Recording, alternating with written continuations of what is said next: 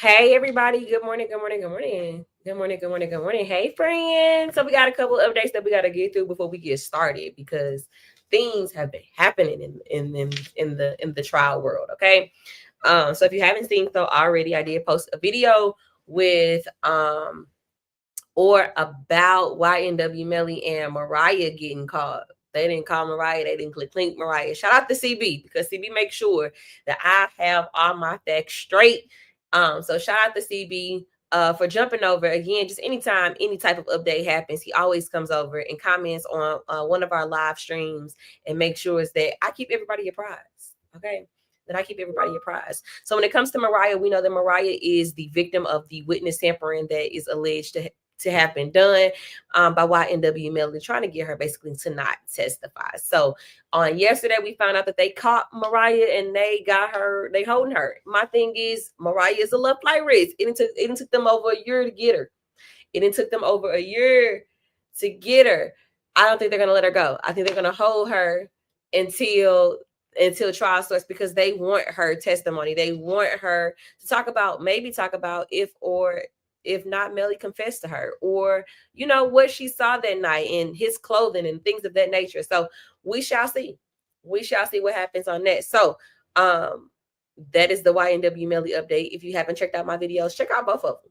Check out both of them. I posted 2 of them. Check out both of my videos because they going up. Apart from that, we've got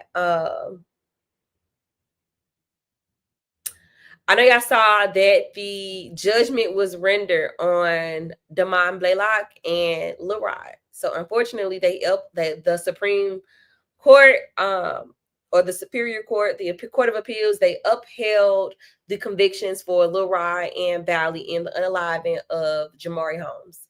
So we got to kind of see what's going to happen with that. I heard a little birdie told me that there may still be a way for Lil Rod. So we're going to keep our ear to the streets on that one and just kind of see what's going on. I personally have not read through the document. It's on my to-do list. It is on my to-do list. It is on my to-do list. I have not read through the document, but I will read through the document. I may even do a little video on it just to talk about. Yeah, that'll be a good video. That'll be a good video for me to break down that doc. I'll break down that doc. I'll record myself breaking down that doc and posting it for the people. My YouTube content I gotta get into a real YouTube vibe because the people on YouTube over here, they don't really come live like I do. They don't really stream like we do. They really like post their videos, and that's kind of how they generate, generate they earnings. How about that? So I'm gonna try to get into my YouTube bag because I'm here. So why not? I think I'm gonna try to record myself going through that document. And make it fun, make it interactive. Well, I guess it can't be interactive. I'll work on it. Don't even worry about it. I'm not even gonna stress y'all out about that. We're not even gonna worry about that. But unfortunately, that was the decision that was rendered. The document was posted today. Shout out to Cat Now Williams, always out here doing the people's work. Always out here doing people's work because our good girl got that document. She got it out there for the people. So if you want to read it, you can definitely check it out. Let me see if I can post her. I seen Kat doing this on yesterday, so when I was in her stream, so I'm gonna do the same thing for her. I'm going to post my girls. Go to my profile. See if I can post my girls. Copy link. Can I copy link? Yep. Post the link out here in the chat for our good people. Tay, you are so me. What you mean, TK? What happened, girl? Boom, honey. Every time I think of her name, I hear Mariah the Liar too, Gabrielle. Mariah the Liar every day. Mariah the Liar. Mariah the Liar. And we know Mariah was lying. So it's very, very unfortunate. And it is heartbreaking because we know Lil Rod is a baby. That is a baby behind bars. But I hear that there is possibly another way. So I won't go into details because honestly, I don't even have them right now. A little birdie just told me that somebody that's really, really close to the situation. Well, I'm gonna say really close to the situation, but they got connections. Okay, I'm gonna trust them. I'm gonna trust my source, and if and when it can be talked about, I'll talk about it. Apart from that, we've got, y'all know we started watching The Love Affair trial yesterday, right? We was watching The Love Affair trial yesterday, and baby, it was the opening argument for 2025. The argument was so long. We never got to the defense's argument yesterday. So this morning I planned on us just basically getting into it and watching the defense's argument against the state, and they never got to it, y'all. So that case is also in California, and it's airing the same time as Rocky, so we're not going to be able to watch that. But we'll spin a block on it. Another announcement. It was her name is Monica Cementini, something like that. Either way, she's accused of unaliving her, or matter of fact, orchestrating the unaliving of her husband, who was worth $4 billion for a $2.2 million policy. She was creeping with the man from the gym, from the trainer at the gym. They used to be going up there playing pickleball. They then solicited a black man by the name of Chris Austin into the mix, and he was also accused and is currently serving jail time for the unalive. And I believe one of them, either the boyfriend or the other guy, got life without parole, if not both. But now she's on trial, and so we were watching her trial on yesterday, and yeah, we ended the stream. So right, not blah blah blah blah blah. Rocky is about to start here in a minute, but before we jump into that, I do want to tell y'all what I heard about Jackie Johnson. So I heard that the judge ruled that the trial could not be live streamed, meaning we could not watch the trial while the trial is going on. However, if you are a person who has been allowed to bring in a camera, you can record the trial and you can post it at the end of the day.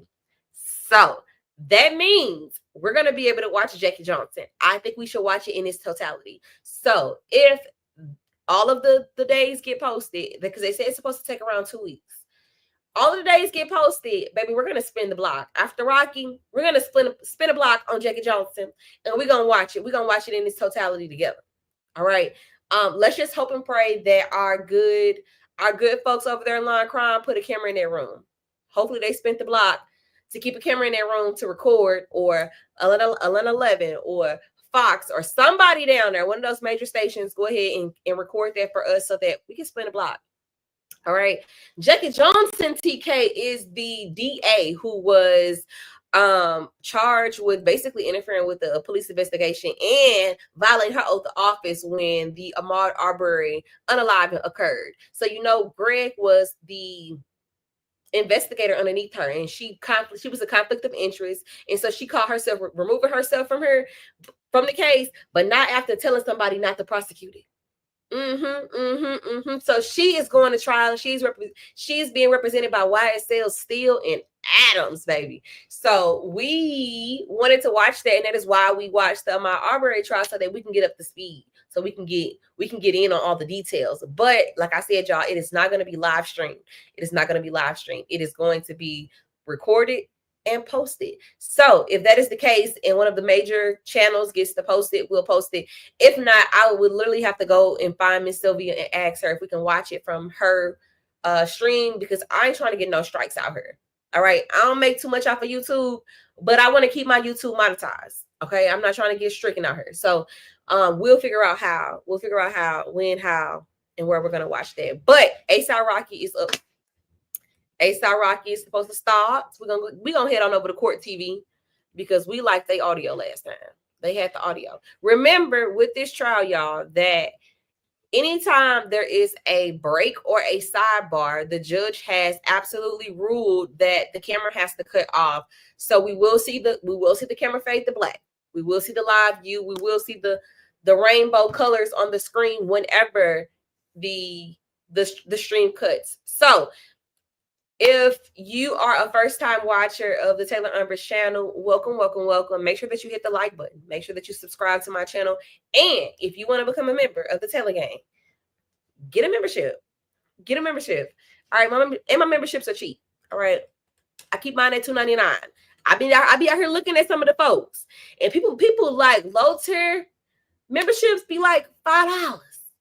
They be like $10. I'm like, whoa, they out here trying to get rich for real. But they cheap. So if you want to get a membership, get you one. They are not required, but they are appreciated. They are appreciated. Now, y'all know when we left off, we had the good, we had the good detective on the stand. It was an interesting examination because the officer basically testified that he didn't know they was going to ask him. They were going to be asking him about the void. And when I say the void, the gaps in investigations. Okay, they should have asked him, could you have missed something? Now we know how police officers love to be like, yeah, I did everything I could do. There was no way there was any fault or flaw in my investigation. I did the thing. But in this particular case, we know that the victim really is the one who collected the shell casings and brought them to the police. Okay, the police were called out to the crime scene because they were the alleged crime scene because they said that, you know, somebody called in and said they heard shots fired, and they canvassed the area and they didn't find anything. So, you know, we the people had questions. We wanted to know how in the hell they really know that they didn't even find those shell casings. One. Two, where the hell did they really get these shell casings from? Three, where was the video footage of really coming back to the scene and getting the shell casings? Because we saw the body cam footage and and I'm just, you know, putting pieces together right now, right? This is what's going on in my mind. I'm assuming that they've matched up where really picked up those shell casings from the video footage from the body cameras of the police officers. And that is where Taco Pina is getting to. Y'all know I call him Taco Pina. I cannot get his name. I'm gonna get his name as I heard more, but Taco Pina. That's what Taco Pina was hitting to. So we're gonna be picking up on defense's cross-examination of the officer. And we're gonna see how it play out. My good girls, we're gonna see how it play out. And gals, my guys and gals, we're gonna see how it plays out. So it's gonna be a very interesting one for us, okay? How many folks we got watching? Now we got 48 people watching us from YouTube. So we should have 48 likes on the live. 48 likes. So if you haven't hit that X already and you hadn't hit that thumbs up, you're losing. You're losing. All right, we got 7 people watching from X. Hey X, what's going on to our Twitter fam? Let me go out here and check. Let me go out here and check on y'all. Let me go out here and check on y'all because I need to make sure that y'all hit. All right, we got 34 likes, y'all. We almost there. We almost there. Our likes got to match our viewers. Right? So if you have not hit that like button, make sure you come in. I mean, when you come in, hit that button, hit that button. And y'all, I heard they're really supposed to take a stand today. They say really himself supposed to take the stand today. Is y'all ready for that? Baby, I want to see, is he going to come in with a sling? He'll come in with his hand in a sling because y'all know he said that he was permanently disabled. He said he was permanently disabled. So is he coming in with a sling? Does he have a cast on? I mean, it's been all these years, but come on, y'all. Yes, Val, that is correct. So Val's talking about the bullets found at Rocky's house. So there was a search warrant that was executed on Rocky's house, right? And so they found actually a magazine, which is just a clip of a 9mm gun, and had bullets in it. However, during opening arguments, the defense pulled out the bad facts regarding those bullets. He talked about how they were separate. The ones that were found at the crime scene, allegedly, and the ones that were taken from the magazine at Rocky's house are not the same. So if you remember when court started, they were talking about a ballistics report, that a comparison report between the two bullets, and they were like, we kind of want a little bit more time. We want to postpone, we want an extension. And the judge was like, no, we're going to get this started. Just don't bring it up. Baby, the defense said these are different in opening arguments. I said, good God Almighty. I said, oh my. So I'm curious on the validity of the ballistics report as well. I'm curious if it was a Brady violation pump fake. Was it a pump fake by the defense? Because to me, it seems like they already knew that those bullets didn't match, and they knew those bullets didn't match due to their presentation. They had already done the thing. So I'm just wondering, was it a pump fake? Was it a pump fake on a Brady violation? What's up? What y'all think? Yeah, yeah.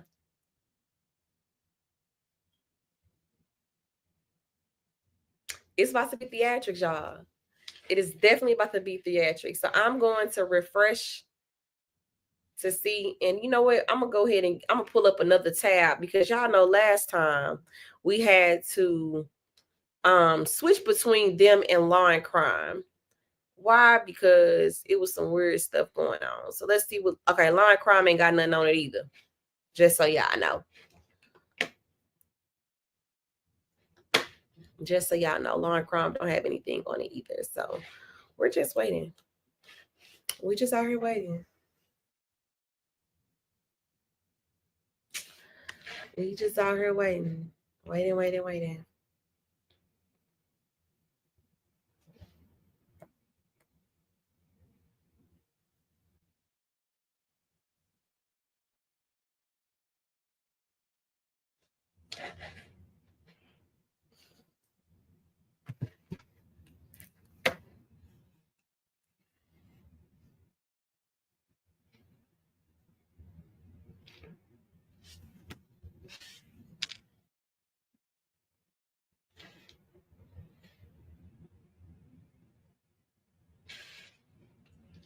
All right, y'all. What's going on in the comments? I hope Rihanna shows up. Now you know that they said if Rihanna show up, they got to give a notice. The judge said she can't just pop up in here.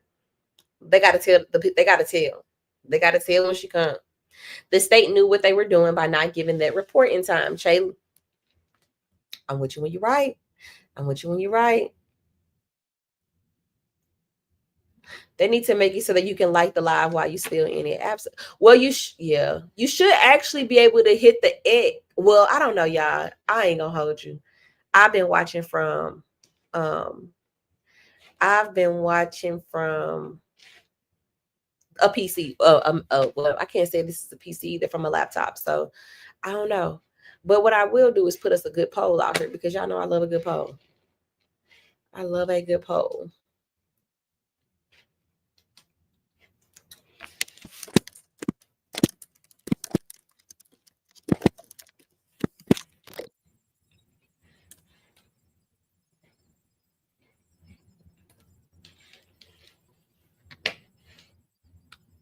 Is that Action Jackson?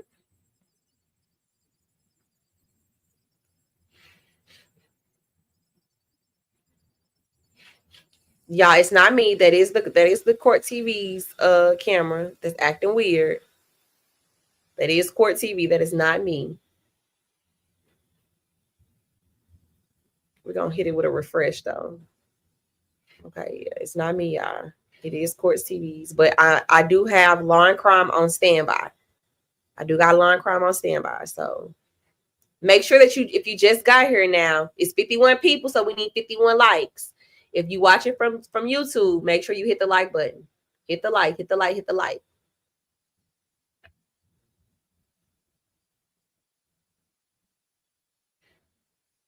All right, y'all. So I'm gonna cut my camera off and we just heard. We just heard y'all.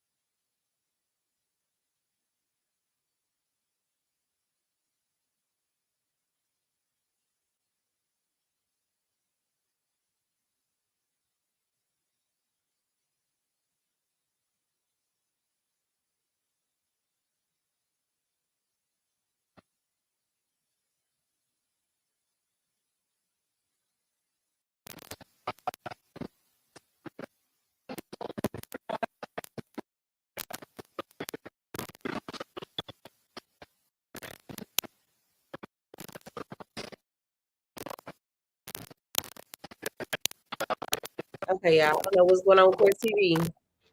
They have a little tick this over there. And okay, I'm gonna mute it. They having some type of technical difficulty over here. And oops, I did not mean to do that. Law and Crime hasn't even opened up their feed yet, so we're just gonna give them a second to figure out what they got going on. It is not me though, y'all. It is not me. It is Court TV's issue. All right, we're just waiting on a stable feed to come through. All right, they got the little audio thing together now.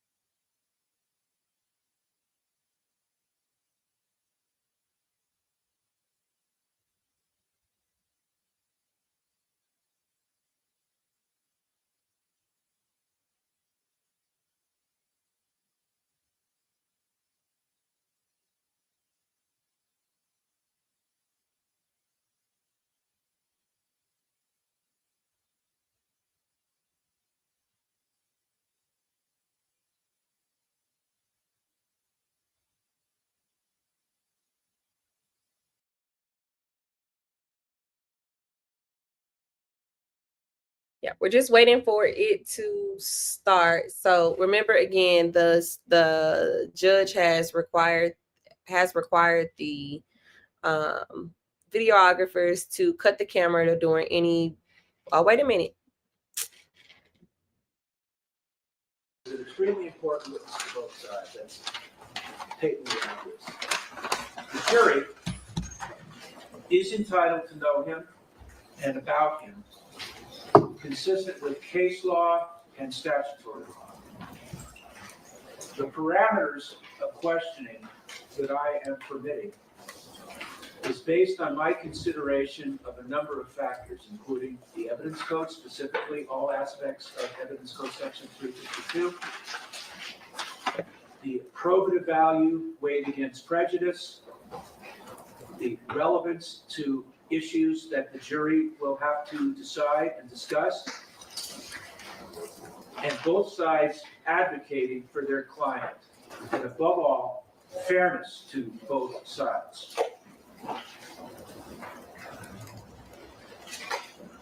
The rulings on what Mr. Efron can be questioned about on direct examination and cross-examination is final, with no input from either side. He can be called, he's been identified as ASAP Relly. He's also been identified as Terrell Efron. Depending on how you wish to address him, you can call him either Relly or Mr. Efron. He is not to be asked any question that asks of him. Oh, and I mentioned, I had told counsel before that they could record what I'm saying now for future, in the future, for later today or any other time. And the people are welcome to also. We have one more thing. Oh, yeah.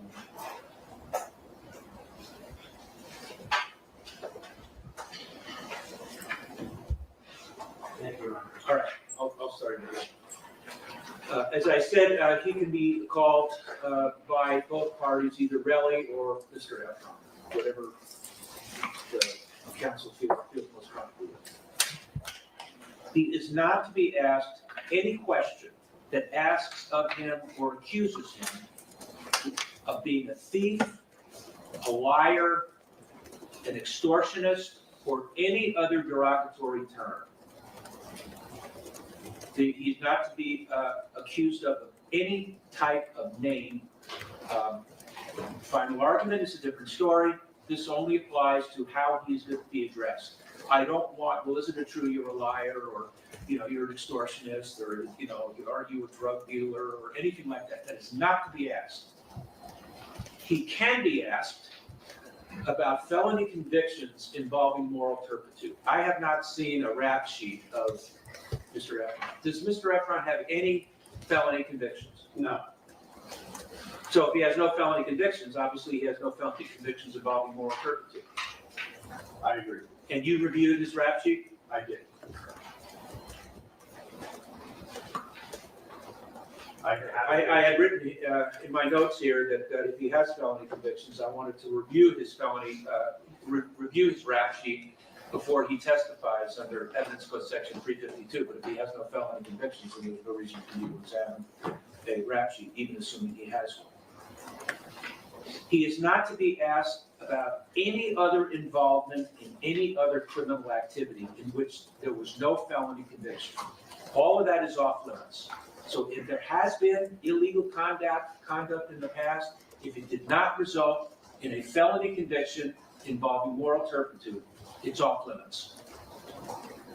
The relationship between Rocky and Relly is fair game. All personal contact between Relly and Rocky from the date of the shooting to the present is fair game. Any statement by Relly to anyone regarding his seeking money from Rocky, both pre-incident and post-incident, is fair game.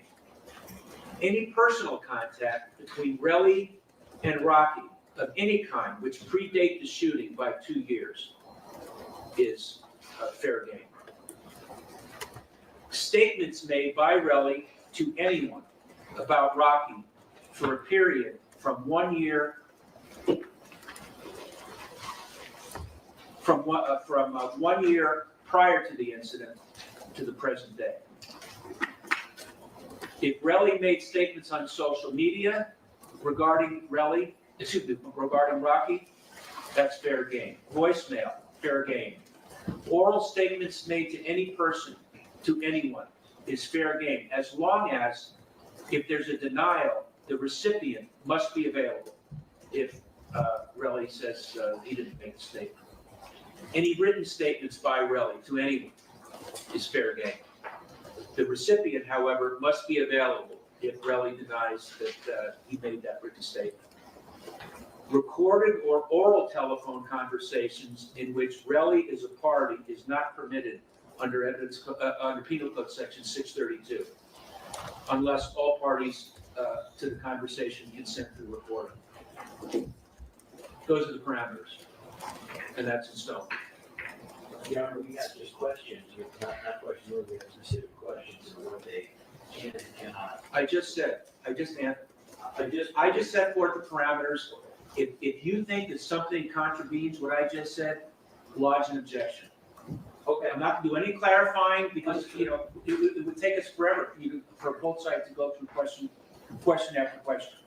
I set parameters. Both of you know, if you think that on either side, if the question contravenes these parameters, lodge an objection. All right, different topic.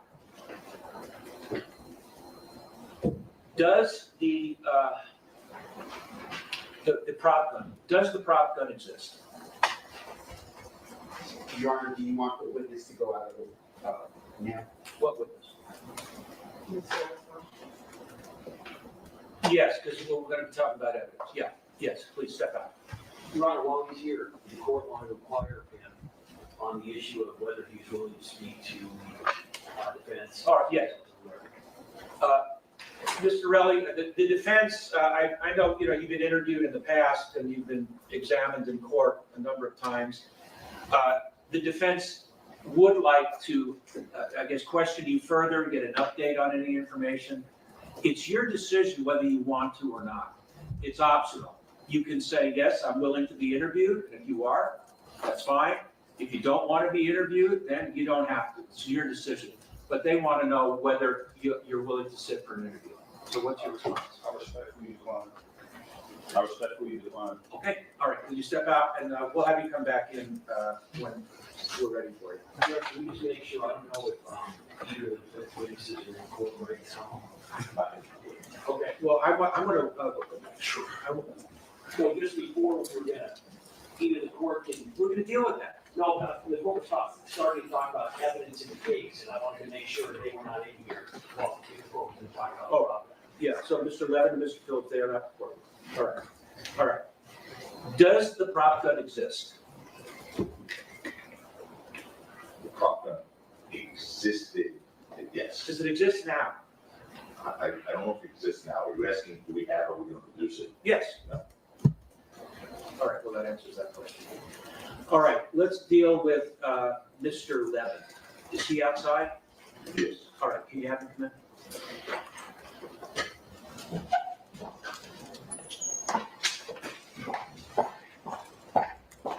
And I don't see any reason why, no, we can't. Now, you? I mean, I think technically, obviously, we're gonna be asking questions that go to this area. The council, I don't have a problem being here. The council has an objection, I think it would be a Do public. you see any reason why you can't be in here? I'm gonna be talking now about Levin and Phillips, so I'm not talking anymore. I don't think you should be in here. If you don't think he should be in here, then And I don't think Levin should be here after you're done with the meeting. he doesn't need to be. I just, are you Mr. Levin? I am What's your first name, Mr. Levin? Lewis, LWIS. Deputy Bennett, could you give him a piece of paper? On the piece of paper, I want you to write the birthday time. Yes. I don't want you to say it in open court because this is being recorded and, you know, Understood. the public doesn't need to know your birthday. Thank Once you write down your birthday on the piece of paper, give it to Deputy Bennett. Deputy Bennett, give it to the prosecutors and they can investigate it. Have you done that? I have. All right, Mr. Levin, the prosecutors, they want the opportunity to interview you before you take the stand. It's optional. You can agree to do it, or you can refuse to do it. It's just totally up to you. Were you advised of this? No. All right. These are the prosecutors, and they just want to explore what you have to offer in this case. Are you willing to be interviewed by them? No. All right, step out here. Mayor, can we just be advised that the failure to. Oh, yeah. I just want you to know, and Relly will be told the same thing. By refusing, this can be brought out on cross-examination that you refused to be interviewed by the prosecution, which could impact your credibility. But that's totally your decision. If you don't want to talk to the prosecutors, you don't have to. If you agree to, you can. But I just want you to know of the consequences. I understand that. You still don't want to speak with them? Correct. All right. I'm assuming he can give an answer as to why he doesn't want to. Correct. Yeah, if he's asked, Yeah. yes, Okay. of course. If he's asked, if he's confronted with, isn't it true that, we wanted to speak to you and you refused? He'll say yes.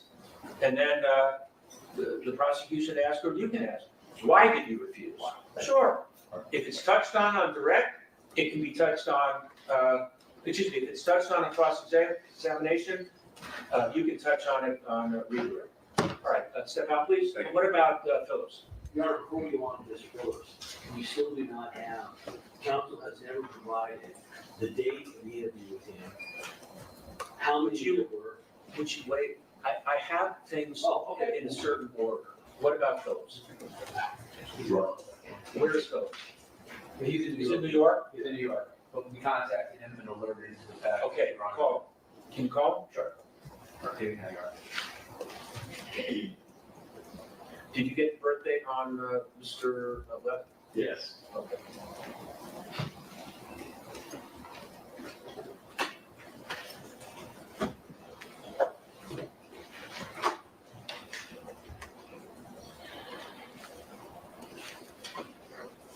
What is Philip's first name? Janelle. Jamel, Jamel? Jamel.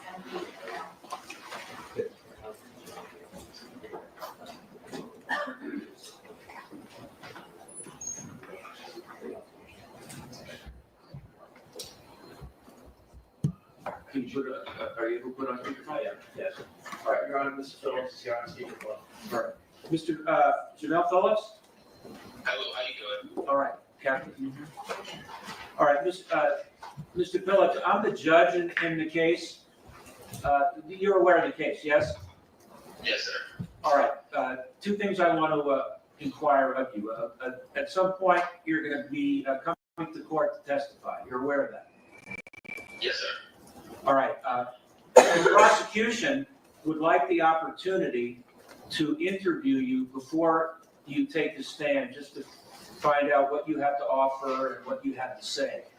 It's optional with you. You can either, you can agree to be interviewed or you can refuse.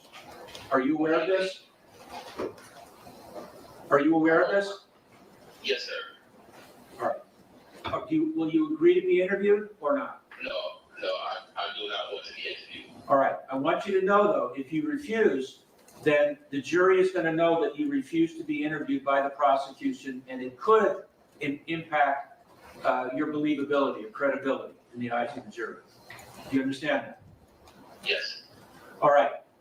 What I'm going to do now is I'm going to have you take an off speakerphone, and the phone is going to be given to the bailiff. Mr. Phillips, I want you to give your birth date to the bailiff. No one is going to be able to hear it except her. She's going to write down your birth date, and she's going to give it to the prosecution, because the prosecution is entitled to at least look into your background, and part of that is required that you give your birth date. But it is not going to be broadcasted or publicized in any way. The court also inquires whether or not he has a residence outside of New York, or has had a residence outside of New York. Do you live here in California? No, Do you have a residence here in California? no, not in my name. No, Not what? no, Do you have a residence anywhere beside New York? no. All right, so when you were out here, were you just visiting? Yes. Okay. All right, go ahead and take it off speakerphone. All right, and Deputy Bennett, let him know when he's off speakerphone, and then have him give you the birthday.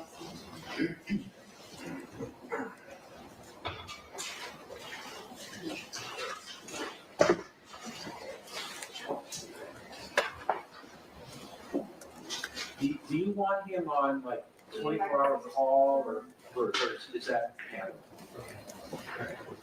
Say again?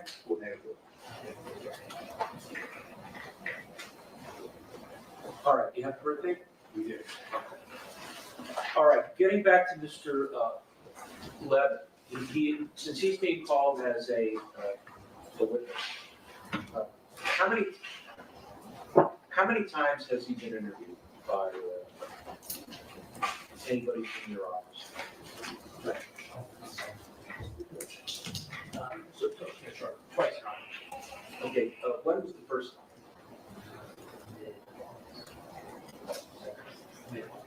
We've been in August, Your Honor.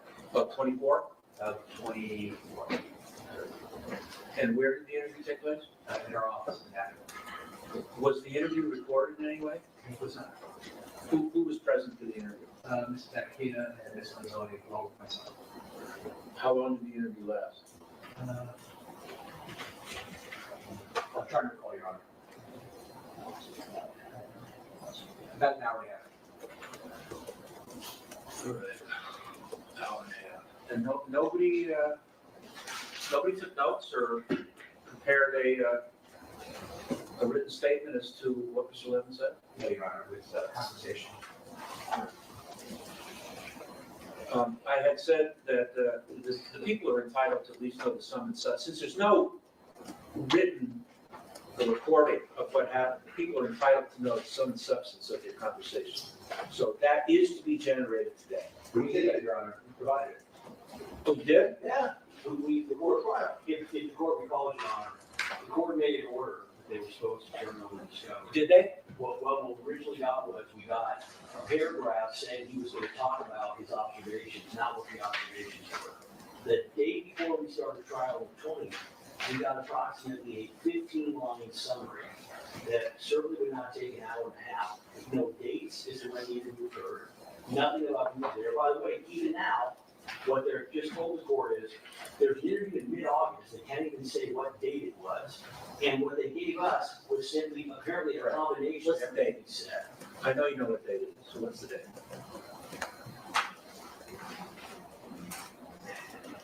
It would have been August 16th or 17th. Correct. When was the second time you interviewed? About? No, not about. When was the second time? Or of course, I'd like to have questions to deal with too, right? On this. We have the same issues with some of the others as well, right? All right, well, let's deal with this and then I'll listen to what you have to say. All right, when was the second time? It was the 26th, Your Honor. So 10 days later? No, 2 days ago, January 26th. Oh, where did that interview take place? That was at our hotel. How long did that interview take? Yeah, about the same amount of time, around an hour and a half. So, was that interview recorded anyway? Here they go. Now y'all know the stream is a little weird over here. It's funny how the what's to call it, the picture is super different than it was, but they cut the stream. Again, y'all know that this is going to be common. This is something that we're going to see all the time because the judge 3 basically. hours worth of interviews. We had a total of about 15 lines. The court's aware, on the 20th, the court expressed skepticism. On the 15th, the court expressed skepticism that the defense did not record it, did not write anything down, did not have any substance as to what was said. Right. So apparently, after the court gave that lecture, they conducted another interview 2 days ago, where again, they don't record it, they don't make any notes about it, and they don't turn anything over. They're not required to. If they choose to do their job that way, then they do their job that way. They are required to let us know that they have interviewed the defendant or the witness. Yeah. They have to let us know that interview took place, when it took place, who was there. It appears that, again, I'm not gonna pull punches. It's very clear what's going on. All right, so what do you suggest? Well, what I suggest is I find completely disingenuous that we have 3 hours now worth of interviews. We got a total of about 15 lines. Very little detail about what's going on. And so if all of a sudden he ends up testifying to more detail than he gave, and the court already has, because we've said it, if he ends up testifying to more detail than what he has previously provided in this miniaturized summary, then we got a discovery violation. Are you, who's going to be a question? All right, are you going to be going into any subjects or areas that are not covered in what you gave to the prosecution? No, Your Honor. So there is nothing that you are going to ask about that does not fall within the summary. That's correct. Correct. Okay, then I think there's been I think discovery's been satisfied. Well, at least this point, Right. we can't demonstrate the discovery is not been satisfied because he hasn't testified yet. Does the court really believe that we have 3 hours of interviews and 15 lines? I don't. I have. This is not the first time I've been aware that lawyers don't take notes of interviews. If Mr. Siegel represents to me that no notes were taken, or Mr. Tacopina represents to me that no notes were taken, I have no basis to disbelieve it. Would I do it that way? No, but if they choose to do it that way, That's their choice. He told you, Mr. Siegel just told you, that any topic that's gonna be inquired about is in the summary that you've got. So for now, discovery has been complied with. All right, let's talk about Phillips. When was the first time Phillips was interviewed? That's, Oh, is that one We were just talking about Levin. no, what? Levin, we were just talking about Levin, Oh. right? We're not talking about Phillips. All right, Oh, you're when right. was the first time Mr. Phillips was interviewed? It was the week after we did, newsletter. All right, around August 23rd, That's right. and where did that In the office. happen? Okay, and who was present for that? Same circumstances, with respect, me and Ms. Lanzoni and myself. And how long did that interview take? Yeah, about an hour, Your Honor. 1 hour? No notes, or no report? No. Did you provide a detailed outline of the sum and substance? We did, at the same time, we provided that detailed sequence. Now, do you intend to go into any areas with Mr. Phillips that are not within the summary that you provided to the prosecution? There you are.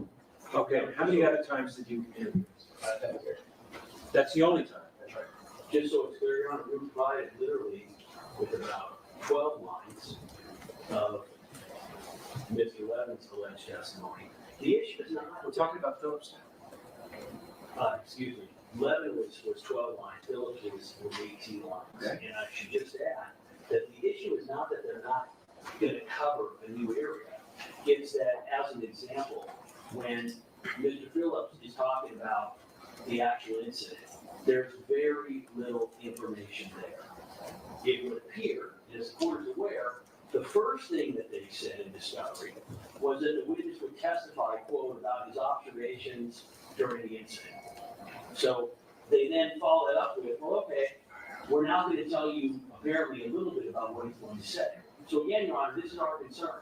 Because we've provided with so little of what actually happened, it's not that we're going to introduce a new topic. It's that all of a sudden, these witnesses are going to get on the stand, and the amount of detail they are going to give is going to be completely inconsistent with the minimal information that we're given.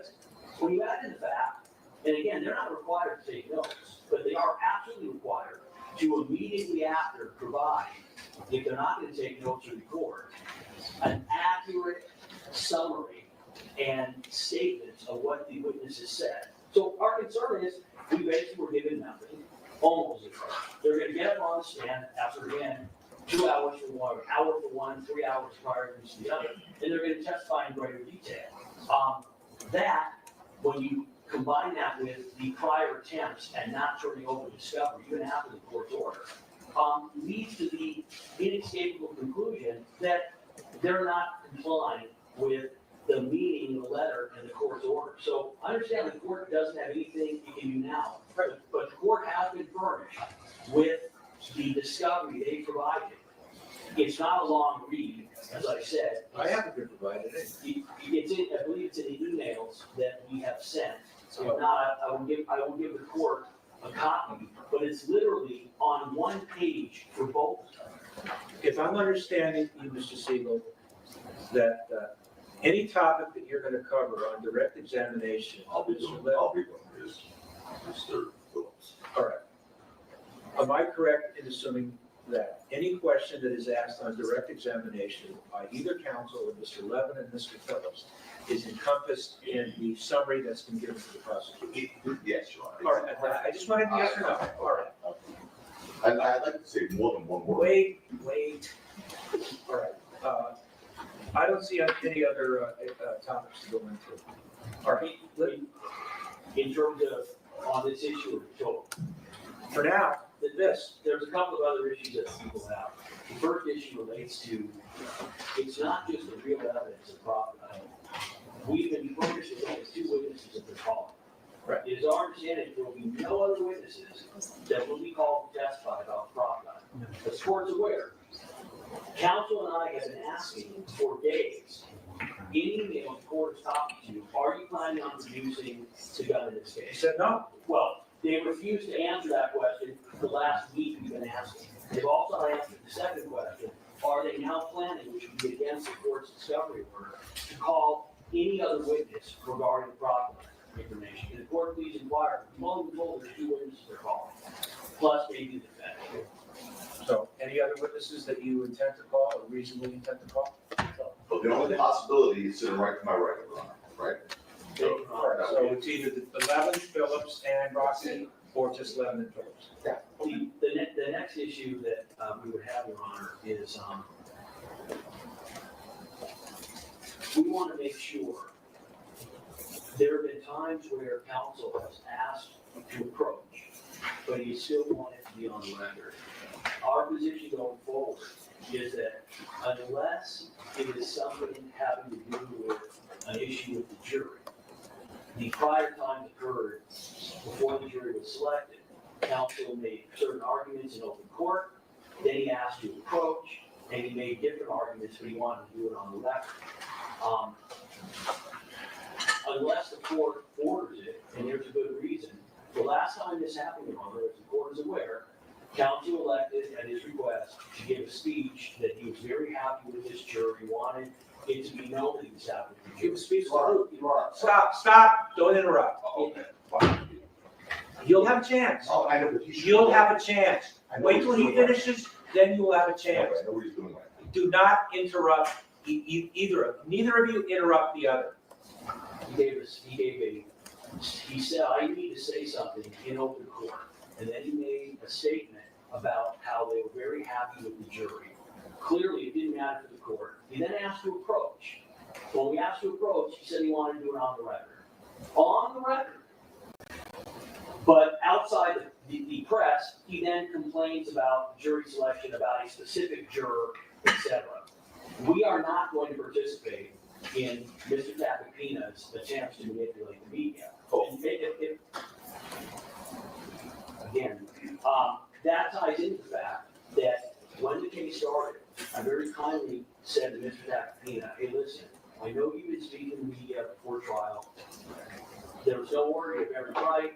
Are you going to be saying anything once the trial started? He assured me in front of my co-counsel, the response was, John, I would never do that. I won't be saying anything to the press.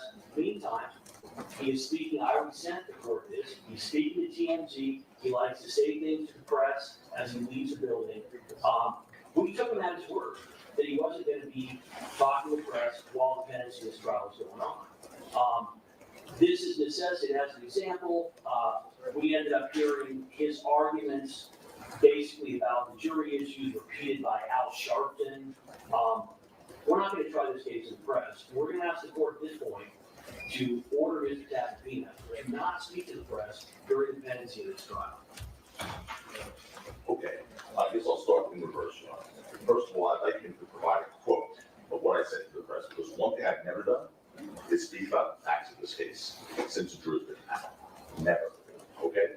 But I do have here a quote from the district attorney, Mr. Hoffman, who did quote to Extra that he appreciates any time defense counsel is pretty sure they're going to prevail, but we don't win cases unless we're very sure we can win those cases by establishing and meeting our burden of proof beyond a reasonable doubt. I believe that when we see the evidence that's going to be presented in this case, we'll meet that burden. So that's their district attorney, okay? So I should be able to rebut something like that. That's different. That's saying we're going to win the case. We know the evidence and we'll meet our burden.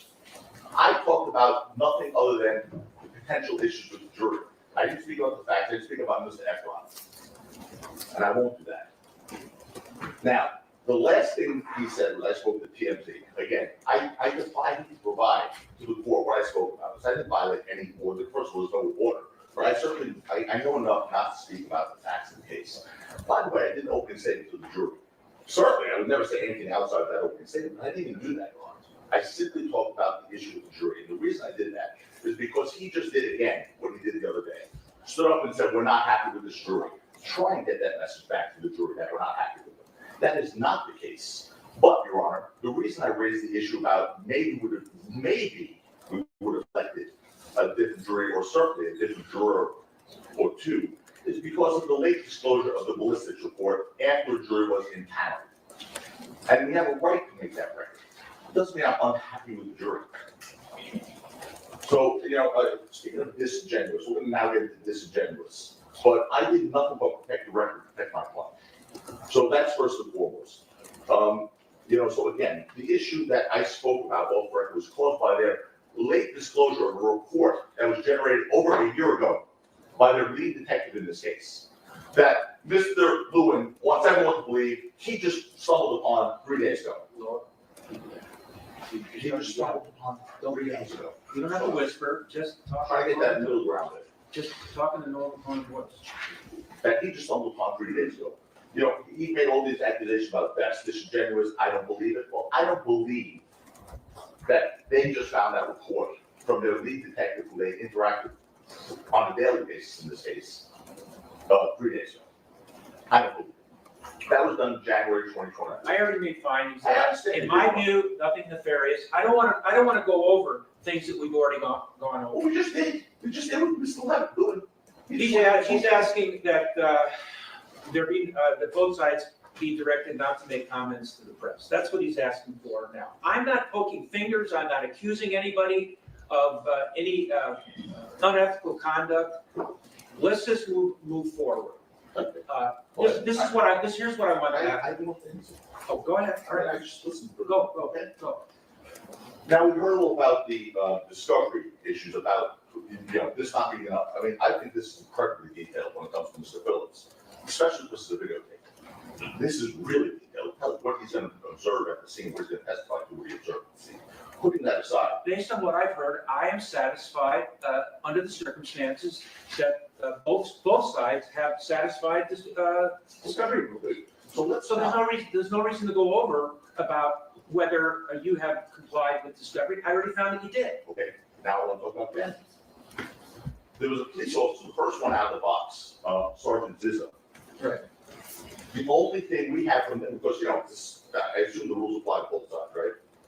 The only thing we have from them is a two-line email saying we spoke to him on Wednesday. He testified Friday before. We spoke to him on Wednesday, and Jack, you have the email?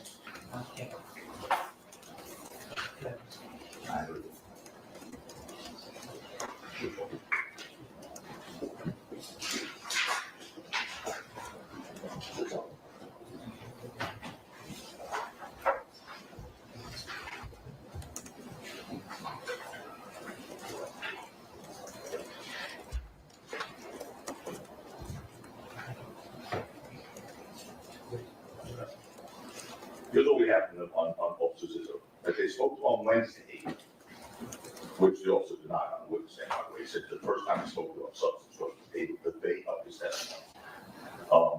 He said that he advised the district attorney that he responded to the shooting while on patrol, and it's common occurrence that the receiver called the shooting and respond only either to find no evidence or the victim, but also sometimes find out whoever called was intentionally misrepresenting. 2 sentences, that's the discovery. He testified that 1, he may have missed the bullet casings, and 2,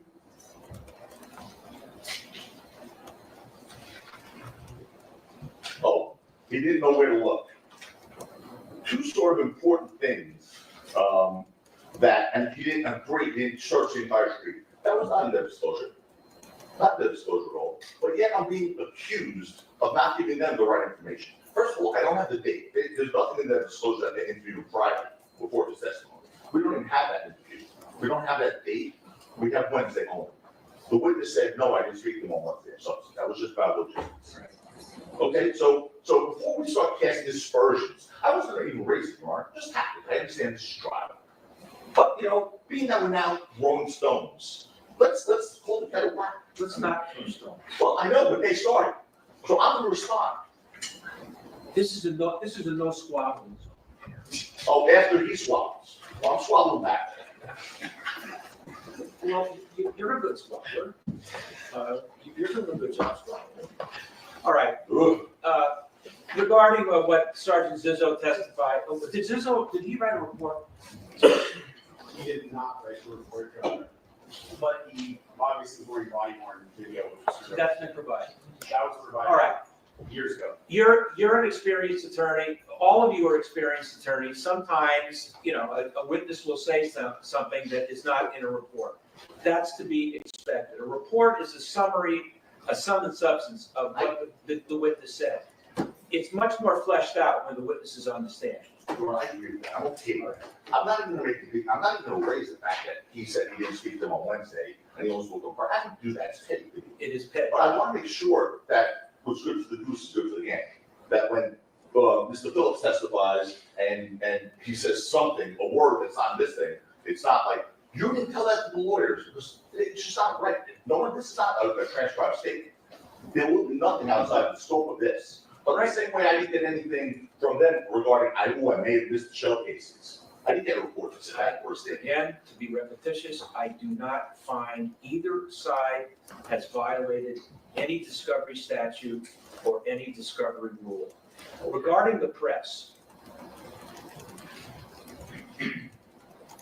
the jury has been told not to read or watch anything about this case. I'm going to assume that they followed that rule. But what I am concerned about is someone that the jury knows is going to read or watch something about the case and then relate it to the jury. So here's the rule. I don't want any attorney in this case saying anything to the press while the case is going on. That's it. So you can call it a gag order. We will advise, obviously, sports where we've said nothing. We will advise the DA as well. To be clear, the DA responded to Mr. Tacopina's published report where he dared, quote, Nathan Hockman can try the case himself. But we're gonna tell the DA. Let's move forward. Yeah, just let everybody know in your office who may say something, tell them not to say anything to the media or the press. Will do, Your Honor. We had two last issues which are brief. The first issue is we're gonna request, and made this request before. Counsel and I've tried many cases in front of the court. If there's anything even close, I forward to in advance. If there's any evidentiary issue, which is even a close call, in terms of the defense introducing, bringing up, asking a question, we want to make sure that they have to approach and that we 402. You don't want to be in a position to have to unring the bell. That goes for both sides.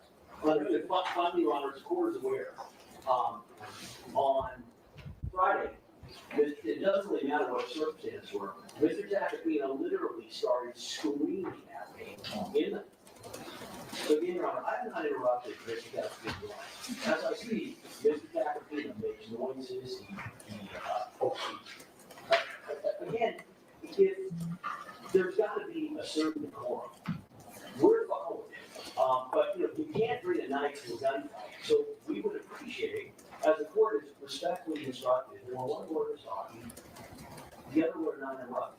Mr. Tacopina, as court is aware, started literally screaming at me in the courtroom. He basically appeared to challenge me to a fight. And again, I've been doing this longer than he has.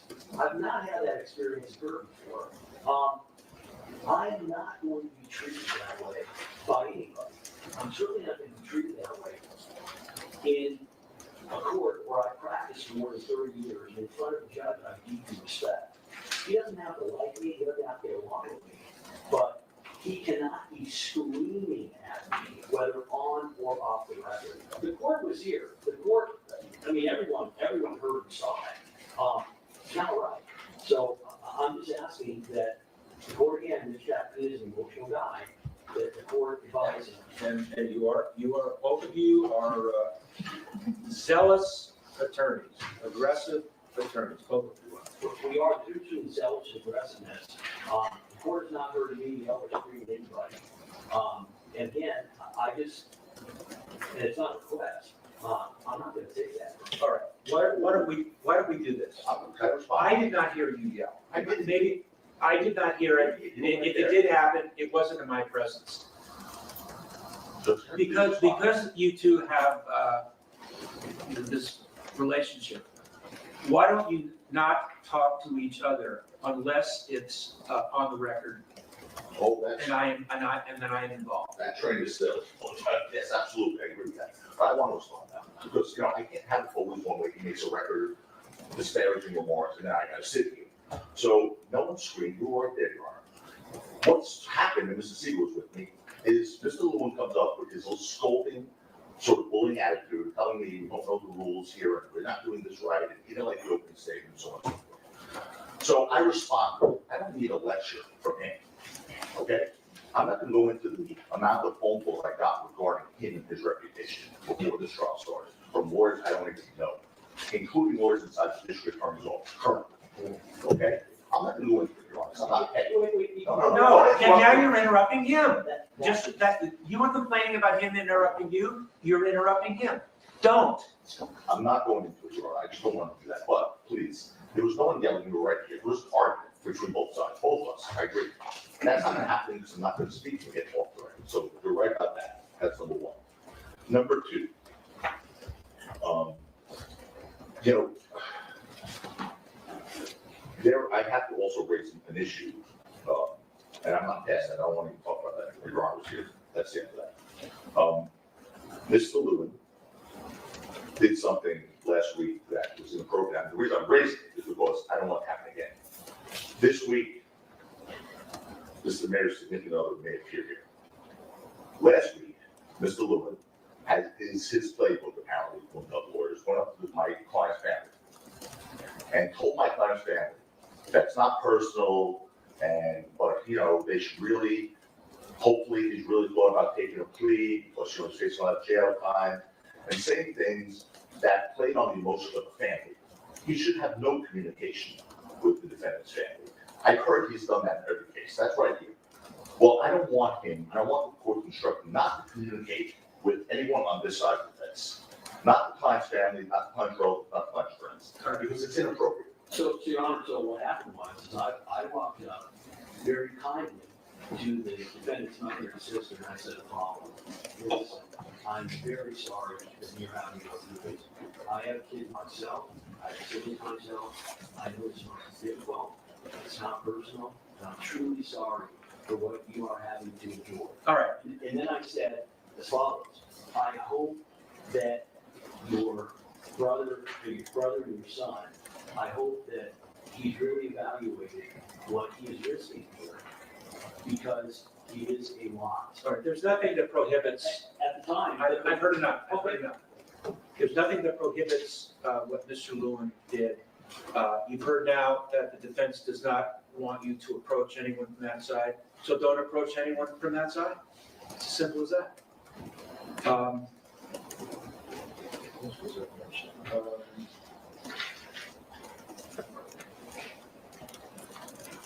All right, Your Honor, again, this is one evidentiary issue we need to deal with. another one? Yeah, unfortunately, What as is it? Mr. Lewin brings up, What is two every moment. I just want the record clear on this. But it's that the defense doesn't need to preview our impeachment material on an eliminating motion. Mr. Lewin keeps saying, we need to bring it to the court's attention or his attention when we plan on introducing or using evidence so that he can have a court of hearing. The law is crystal clear. If I don't need to go further, I won't, because we're on the same page. But the law is crystal clear that there's no rule of law that would require the defense to disclose evidence gathered by an investigator who may tentatively be called by the defense for impeachment purposes. That's Hubbard versus Superior Court. I'll continue. People versus Hunter. Section 105, 4.3, subdivision A1 provides that, quote, defendant and his or her attorney shall disclose to the prosecuting attorney his or her intended witnesses together with any relevant written or recorded statements of those persons or reports and statements of those persons which we complied with. But the court goes on, but that does not include impeachment statements. All right, go ahead. But that does not include impeachment statements a defendant obtains from prosecution witnesses. The prosecutor is not entitled to statements impeaching prosecution witnesses. That's People versus Hunter. People versus Sloan. Here, the defense, the court noted, could use the messages on the tape to impeach a witness without disclosing the tape to the prosecution. The prosecutor was wrong that using the tape for impeachment was the same as introducing it into evidence. A few more cases. People versus Ledesma. The court noted, to the extent the evidence at issue was admitted to impeach, counsel may have been unwilling to give the prosecution the benefit of a preview of the defense case in order to obtain such rulings, which is what apparently Mr. Lewin is seeking to do now. But the court noted that the defense was appropriate in the way it proceeded. Two more. Zaga versus Superior Court. This is Zaga, yes. Right. The defense is not required to disclose any statements it obtains from prosecution witnesses it may use to refute the prosecution's case during cross-examination. And you're gonna mention Phyllis. I'm going to mention Morrison, in which the court noted, nor did the discovery statutes obligate counsel to disclose she would impeach a witness with evidence of prior misconduct, particularly in that case, gun possession. Now, I understand, Your Honor, that the prosecution here wants us to do their homework for them, but the law doesn't require us to. For that matter, all of the impeachment material that we have arises from their own discovery. All right, let me tell you my view on impeachment. I'm aware of this Zaga, but that's a California Supreme Court case. There's another California Supreme Court case that's called People versus Tillis, Tillis. Both of them, impeachment evidence does not have to be disclosed. Impeachment witnesses, once the decision has been made to call them, does have to be disclosed, but the evidence does not. All right, we are at 5 minutes to go. I don't want the jury to wait, so let's give Kathy a break, and if anybody wants to use the facilities, they can. I want to get started right at 10:30. Right, I just don't think before the witness, just logistics. And What's logistics? Not controversial. We, the piece of evidence we put in on the defense. Well, that's an interesting ruling. Evidence doesn't have to be disclosed, but witnesses have. But witnesses give testimony that is evidence, right? Circumstantial evidence, testimony is evidence. So I just find that interesting. I got to get in law school because, baby, I need answers. I need the answers to these questions because what? I gotta phone one of my attorney friends so that they can enlighten me on this because I thought testimony was evidence. I really did. Let's see if the other camera is still cut. Cut here. Okay. The court TV news feed is their stream feed is behind, so they're on break. So what are y'all thinking about what's going on? I just feel like it's very, very grade school, very preschool. The way that the lawyers are going back and forth, like, let's keep it let's keep it professional, and let's get through the trial. I do think that the state was wrong to approach Rocky's family and say anything to them. I know there aren't any rules that prohibit that, but I think that was a little, you was crossing the line. I feel like, and it's bolstering in my opinion too, because you're that confident in your weak case. To do it, like you was doing too much. I will say when they went, shoot, let me go back to my notes. I'm trying to freestyle, y'all. It'll never work out good for me when I be freestyling. Let's start at the top. Let's start back at the beginning. All of the rules that were laid out for the questioning of Relly. So y'all can't call Relly a liar. You can't say that he was an extortionist. You can't talk about his criminal history. You can only talk about anything that he said from a year after and up to the incident. Like, I felt like when somebody threw in the chat, like, controlling the narrative, 100%. 100% the judge is controlling the narrative. The state should be able to call Relly out for what they truly believe that he is. Now, I think that Tacopina is going to have to get creative. I think he's going to have to get creative in trying to figure out a way to pull out extortion, pull out the lies in front of the jury without actually calling him one. So that's going to be a very interesting thing to see. As far as the attorney speaking to the press, I think that, we kind of generally, you don't really see the attorney speaking to the press, right? They may give statements here and there, but they're very, very, they're very short, right? I don't think that we're going to see, if you were a trial watcher, or if you just started watching trials now, from YSL, the way that Doug Weinstein got out and spoke to everybody, like, you generally don't see that, right? The attorneys usually keep it P2, and keep the conversation to a minimum. So I'm not opposed to the judge saying, like, look, don't talk to the press, or the state even asking the judge to impose the rules that they don't talk to the press. Now, the back and forth, I think we could all live without. I think we could all live without.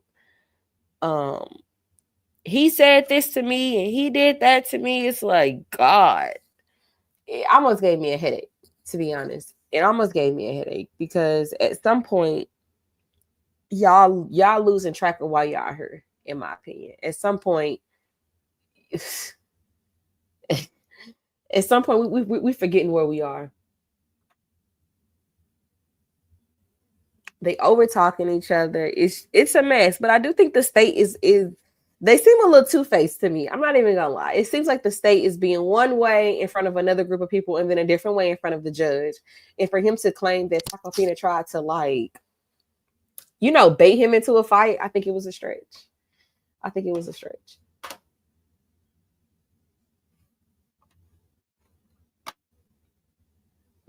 So that's a good question. So the way that the judge is controlling the narrative, ASAP should have taken the deal, but we will see.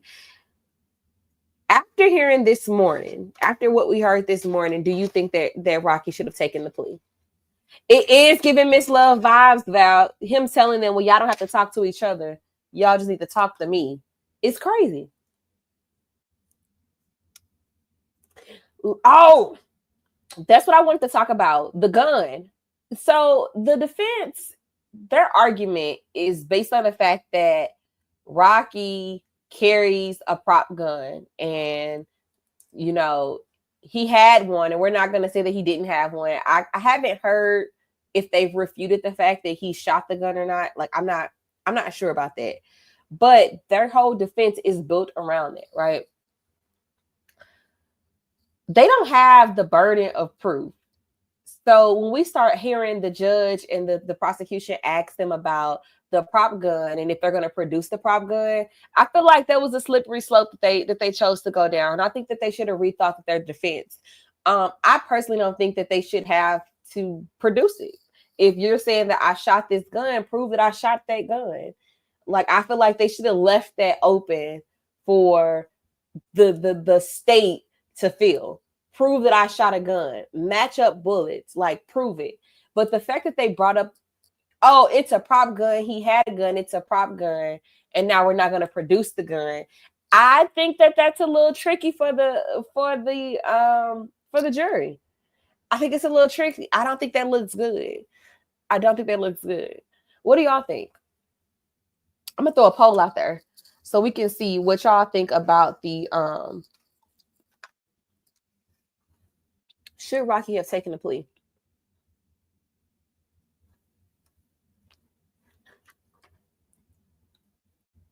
I'm gonna end this poll here, and we're gonna say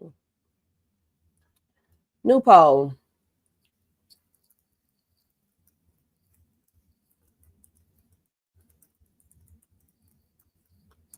Should Rocky have taken the plea? And I shot it out there.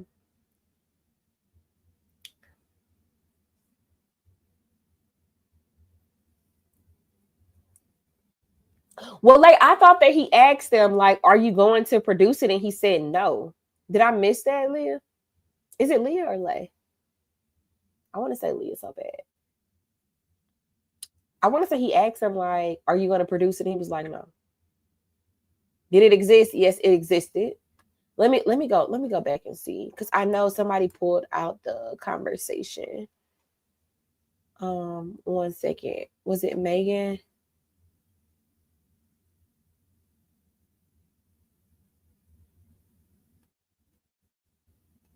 Okay, yeah.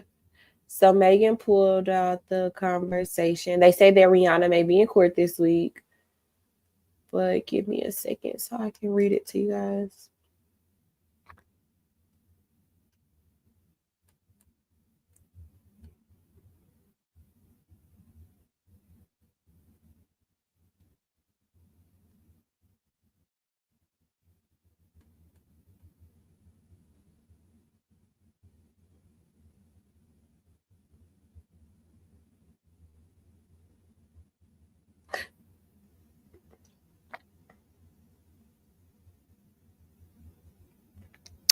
He said he don't want nobody saying nothing about the case. You can call it a gag order. Hell no.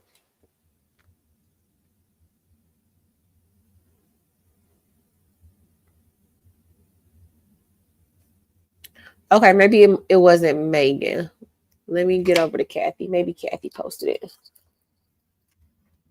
Because I thought that he said no. Yep, here it is right here. She says, Judge, does the prop gun exist? Defense. The prop gun existed? Yes. Does it exist now? I don't know if it exists now. Are you asking if we are going to produce it? Judge, yes. Defense, no. So they aren't going to produce it. They're not presenting the prop gun. Which makes it interesting because your whole defense is built around you saying that you're using a prop gun or he had a prop gun. You don't have the prop gun to produce. So I just feel like they should have rethought that, right? If they said that he shot that gun, where's the gun? Where's the bullets? Match it up, make it happen. I feel like they should have rethought that. They should have rethought that. Because you can't refute the fact that he had something that looks like a gun in his hand because we see it on camera.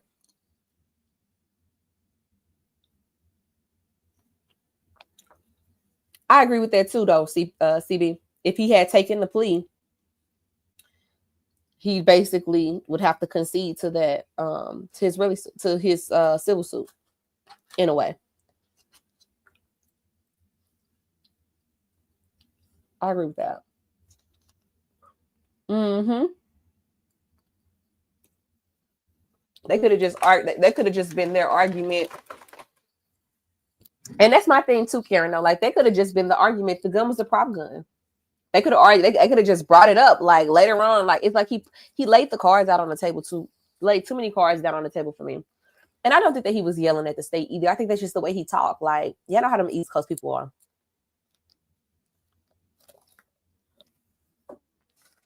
East Coast people are very aggressive.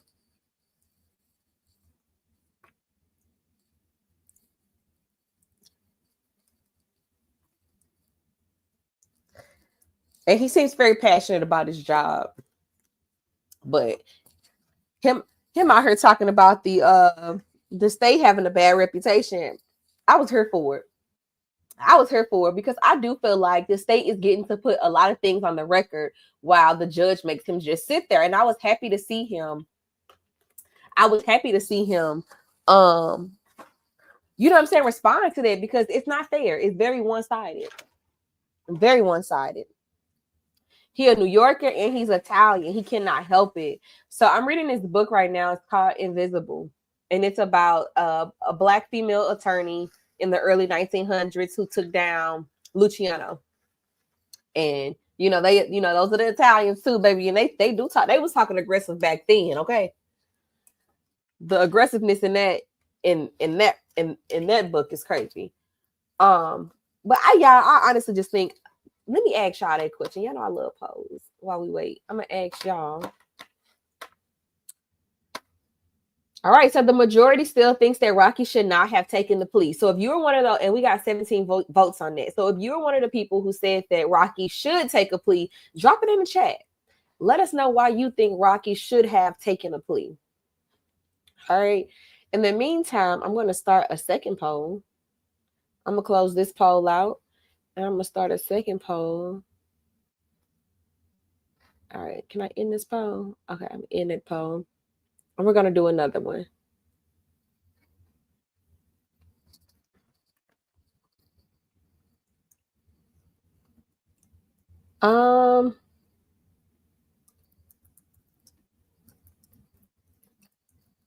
Does Rocky have a good defense? Now, we're just talking about theory, right? His theory, not necessarily his team of lawyers or anybody. Do you think Rocky has a good defense? A defense in the sense that he was using a prop gun.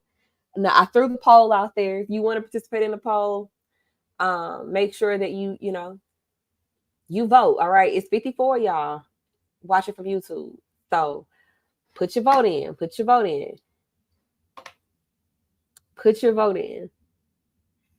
I wouldn't have taken a plea if I had a civil lawsuit pending or not. If the state's taking about 6 months, they don't have anything. That prop gun mess, I wouldn't have done.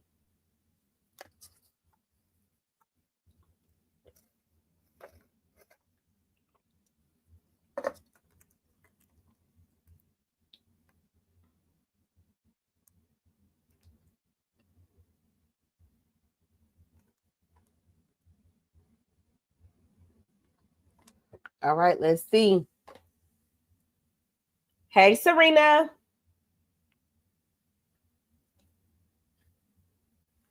All right, so we got 11 votes and 73% say yes.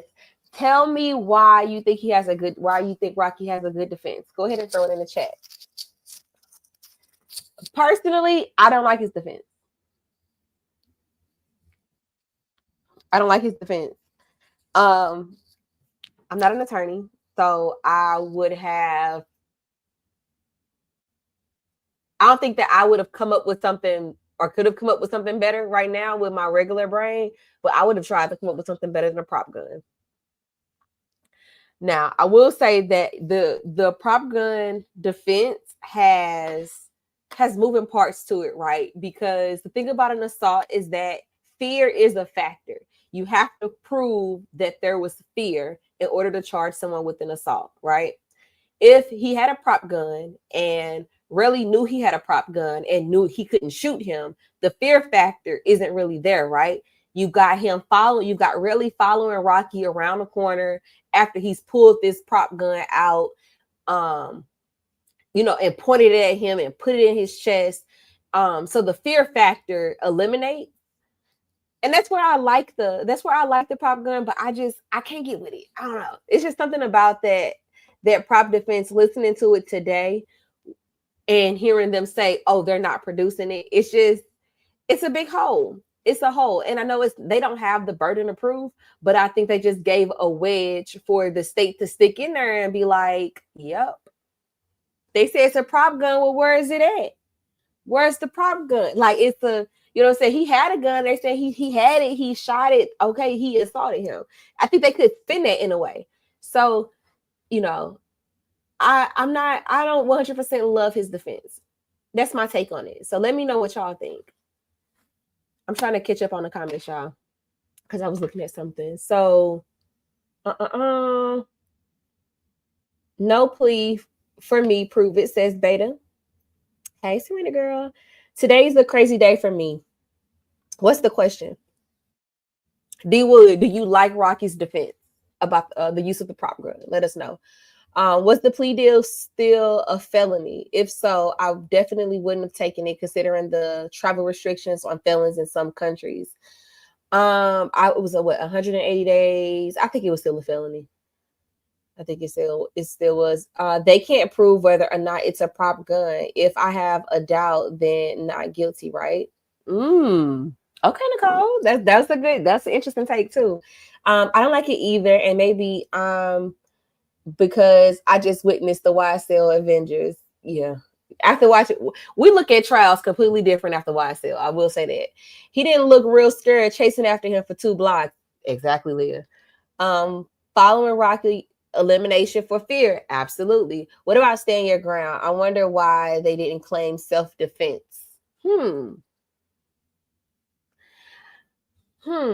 I think that they did state that Relly was the aggressor, Val. I think that they said that. I think he said that in his opening argument. Relly grabbed Rocky and then Rocky was responding. So I don't truly know about stand your ground or if that's a real thing in California, but I do think that the defense has called out that Relly was the aggressor. To you, the state says 6 months in county, right? 180 days. Bias. Okay. Relly was aggressive, then pursued Rocky. Exactly. Right. Where is it? See, Shanika, that's what I'm saying. Where is it? Also, the prop gun can't shoot. So where did you get those shell casings? Okay. Okay, Jen. I like that too. Maybe I should throw these up here so people can see them as I'm going through them. I guarantee there's a reason they don't have it. How long are they on break? I'm not sure. I think it's just a short break. I don't think that we are like on lunch or anything. It's kind of, it should be too early for lunch. And if they prove it was a prop gun, then it throws out the theory that he was injured from gunfire. But they don't have they don't have the burden of proof, but they also aren't producing it. So it's just I don't like it. I don't like it. But yeah, but we also don't have bullets that match a real gun either. I don't like it either. And maybe I'm biased because we just witnessed the YSL Avengers. Because they don't have it to even prove he shot the gun to find him guilty. That's the problem, because you see the gun, so he has to say it was a prop. All right, Val. It's also out there. Prop guns can shoot blanks. Can they, Drake, a girl? Can I don't know anything about a prop gun. I don't know anything about a prop gun. When you say prop gun, I think of musical theater, West Side Story. You know what I'm saying? Like I don't know anything about a prop gun. Rachel says, what's the point of a prop gun? Has a prop gun ever proven to help anybody in self-defense? I've never heard of carrying a prop gun. I mean, well, I would say people, if this is a thing, right? Because I'm with you, Val. I've never heard of a prop gun outside of musical theater. I've never heard of anybody carrying a prop gun. So this is all very, very new and interesting to me. Let me preface my comment with that. I do see the desire for people who are in high profile careers, like a rapper or actor, carrying around something that is similar to a gun in order to prevent things like this from happening. Like I can follow the logic on wanting to have something to maybe scare somebody off, without actually, or being, without potentially putting yourself in a position where you could be charged with, 1, unaliving somebody, 2, assault, anything like that. So when it comes to the prop gun, I don't know. I'm still on the fence about it. Prop guns are either made to fire blank cartridges or are non-functioning. Okay. Heck no, CB says he doesn't have a good defense. The prop gun is absolutely nonsense. First of all, so-called prop gun defense, the defense called is a starter pistol. A starter pistol is what they use to start, and I think we're going to get some more from CB here shortly. People wear body armor without plates. It looks good, but I ain't gonna do it. They used to start races, is what races like. On your mark, get set. Okay, got you, CB. Got you. I don't know anything about it though. I don't know anything about them.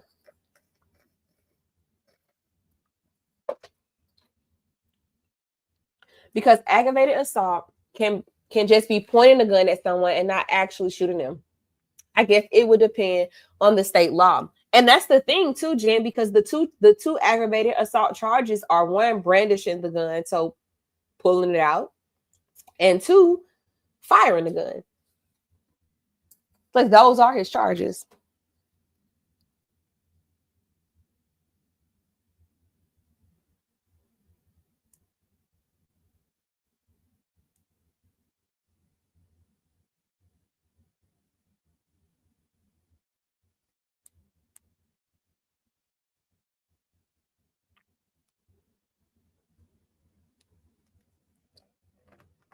My patience is running thin today. Oh man. Y'all, TK bought me lunch today. I just want to say thank you, because I was not cooking. I was thinking about cooking for the kids today, and I'm like, now that I ate lunch, I ain't cooking them nothing. I got a little extra Popeyes left over, so I'm gonna be having that. I wonder what they're gonna be eating. I'm just playing. I'm gonna get them something. But thank you, TK. I appreciate lunch. It was needed. It was needed. So I was gonna be eating ramen noodles. I was gonna be eating ramen.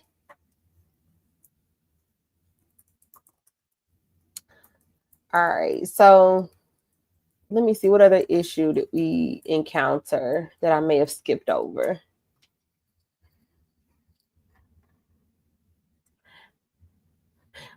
That is a good call out too, Val. The state did tell the jury, you don't have to believe there really was shot, because the charge isn't about him shooting him. The charge is that he pulled out a gun on him and that he shot a gun. I feel like intent is different when you're carrying an essentially a toy compared to intent with an actual firearm. I agree with that too. Because if you know it ain't gonna do nothing, like your ability to be confident in it and your actions are gonna be different versus you pulling it out knowing it's gonna bang bang. You know what I'm saying? I can get down with it. For sure. I can get down with that.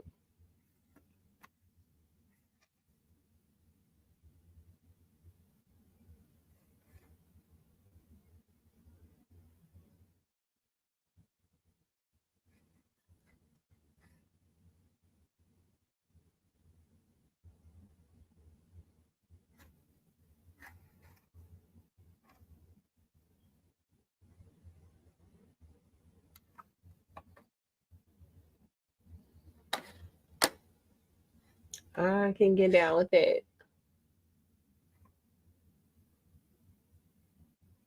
But if he knew that ASAP carried a prop gun, then where is the fear? Close attention is to be paid on the case because I feel like it's all over the place. It is. It's a lot going on with it.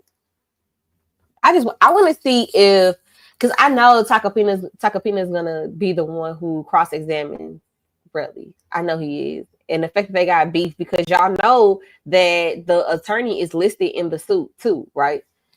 Like he's suing not only is he suing Rocky, but he's also suing his attorney for the statements that he made in various outlets, TMZ, Rolling. I want to say Rolling Stone or Washington Post or something like that. Like, really is also suing Takapina, so it's beef there, and so I know he wants to do the cross examination, which will be interesting. Which shall be interesting. I don't like the fact that the judge made him like it's basically censoring the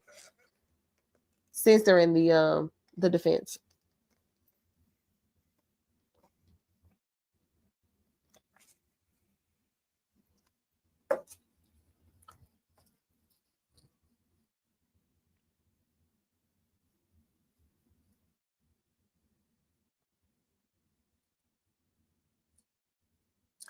Yeah, y'all didn't know that he's named in the oh, okay, y'all.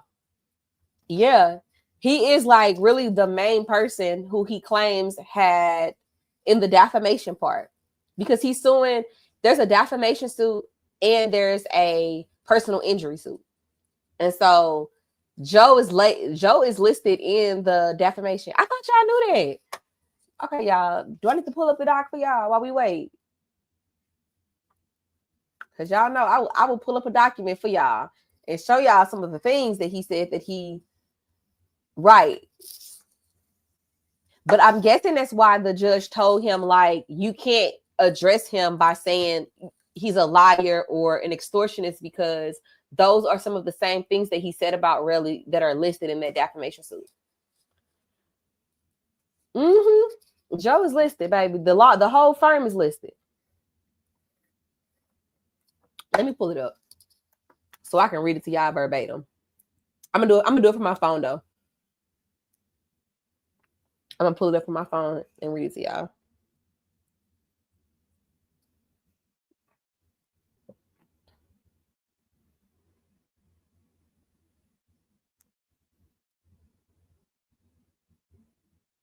Mm, mm, mm, mm.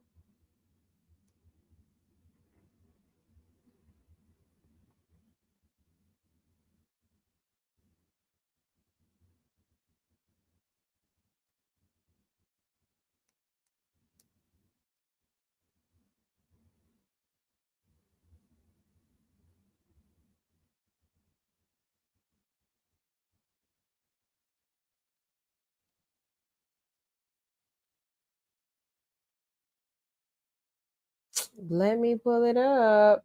Where is it? Okay, here we go.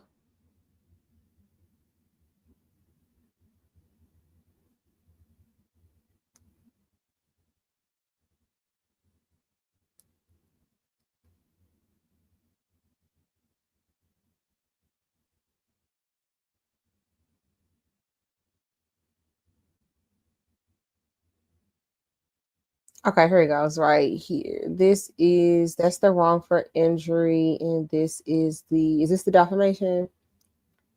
Yep. So Terrell Efron versus Joseph Takapina, an individual, Takapina, Siegel, and Diorio, and I'm sorry, a New York corporation, and Rakim Mayers, an individual, and those 1 through 50. Literally. Those 1 through 50. It's a complaint for defamation. And some of the things that he alleged that was said was Rocky didn't commit a crime. It was an extortion attempt by a former associate who threatened to make false criminal accusations if Rocky didn't pay him. He also says Mr. Takapina says that he had 2 eyewitnesses who back Rocky's story. Not only that really wasn't hit by bullet fragments, but that no shot was even fired. He says that Relly has made up stories in a get-rich-quick scheme. He says that ASAP Rocky is the victim of a failed shakedown and fabricated shooting accusation orchestrated by his jealous former friend, ASAP Relly. Mr. Mayers did not shoot Relly by any stretch. The incident is a false scenario at the heart of a plain and blatant classic attempt at extortion. Relly had been badgering Mayers for money before the alleged initiated. Oh, wait a minute. Relly had been badgering Mayers for money before he allegedly initiated a physical altercation at a face-to-face meeting and then tried to spin the confrontation into a shooting claim. I gotta zoom in, y'all. My little eyes ain't right no more. Okay. A failed associate, ex-associate of Rocky, and he's jealous.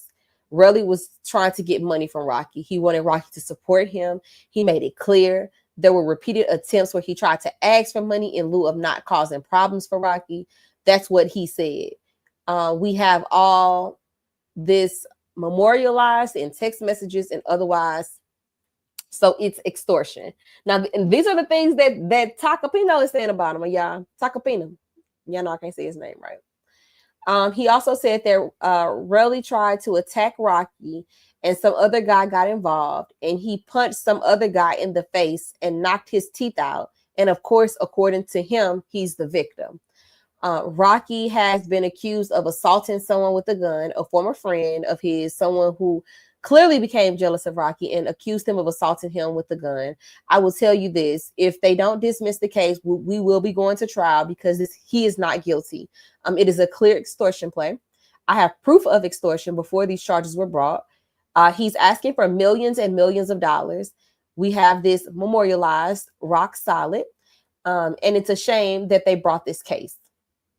And then they go on to say these statements were published far and wide, initially with print media, Rolling Stone and TMZ, and later on a radio show called Sid and Friends in the Morning. Several other news media outlets republished defendants' propaganda. The statements above were false, malicious, and have caused plaintiff extreme reputational, emotional, and financial harm that must be remedied. Yeah. Yeah.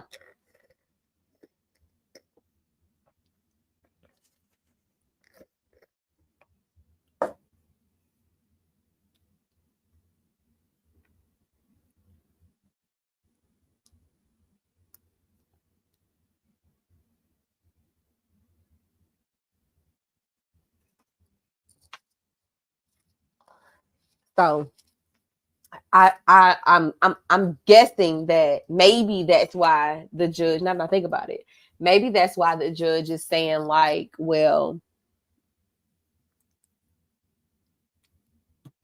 I'm not gonna let you call him any liars or extortionists because you're currently being sued for that. So I'm not gonna let you do it here in the court. You're not gonna add to the case in my courtroom. Maybe that's where the judge is coming from. What are y'all thoughts?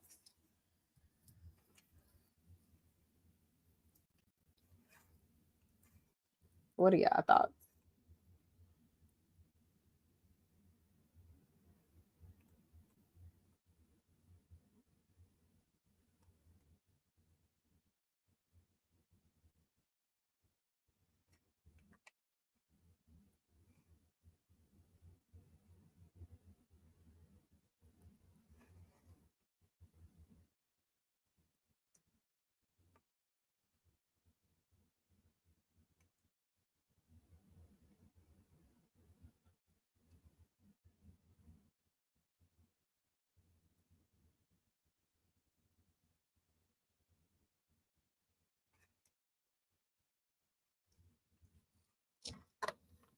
$30 million. And that plea deal would allow him to be sued civilly. Absolutely. They're in the judge's chambers with the court reporter right now. Thank you.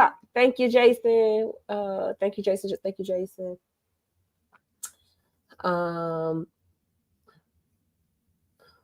I personally think Mr. T is arrogant. Rachel, you talking about Takapina? I think Takapina is arrogant too. I don't like his style at all. I wish that Rocky had a different attorney. And it's clear that he has a true style and personality conflict with not only the prosecution but with the judge. And I just don't see how. Well, we're gonna watch it. We're gonna watch it play out. We're gonna watch it play out. So, yeah.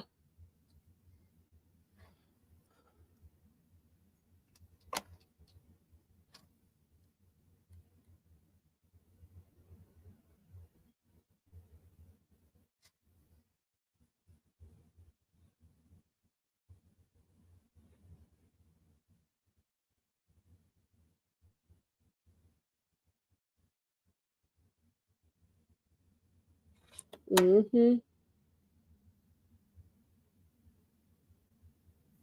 Really has no record, so he can't be labeled any type of criminal name. I mean, it's not illegal to be a liar unless you make a false police report, which everybody thinks really did. But you know, it's just it's a weird place to be. It's a weird place to be.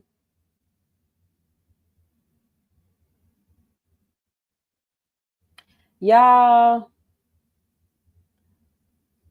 see the thing about Drake. Oh, wait a minute. I'm looking at the wrong thing. Sorry.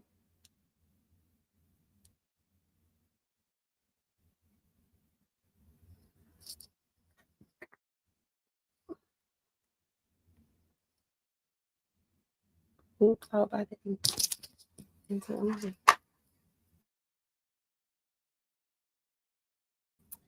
He can be labeled as a scammer, says Shay. I think he can be labeled as a scammer too. Not too much on Drake. Well, Skin, I gotta put my video out because the people asking what the hell is going on. They don't know who he's suing, who he not suing, what's going on. All right, the jury is coming in. Y'all, shout out to Jason. Shout out to Jason for making sure we stay on top of the update. Jason, you bouncing around from stream to stream?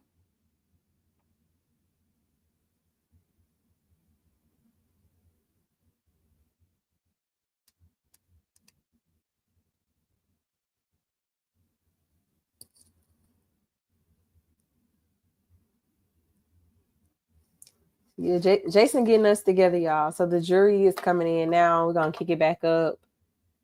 I'm gonna put my listening ears on better than they was this first time around.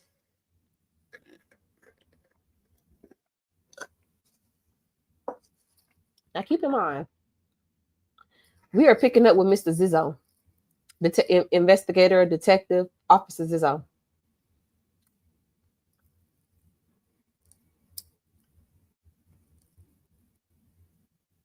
We're picking up with him.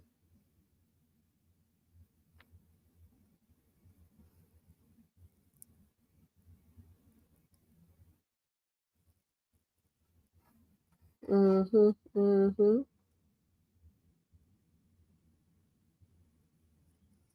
The cops on the stand. Yep, we're gonna be picking up with him.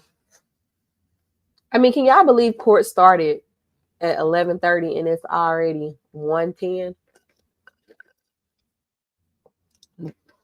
They only gonna be in here for a hot second, and they're gonna be talking about break for lunch.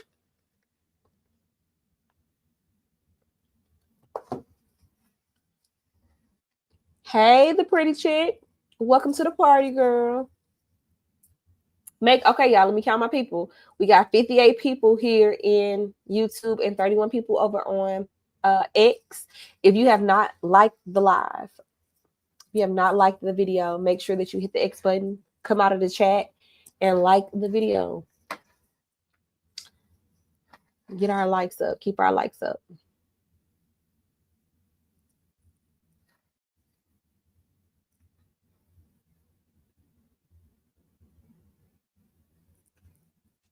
Mm-hmm.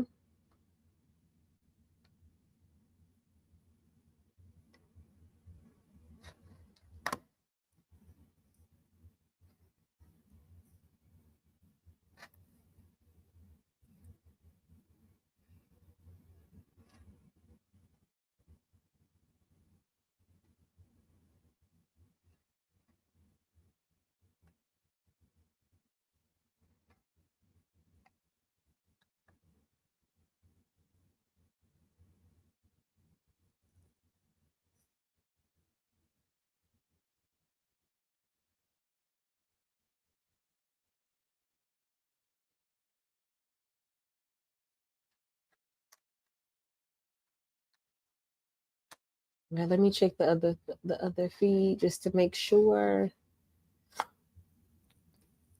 Now y'all know that I'm gonna end up cutting my feed off early because once it's time to go get the kids, it's time to go get the kids. But I can't promise y'all I ain't gonna watch without y'all. If really take this stand today, we're gonna have to do homework. We're gonna all have to go crowd somebody else's channel. We're gonna have to go crowd somebody else's channel and be in their comments. Because yeah, we really are. T, you didn't read my point about the difference between a starter pistol and a Glock. I didn't see it. Really has no record, so he can't be labeled as any type of criminal, is what they say. He says the starter pistol looks like a revolver. The gun that Rocky brandished was a Glock. They did not make starter pistols to resemble Glocks. So the gun that Rocky brandished could not have been a starter pistol. It's impossible. I mean, I don't know. I don't know if it's a movie pistol, a prop pistol, starter pistol. We don't know. We don't know. We just have to listen to what they are, what they're calling it. Right now, they're calling it a prop. So it's giving movie. It's giving movie. And I think those are fake. And shoot blanks. What did Alec Baldwin's weapon look like? I have no idea. I didn't follow that one. I didn't follow Alec. Everybody said hey to the pretty chick. They are not the same. I feel bad for Rocky. Why you feel bad for him? They say Rihanna coming this week, y'all. I don't think the camera is gonna flash her. But they say she coming. We had this little chat in front of Drew. You and I had never met or spoken before, correct? No, I've never met you, sir. Since Friday, have you spoken to anyone about your testimony? I had people ask me about it, but didn't really get into detail. You just speak opposite to the prosecutors. Right? No, sir, we agreed not to in anticipation for that question. There you go. When you say you have people ask you about it, who asked you about it? Coworkers, friends, that sort of thing. Oh, curious. Sure. But you going through with that now. Again, when you were just a recap, when you were arriving at the scene of a call for shooting, you looked for victims, right? Correct. Damage to vehicles in this instance.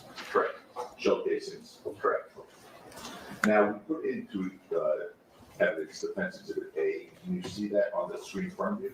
This one doesn't work, but I'll turn. Okay, thanks. Anyway, the street shown there in this video is Vista Del Mar, right? Correct. Okay. And the video starts at the end of Vista Del Mar, closest to Selma, right? Correct. It's right at the intersection. Right.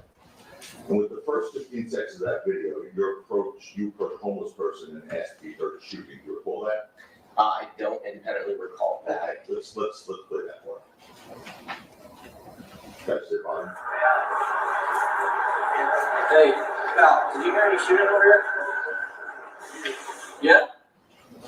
Okay, that's you, right? Yes, on the left side. Okay, you were asking, you said, hey, Al, you have a shooting over here, correct? Yes, that was me. Okay. By the way, why was your body cam not on there anymore? I really don't remember. I don't have an answer for that.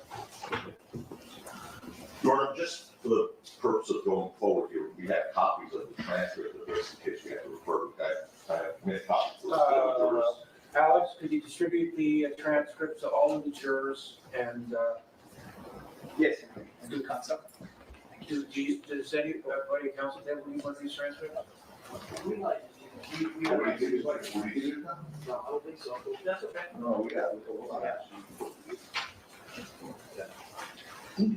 Want me to wait to distribute them? No, distribute them. Yes, sir. What do you want, this is gonna be. D. Easy boy.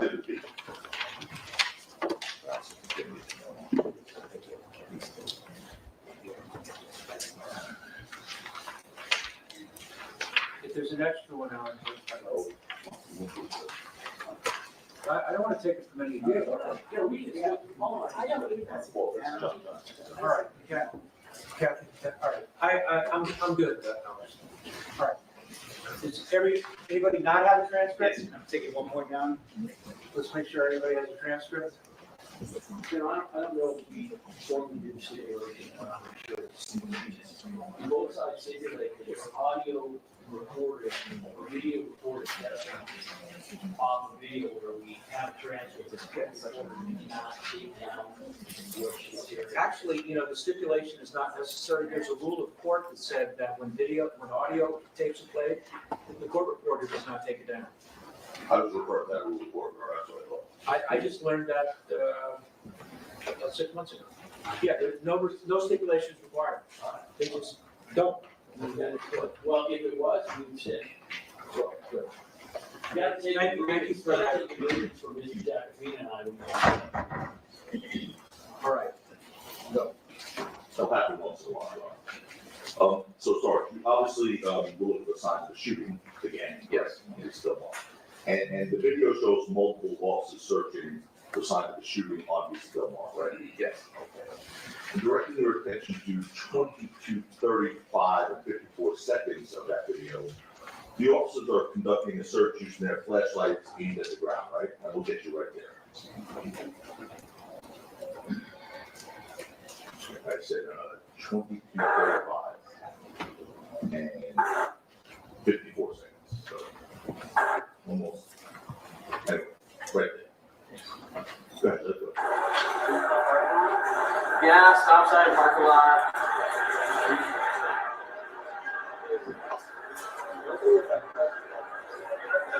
Right now? What's your step right here?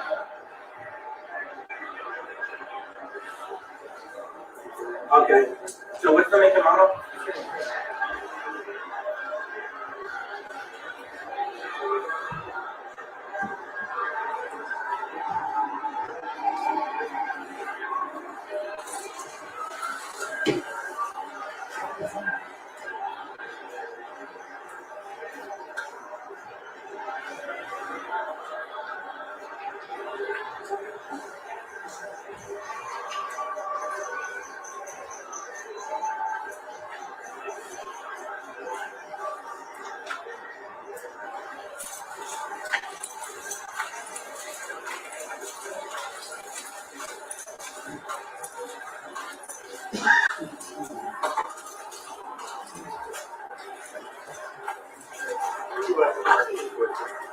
All right, anyways. Obviously, everyone has their search lights out, looking for evidence, right? Yes, sir. And obviously, I think this is something you'd agree with, that you wouldn't have wanted to do, and none of people would want to overlook important evidence at the scene where let shooting, right? Correct. So it was careful and attentive, and obviously, were you a sergeant there as well, or since, No, sir, I was a police officer 3, I was a training officer. and then got promoted? Yes, sir. Congratulations. Thank you. So, as an attentive officer, when performing your duty, you made it obviously a point, to be careful and attentive looking for evidence, right? Yes, sir. Now, initially, you said you thought there were 3 officers at the scene? Correct, and that was based off of the my body worn video that we watched. Right, I understand, no problem, but, you agree that there's more now, right? Oh, yeah, So, okay, as a matter of fact, there's 7. okay. Well, you don't take my word, but let's go to the video. I'll direct your attention to 22:40 and 36 seconds. will stipulate, council, if that helps as well, that there were 7. That's, that, just want to, just a quick peek. So, okay. Okay, do you see, would you agree that 7 officers are at the scene? I don't dispute that there were 7 officers at scene. Not really dispute, but you agree that you see 7 officers right there, right? There's 6 in the frame, including the guy with the body. Correct, including that one, yes, 7. 7, okay.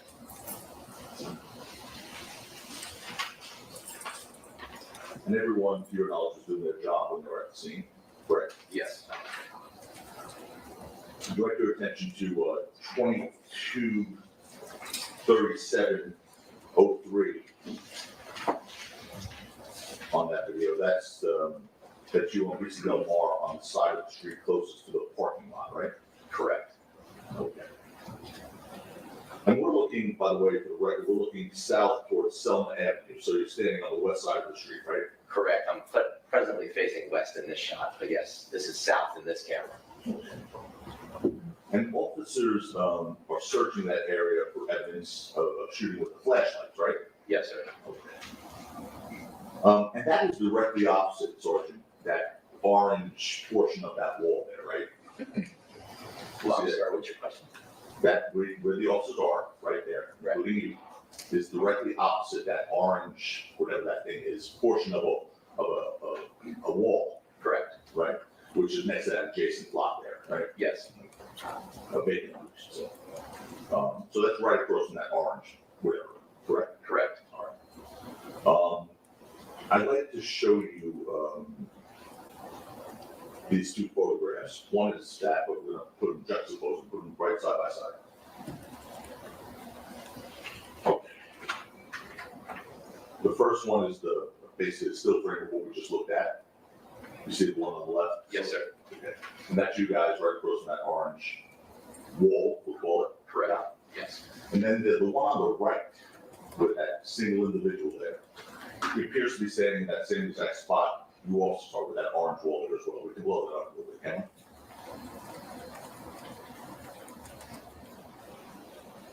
we? See that, Sarge? See the orange wall on the other side?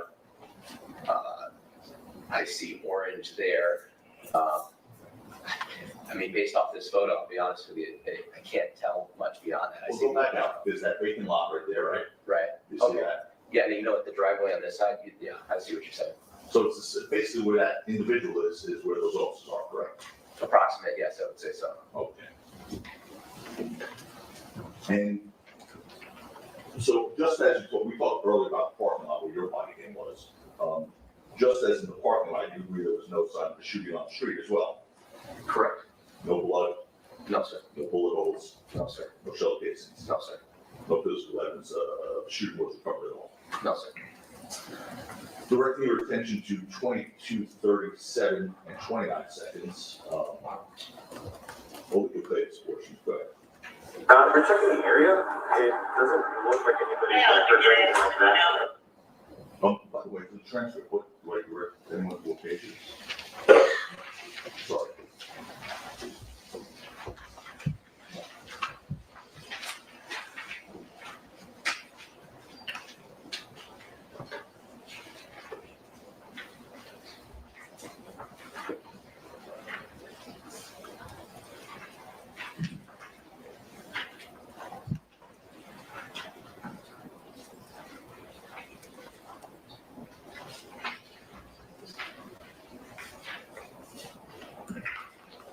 Page 2, line 14 of that transcript, which is Defense Exhibit B, please.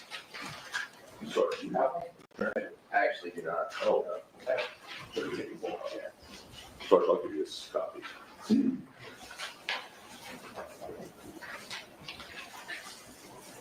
Let's see, page 2, line 14. Thank you, sir.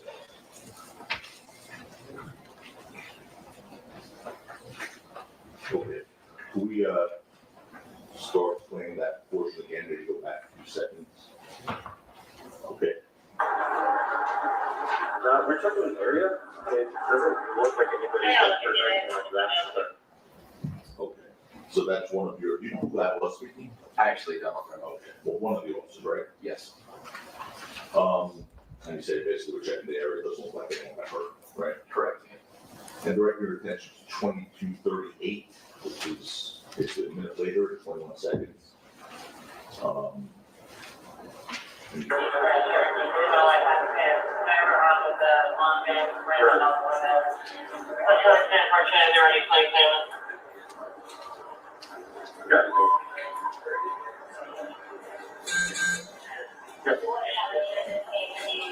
Gotcha.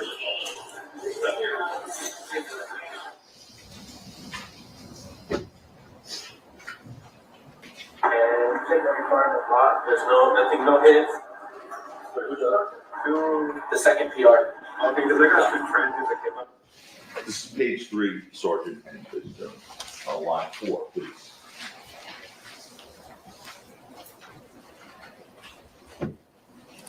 Can you play that portion again, please?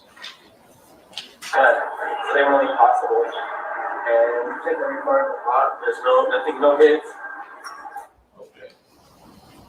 And then a few seconds later, 223840, which, second one, make sure we direct to the right portion of the transcript. Guys.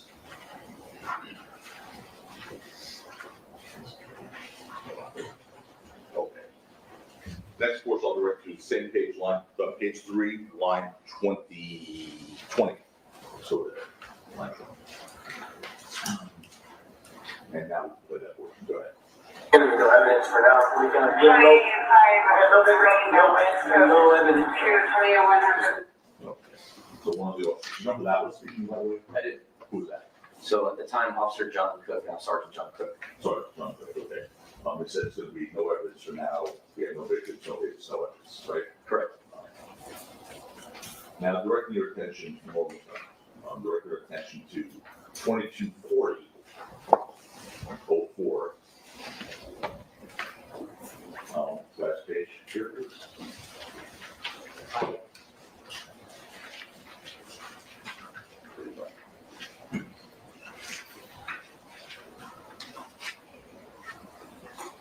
So go to page 5, line 2, sorry.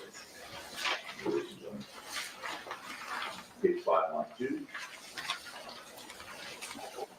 And go ahead, you can play that when you're ready. Yeah, it sounds like someone probably fired a shot in your hair to scare somebody. But what? Your Honor, we would have an objection on hearsay. Overruled. It's not going to be overruled, sir. And lastly, direct your attention to 2240 and 26 seconds, which would be same page, page 5, line 14, sorry. Yes, sir. Okay, go ahead.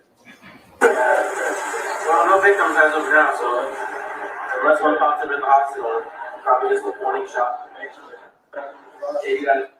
Okay, who was that speaking, do you know? That's also, Sergeant Cook? Yes. John Cook, whatever. yes, Again, no victims as of now, unless it pops up in the hospital, it's probably just a warning shot, right? that's what he said. And after responding to East Del Mar and Selma Avenue, and carefully searching the scene with the fellow officers, you found no physical evidence of shooting whatsoever. That's correct. And of course, to be clear, that includes no evidence of a shell casing recovery, correct? Correct, that includes that as So, well. thank you very much for your time. Yes, sir. Mr. Lewis, anything? Oh, Mr. Solomon, anything? Thank you. Go ahead. All right, Sergeant, Yes, sir. you were asked questions, I believe, on Friday, of Mr. Tactina about your conversations with the DAs on this case. Is that something that customarily happens prior to your testifying? Yes, it is in every case. And this incident specifically happened approximately just over 3 years ago, correct? Correct, yeah. When you first received a subpoena related to this case, did you immediately know what incident you were even called to testify about? Absolutely not, no. Was it of assistance to you in refreshing your memory to be directed to your body worn video from this specific incident? Absolutely, yes.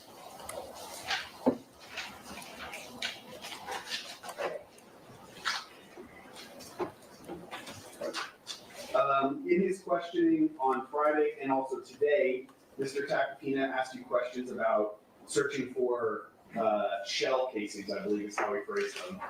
Are you familiar with the term shells, casings, cartridge cases, things like that? Yes, sir. What is your personal background, training, and experience as it relates to firearms? Well, I have the training I received from Los Angeles Police Department. I've also attended various trainings outside on my own time related to firearms training, different weapon systems, marksmanship, mostly related, that sort of thing. In the course of that training that you're talking about, have you, can you even estimate how many rounds of ammunition you fired? I cannot. That's a lot. Right. Okay. Over the years, yes. Are you familiar with, just in general, with handguns, the difference between a revolver and a semi-automatic pistol? I am, yes. And in very broad terms, what is the difference between those two types of guns? Well, I think the biggest distinction would be that a revolver operates from a rotating cylinder where it has each individual chambers, usually typically 5 or 6 chambers, where each round of the bullet sits inside the individual chambers. And when the trigger is pressed to the rear, the cylinder rotates, hammer comes back, strikes the round, discharges the round. And then it continues to rotate. The difference between that and a semi-automatic pistol is all of those rounds are contained in a magazine, and it's magazine fed, so there is no rotating cylinder. Revolvers do not eject those casings the same way a semi-automatic weapon does. Every trigger press with a semi-automatic weapon, a shell casing ejects. And with a revolver, it stays within that chamber, continues to rotate until the weapon is empty, and then you manually eject those casings all at once. So when you were looking for evidence at this scene specifically of cartridge cases being on the ground, that would be in the expectation that a semi-automatic pistol was used, correct? Correct. Because with a semi-automatic, those cartridge cases, once the bullet is fired, come out the side of the gun. Correct, with every press of the trigger. Okay. And is that true of all semi-automatic handguns? That's how they operate? Yes. Have you personally fired semi-automatic handguns? Yes, I have. When you fire, just in your own personal experience, when you fire a semi-automatic handgun, do those cartridge cases always come out in exactly the same trajectory, or do they kind of have a tendency to go in different directions? The different directions. Okay.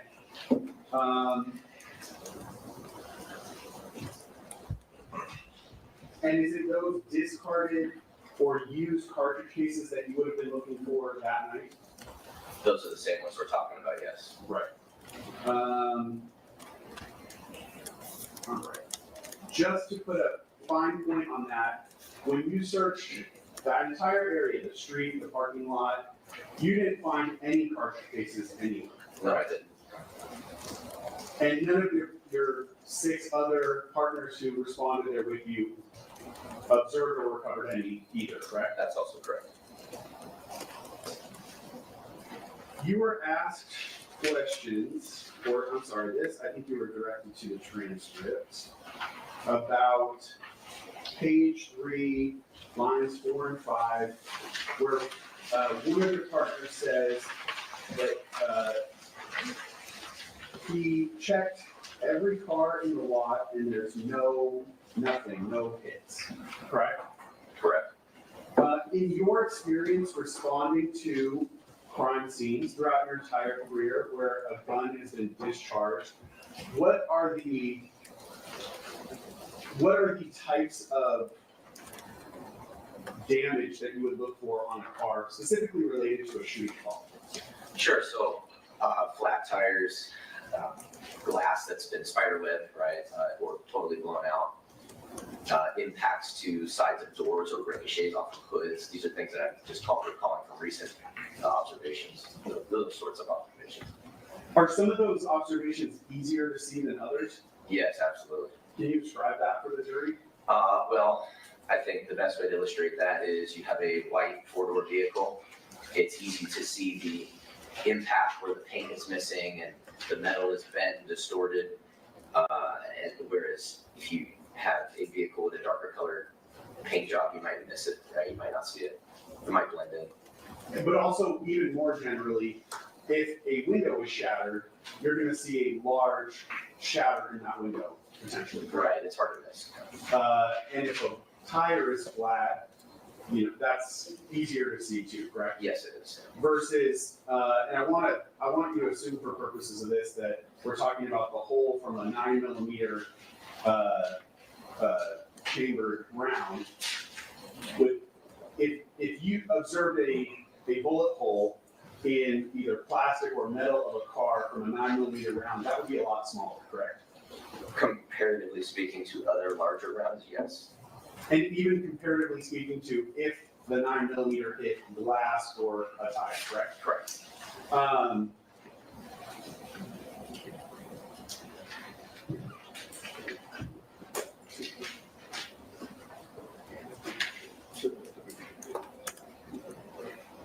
If a firearm was fired in a downward trajectory and struck the ground, would you expect the round would either ricochet up into the bottom of the car or potentially fragment into bullet fragments that would then strike the car? I think both of those scenarios are possible.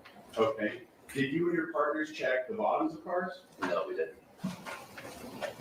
And in fact, to this point of any damage on the cars, were you or any of your partners, to your knowledge at that scene, familiar with the condition of any of those cars before you responded? No, we weren't. So you don't know if any of those cars already had any damage on them? That's correct.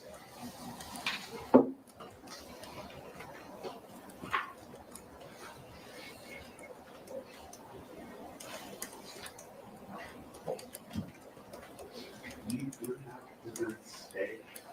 No. Okay. I need that video. Do you have it on a DVD or? Yeah. Oh, okay. I can do it. I can do it on my DVD.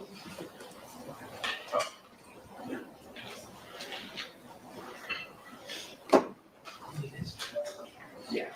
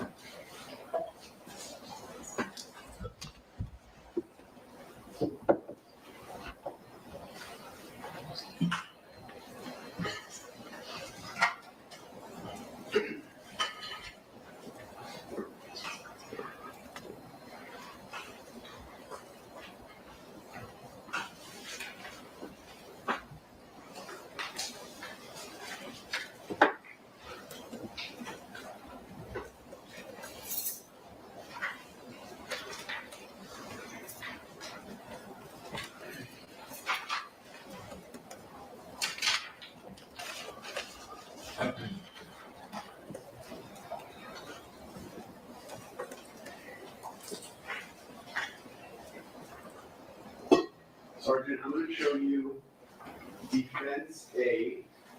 I have the video paused. We've been referring to the timestamp in the upper right-hand corner at 22:38:43. Can you see that on the screen? Yes, sir. Just to orient the jury as far as where we're looking at here, would you agree the street on the far right of the screen would be Selma, correct? Correct. That's Selma that runs east to west. And then we can just barely see a stop sign. And there's kind of street directly in front of the officer who's shooting this video, correct? And that would be Vista Del Mar. Correct. That's Vista Del Mar. Okay. I want to direct your attention to the handicap parking stalls there. Would you agree that the one closest to the stop sign does not have a car parked in? Correct.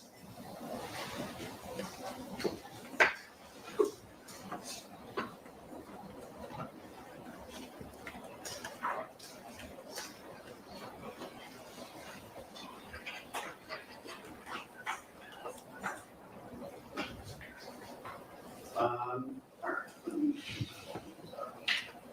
I'm going to start this from around the beginning.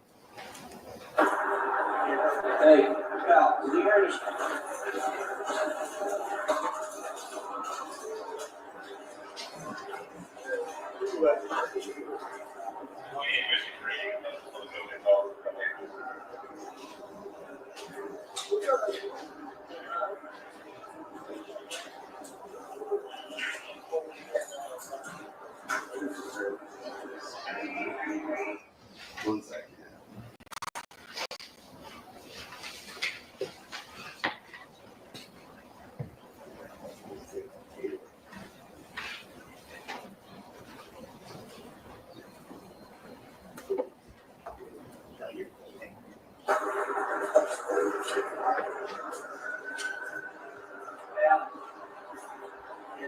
Hey, My apologies, sir, I didn't mark it on the transcript, but I'm not sure where that corresponds to on the video.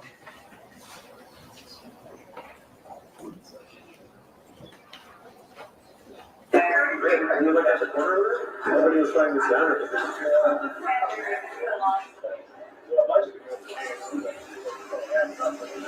So, let's move on to the hospital.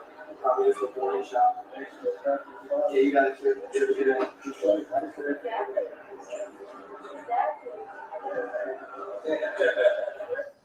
Sergeant, I can replay this section, but can you hear what sounds like a crowd of people in the background of this video? I'm gonna play it starting at 22:40:41. I'll play it forward for a few seconds. Okay.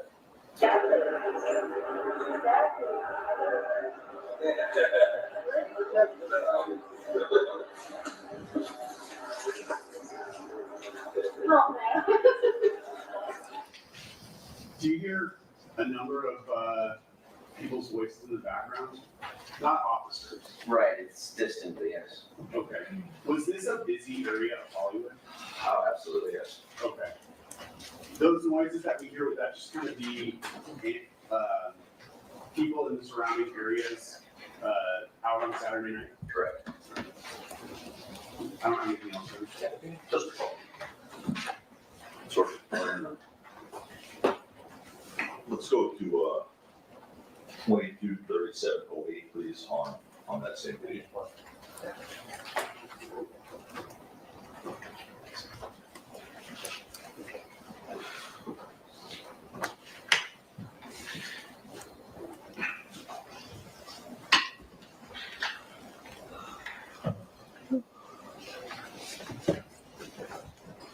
So just take there's a famous orange wall over there. You see that thing on the left? Yes, sir. All right. And right across where you guys were searching, where that individual was before, right across there. Correct. Cars right next to that, right? Correct. Okay, there's a bunch of cars on the other side of that orange wall, right? The rider vans here. Yeah. Yes, there's cars on the other side, I'm saying, of that orange wall, across the street where the officers are. Right, correct. Yes, you see those? Yes. Okay.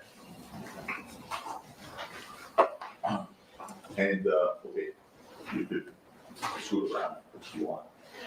Or, No. We're done. Okay. So you talked about things that you're looking for, flat tires in the car, or broken glass, right? Those two, impacts on side doors. Yes, sir. In any event, you found none of that, right? That's correct. And by the way, you never received a report of a complainant at any point in this case that the car was damaged, did you? At the time when I was at scene, I did not. At any time after you became aware? If somebody had reported it, Yeah. unless I handled it myself, I wouldn't have knowledge of it, right, if it was after the fact. And one last thing, the Glock is one of those semi-automatics that does in fact hit jam, shell cases, right? Correct, it's a striker fire weapon, yes. Thank you. All right, Sergeant Zizzo, thank you. Thanks for coming back today. Who's next witness? My next witness is Priya Robinson.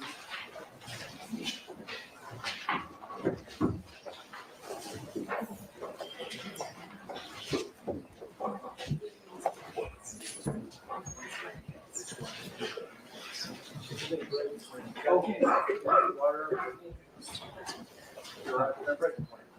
Oh, let me mention to you about tomorrow.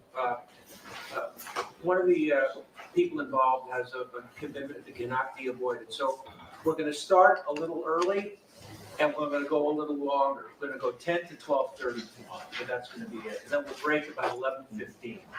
So be here tomorrow at 10 and then you'll be excused for the day at 12:30. The following day, normal schedule, 10:30 to noon, 1:30. Okay?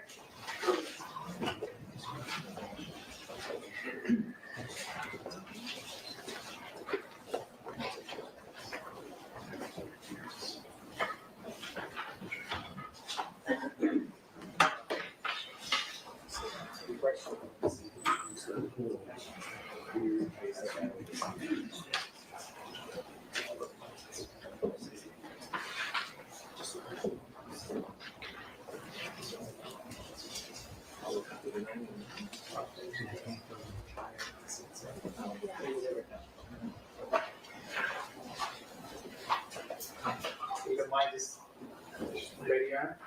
Yeah. If you mind just raising your right hand for us, please? Thank you. Solemnly state the testimony you may give of the cause of output before this court should be the truth, the whole truth, and nothing but the truth, so help you God. Yes. Thank you. Please take a seat on the witness stand there.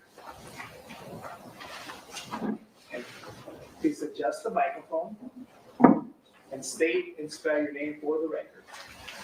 Leah Elizabeth Martin Brown. Okay, you allow me to raise up your voice. Sorry, Leah Elizabeth Martin Brown. Please spell your name for us. LEAHELIZABETH. Thank you. And so Brown, common spelling. MARTIN common spelling. Thank you. All right. Good morning, Ms. Martin Brown. Are you, as you sit here right now, are you nervous? Yes. Have you ever testified before? No. This is an uncomfortable feeling. Yes. All right. I'll try to get through it quickly. On Saturday, November 6th of 2021, were you living or were you in an apartment at 1600 Vine Street in Hollywood? Yes. I'm going to show you turn off the TV.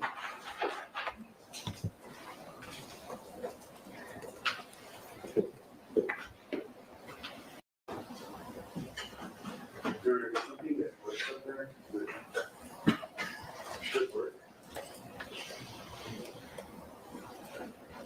All C's. Yes.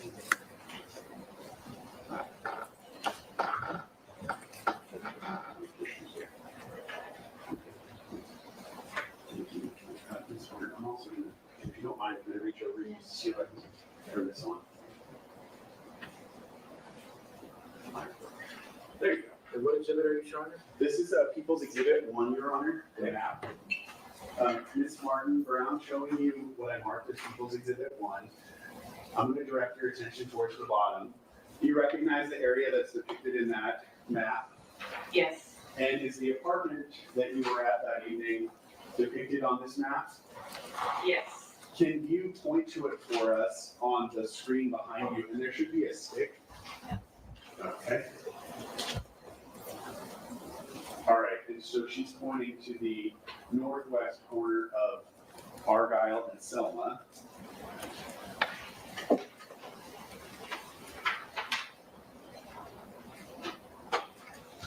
The apartment that you were in that evening, did it have either an exterior facing window or a patio area? Both. And what street did those windows look out on? Argyle and then also Selma. So from the window, you could see the corner of Argyle and Selma? I could see pretty much all of Argyle and then up until like Selma in the back of Davy Wayne's, which is a club along there. Where would Davy Wayne's be? Like around here-ish. Okay, so you're pointing all the way to the corner of El Centro and Selma, correct? Yeah. Was the apartment that you were in, what floor was that on?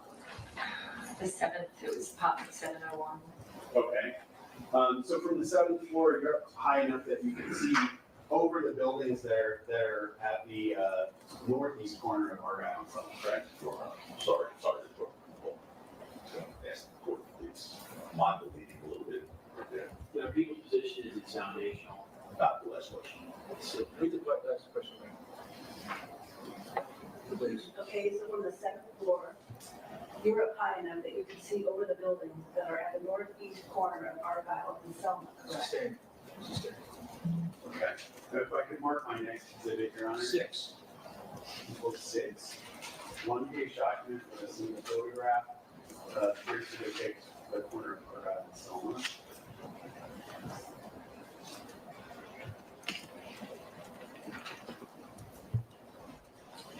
Showing you what I just marked as People 6.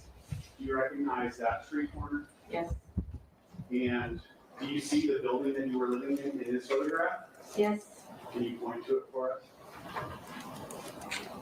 All right, I'm going to zoom in. You're pointing to the building on the far left of the screen.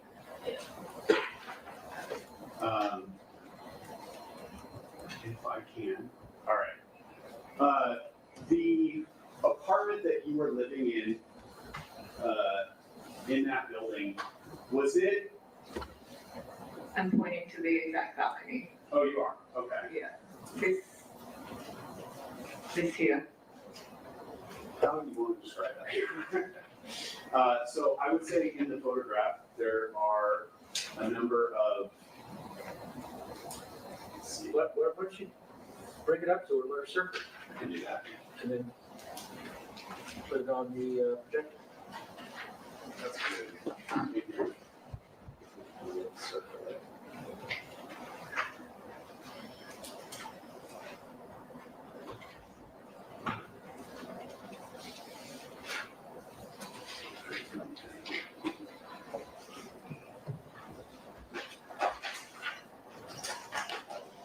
Yeah, so you do it one more time with Sharpie.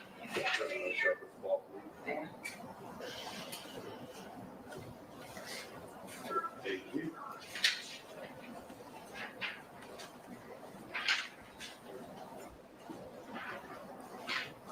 Okay. Putting people 6 back up. The black mark that you made here is the exact document you're talking about, correct? Correct. Now, it appears that directly across the street from the building that you were living in, there's a number of buildings on this corner of Art Island, correct? Correct. From your vantage point, could you see over those buildings? Yes. Taking you back to People's One, you said you were able to see all the way to Selma and El Centro? Yes.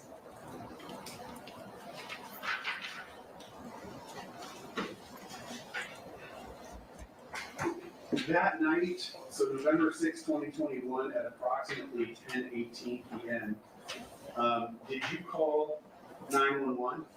Yes. Why did you call 911 that night? I thought someone had been hurt and I wanted to make sure an ambulance came. How was it that you thought someone had been hurt? I saw an altercation and it appeared that there may have been a gun involved. So I thought if someone was hurt, I didn't want them to die, if that had been the case. But again, I was on the 7th floor, so. How many people were involved in the altercation that you're talking about? 3. Where was the first place that you saw those 3 people, if you remember? Walking down Argyle.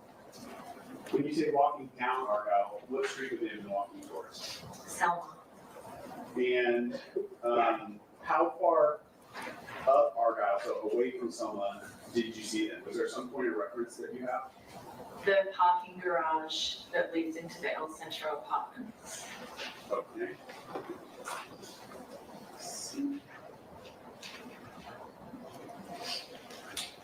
Might be difficult to see here on People's 6, but do you see the entrance to the parking garage in this photograph? Sort of. Where is it that you sort of see that entrance? It was a little further up here. Okay. There's a red, Indicating on the right-hand side of the photo, halfway up after the first set of cars on the right-hand side of the street. there's a red sign here that we can see that's vertical. Do you know, does that sign say, if you could read the full thing, does it say parking? I believe it does, yes. And would that essentially be the entrance to the parking lot? Yes, Maybe a little past that? it was a little further, not that. But Okay. yes. Thank you.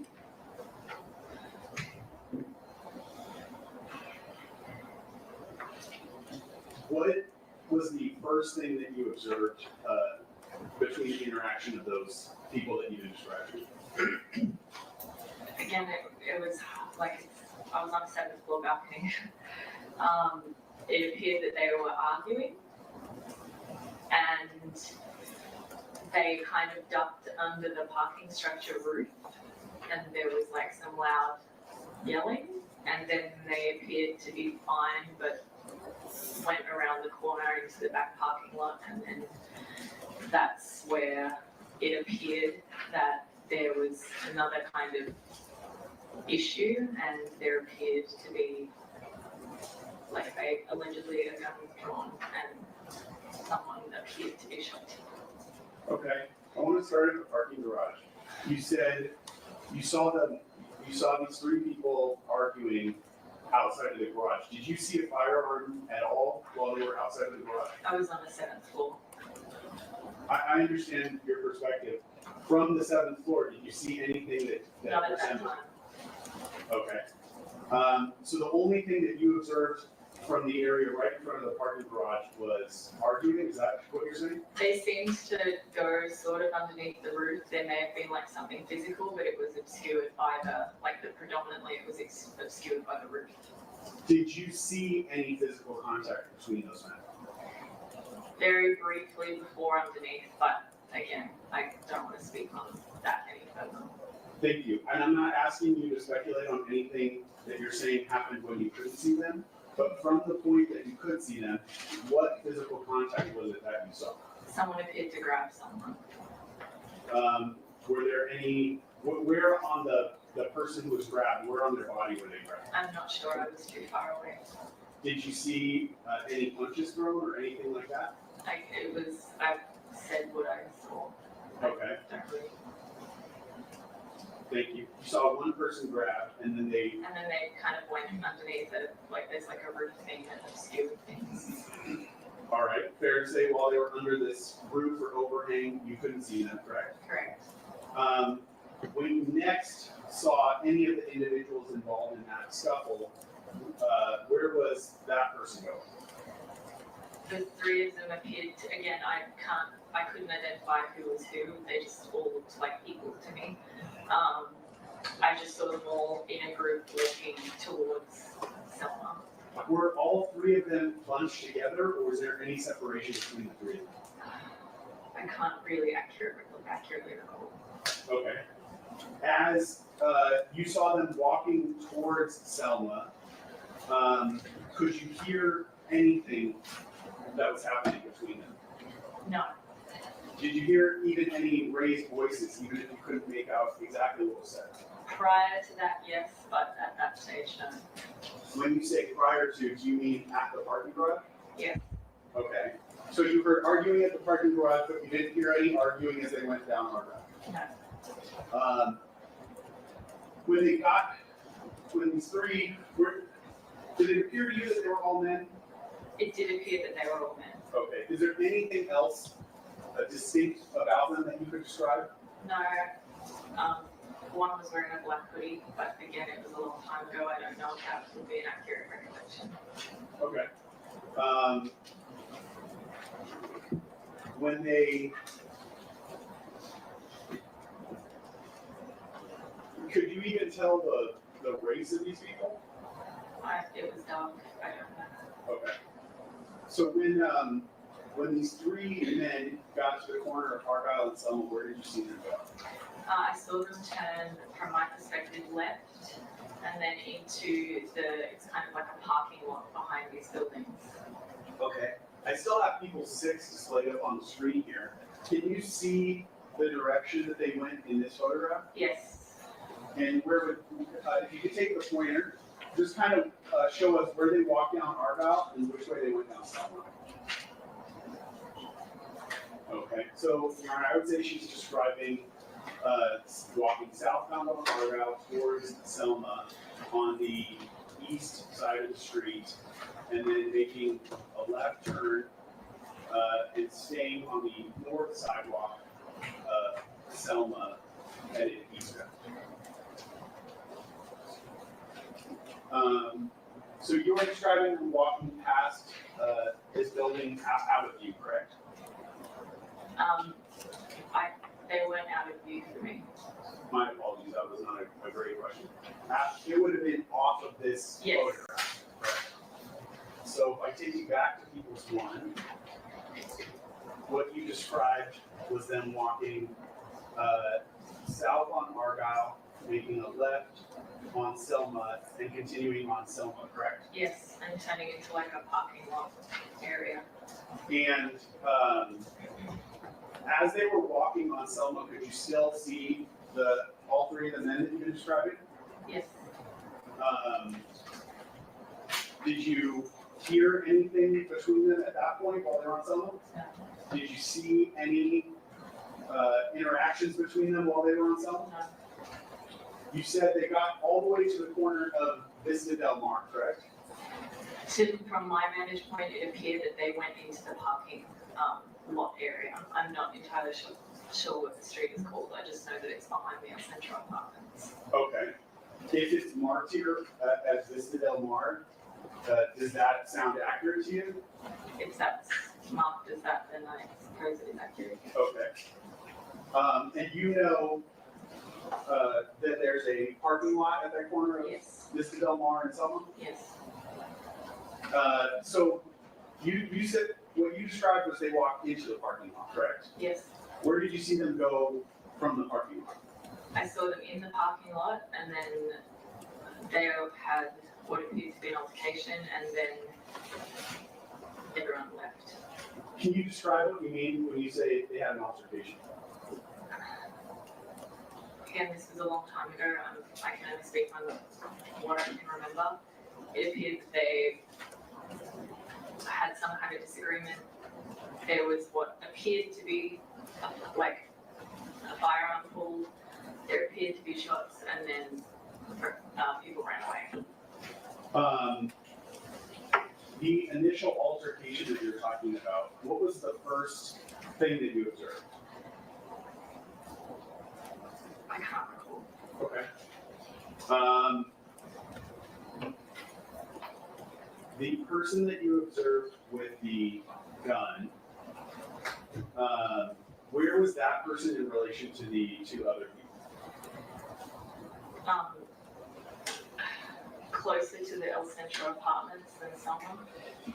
See.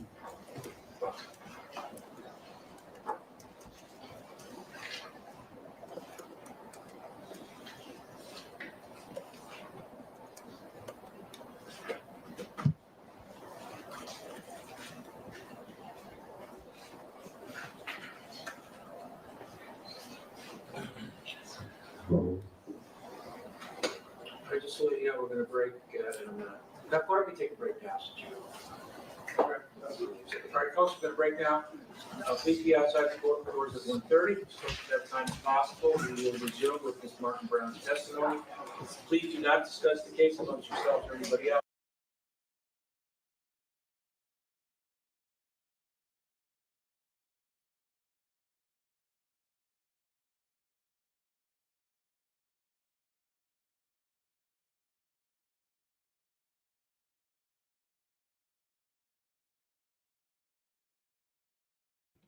Yeah, he's break-tastic.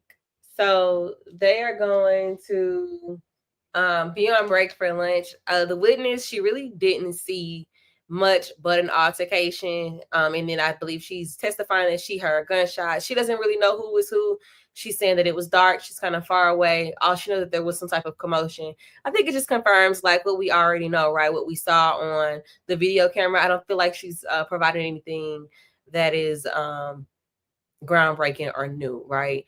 I mean, she did say that Rocky had, that somebody had on a hoodie, a black hoodie. We know that Rocky had that on in the camera, but that is pretty much that. So they are actually going to go to lunch. And so they're going to be out for the next hour and a half, about hour and 25. So if you watched with us on yesterday, we started watching the okay, so we actually got options. Our Judge McBurney is doing plea hearings today. We can go listen to final plea hearings with Judge McBurney, or we can go listen to their opening argument for the defense for Cimitelli. Actually, Cimitelli isn't up. Where is she? She ain't up here.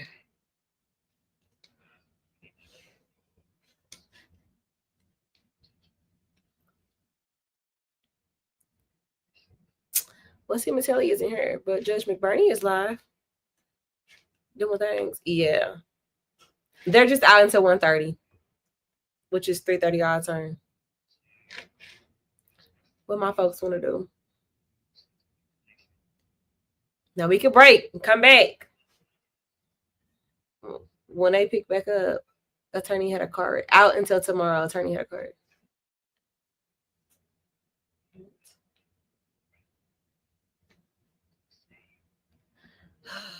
I'm gonna go over to Judge McBurney. We're just gonna listen to a couple pleas while we wait.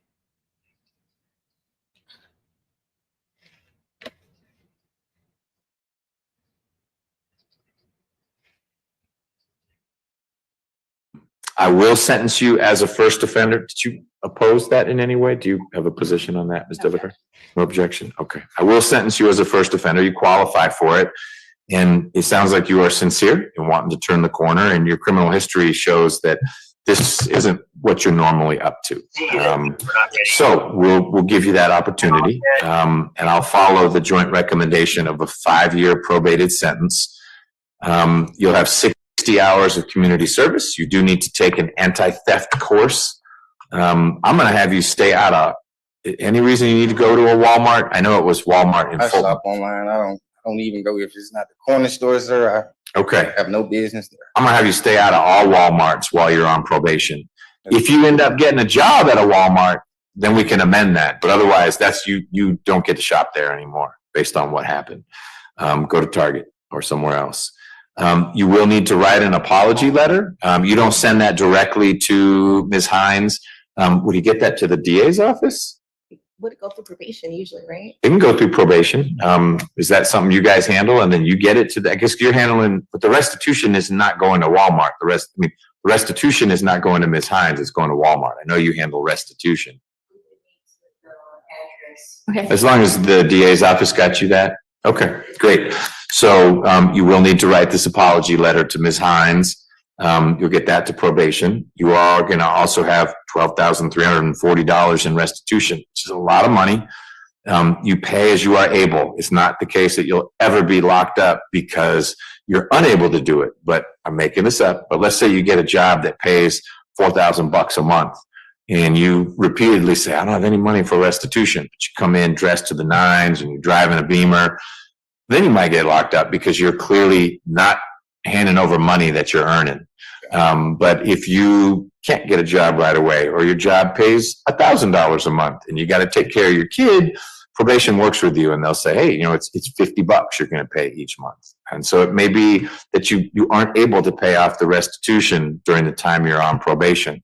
But if you are able, then you may be able to come off probation a little early. Yes, sir. All right. No contact with Ms. Hines. You'll write that one letter, but you're not sending it to her. You're getting it to probation. They'll get it to Ms. Hines. And the last thing I'm going to add, you're already doing it, but you need to get your GED. And I'm going to require that you get that GED in the first year that you are on probation. Okay. I will set a behavioral incentive date of January 29th of 2028. So that's 3 years from now. All that means is if you have done all the things you're supposed to do on probation to include that restitution, then your probation could end early. So it's a stretch goal for you, but it may be after 3 years, you're still paying down that restitution. Once you've paid it all off, then it's okay if you miss that 3-year deadline. If you pay it all off at 4 years, you're still eligible then to have your probation ended early if everything else is going smoothly. All right. Okay. Ms. Dilligard, anything else in connection with Mr. Banks's case? Nope, nothing further from the state judge. Do you have a firearms carry license? No, sir, I do not. All right. Ms. Rios, can someone in my office sign the indictment on your behalf? Yes, Judge. Ms. Dilligard? Yes, Judge. And okay, Mr. Banks, if someone signs it for you? Yes, sir. We'll do that. I think I covered everything. Ms. Simpson is from probation, and she needs to ask you a few questions about where you stay and whatnot so she can give you reporting instructions. You'll need to, in the next few days, report to probation, okay? All right. All right. I stay in Fulton County. So you would need to report to the Atlanta office, which is 276 Memorial Drive, and I will have that address and report instructions. The date on this report will be priority of Atlanta. All right. unless it's set for his All right. And if you would, please come. Sign this. I'll take you. Got it. Ms. Beza, Hello, hello. I have an update from City of Bate, if you'd like that. Yeah, let's do that in just a sec. I'll take that. We'll figure out what we're doing next. Ms. Rios, you have some folks you need to talk to. Yes. If you talk to the non-custody people first, that would be great. And we'll take a quick break while you do that. And now, Ms. Beza, I'm ready for your update. For Ryder, Lemon, and Hardy, he said that, he's working on pleas for those three. There are 4 defendants in the case. I wonder what's happening with the last one. Probably been 4. Okay, I did put Ryder, Lemon, and Hardy, he didn't correct me. that's fine. He's working on pleas. Good. Okay. Like you're doing that, but his recording instructions are based on where he is. So we can't give him recording instructions, so we know what zip code is, because they're requesting. I was like, hey, zip code.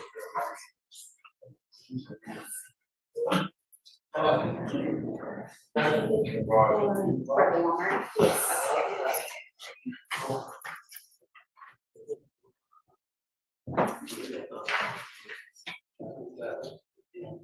That was Spence, right?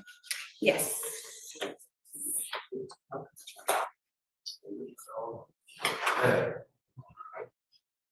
Thank you. The address is 835 Martin. 835. Martin.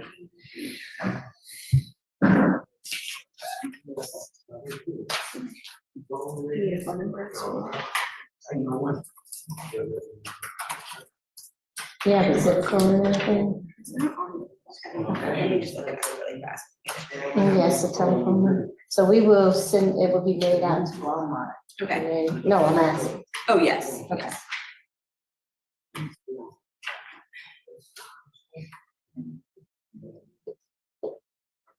And then you also need the victim's address for the letter. We can, yeah. Okay. Because if not, you won't send it. Yeah.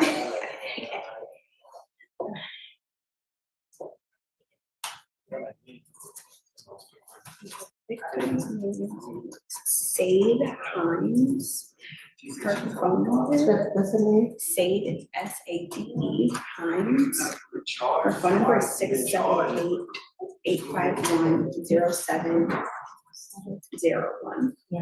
Okay.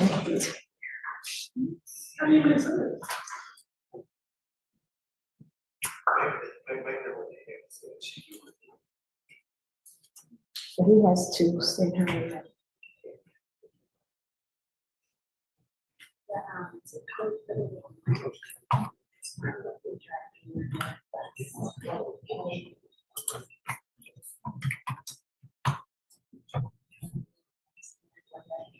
It's not Luther King Drive, Junior Drive.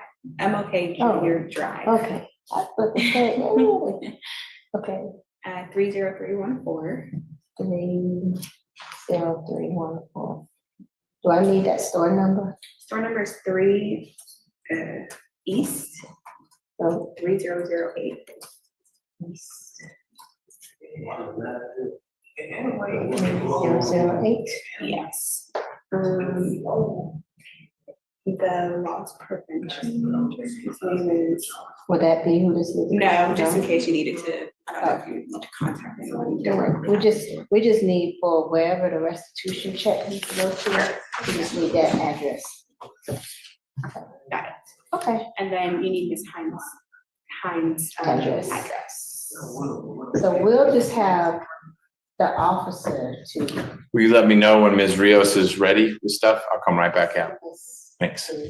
Her versus him that really does it. So we're not gonna do that. So I have her address is 520 Fulton Street Southwest. 520. Fulton Street Southwest.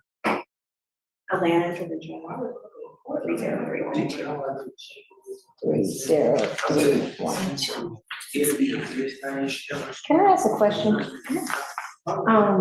Ms. Simpson is new into this courtroom and taking over, but when it comes to the early termination, Sorry, my face is like, I'm nervous for the question, because I'm also very new. But So just wanted to know how you guys wanna move as far as like the early termination, The intent, the behavior intensive date. yeah, for those and the others that come. So we normally give you guys like a progress report with termination, but it has to be signed by the ADA and then goes for signature. So would you guys rather her give it to you guys or how do you? Yeah, if the probation is recommending early termination, as say the judge says, a behavioral intensive date for 3 years, like he just Okay. did, and probation, you're like, well, he was a perfect person for 3 years, we're recommending it, we'll go along with probation, sign it, and then give it to judge. Okay, Yeah. so what about if it's not one of those behavior ones? Because after 3 years, we petition the court for termination. Correct. So if it's one of those that's You can just- not, you can still just, Yeah, She can write it if you to need you. our signature, sure, but you guys can also just petition the judge. oh, We won't, yeah. we won't object On there, it has a, for the ADA signature, so we'll sign, yeah. okay. Yeah. All right. Well, I got that We usually information just for go you. along with what y'all. Gotcha, With gotcha. probation, you guys. But yeah, they started something new where on our, terminations now, we have to keep the ADA signature. But the ADA's changed so And then- much. Right, so after like.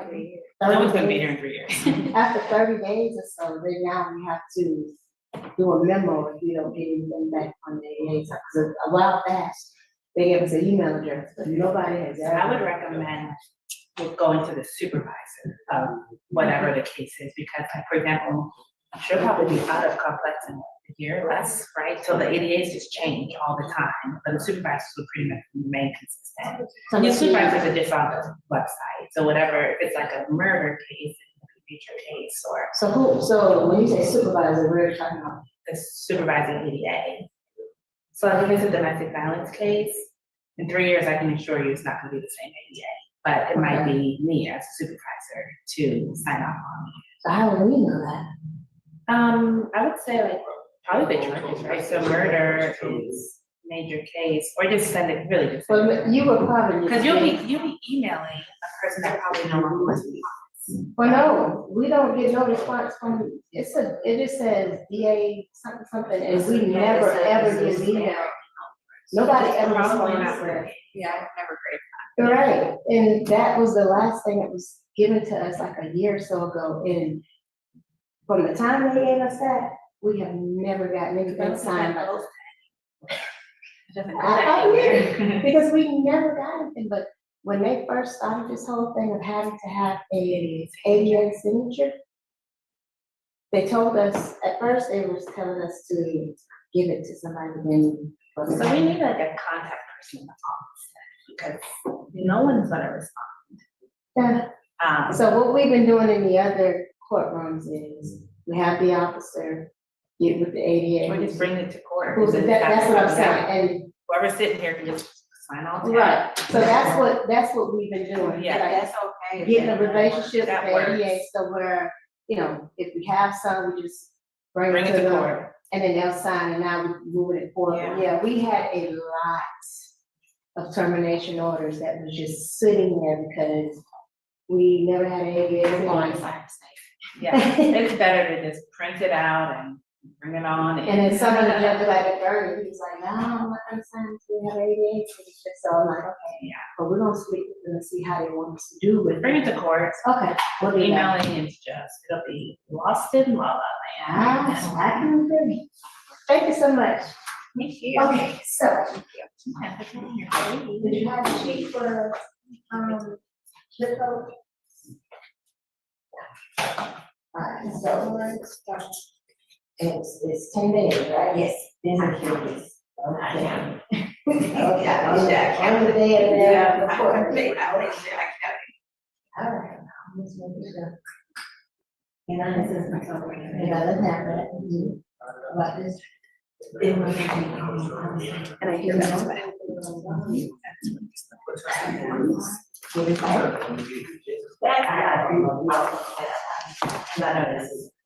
Yeah, this way I need to catch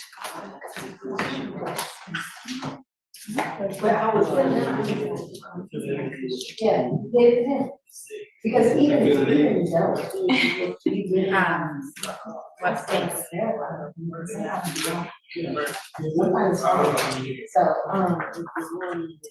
but, okay. Yeah, you know, it's not all there, but it's, yeah.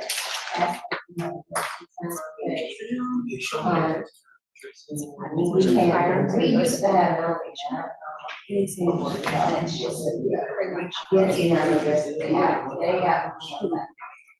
Yes, so you just, because a lot is actually first offender probation. I literally have your grade book, your CGA, and read how we this statute. Based on this statute. Make sure you felon, because you don't have to be convicted. What's that? I don't tell you to.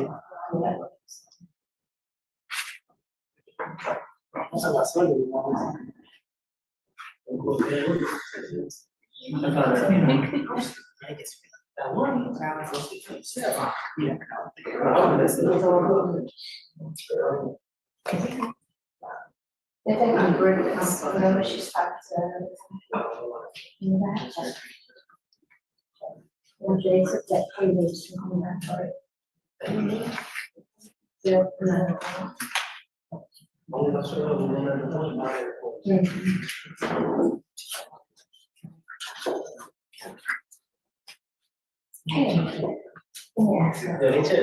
Oh, she was supposed to get the telephone number for the Walmart. It's like 44-460-2703. 460. 2703.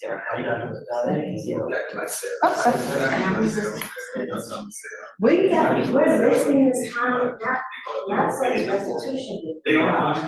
Restitution to go to, but a letter has to go to. So.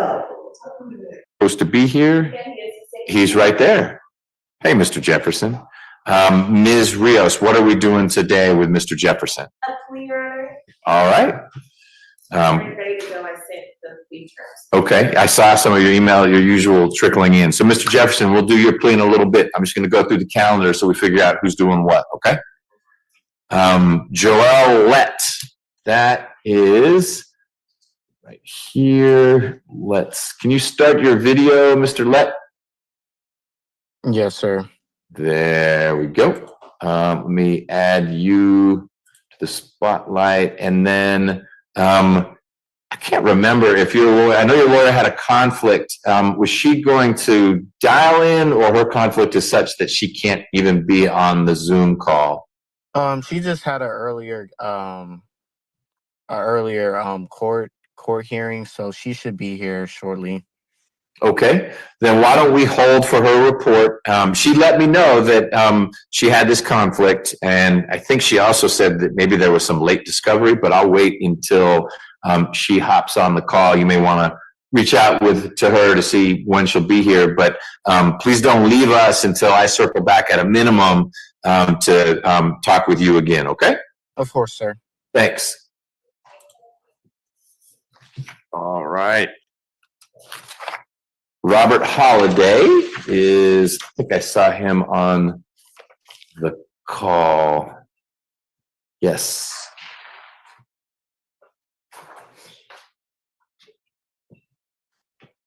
Hey, how you doing, sir?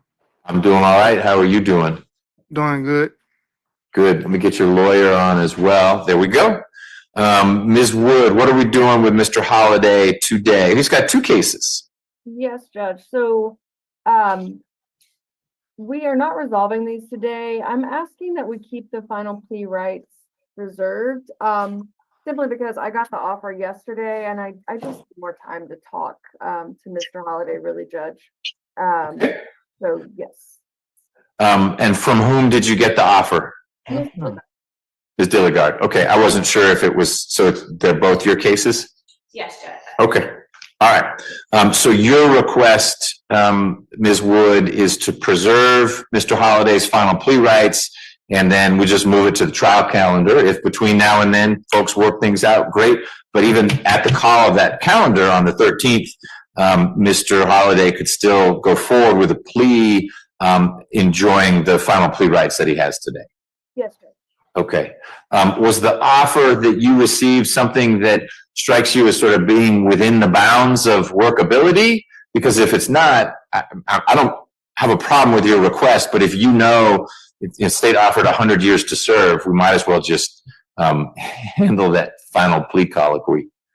Well, Judge, it is a large amount of time the state is asking for, but I realized when Ms. Dilligard sent me the email that there's something about one of his cases that I don't think I've shared with her, so I'll need to have another conversation with her. So I think we can probably do the final plea hearing, Judge, as long as we just keep those rights intact. No, we don't need to. I mean, if we're keeping the rights intact, there's no point in having the hearing. So we'll do what you requested. Do you have any objection to that, Ms. Dilligard? Okay. All right. So Mr. Holliday, we're not wasting your time. This is an important conversation to have, but we're basically going to maintain the status quo. I will see you at the latest in person, not virtually, on March 13th when we call the trial calendar for your two cases. I might see you before then if you and your lawyer have worked something out with the state. But on that date, March 13th, you'll still have your ability to withdraw your plea, should you decide to enter a plea, if I don't follow your lawyer's recommendation. Does that make sense? Yes, sir. Any questions about any of that? No, sir. How did you know that you had court today? She called me, but I had already knew this court date was coming up. Okay, and who's she? Your lawyer called you? Yes, ma'am. I mean, yes, sir. Okay, all right. Just want to make sure you're getting notice of the court dates, but I'm telling you right now, March 13th will be when I see you next. Ms. Wood, any discovery concerns? It sounds like you have some information you might share with Ms. Dilligard, but you feel like you're missing anything? No, Your Honor. All right, Ms. Dilligard, anything from the state on Mr. Holliday's cases? Nothing from the state. All right, well, we will handle that way. Mr. Holliday, you're free to go. All right, thank you. Have a nice day. Mr. Lett, if you are still around, you are. If you'll pop your camera on, I see your lawyer, so we'll handle that conversation right now. I'll go court to March 13th. Good afternoon, Your Honor. My apologies. I was running to the car from my other court, but good afternoon, Your Honor. Afternoon. You don't need to apologize. You've been very diligent in reaching out to my staff saying, hey, I've got a conflict and we've got this situation and that. So we are going to talk about Mr. Lett's case in just 1 second. Yes, Your Honor.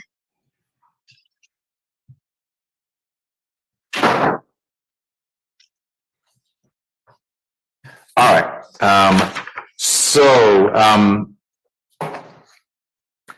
Ms. Duvernay, tell me that I think your email said there was a concern about discovery. Tell me what your question or concern is, and then we'll work through what we're going to do. Yes, Your Honor. Mr. Lett is a fairly young man, and this case may seem pretty simple, but there are some extenuating circumstances that he shared with me. In preparing for today's court, I was reviewing our case file, and I noticed that I received a certificate of discovery that was filed in October. However, we don't have any digital or hard copy discovery. I reached out to Ms. Nix via email once I realized that. Understandably, I didn't realize it late, Judge, but once I realized that, I reached out to Ms. Nix, and I got an email from Ms. Dilligard letting me know that she'll be handling the case. And so, Your Honor, I was wondering if... Uh-oh. She just disappeared. Ms. Dilligard, we'll let Ms. Duvernay get back on the call. Is it as simple as just sending another evidence.com link?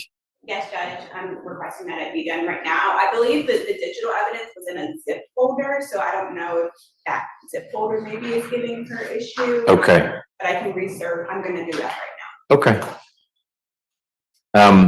From your review of the discovery, is there any reason why the intervening month plus that we have before the trial calendar wouldn't be enough to wrap one's arms around it? now. No, Judge, I believe that that's the plan. Okay. That's my understanding. All right.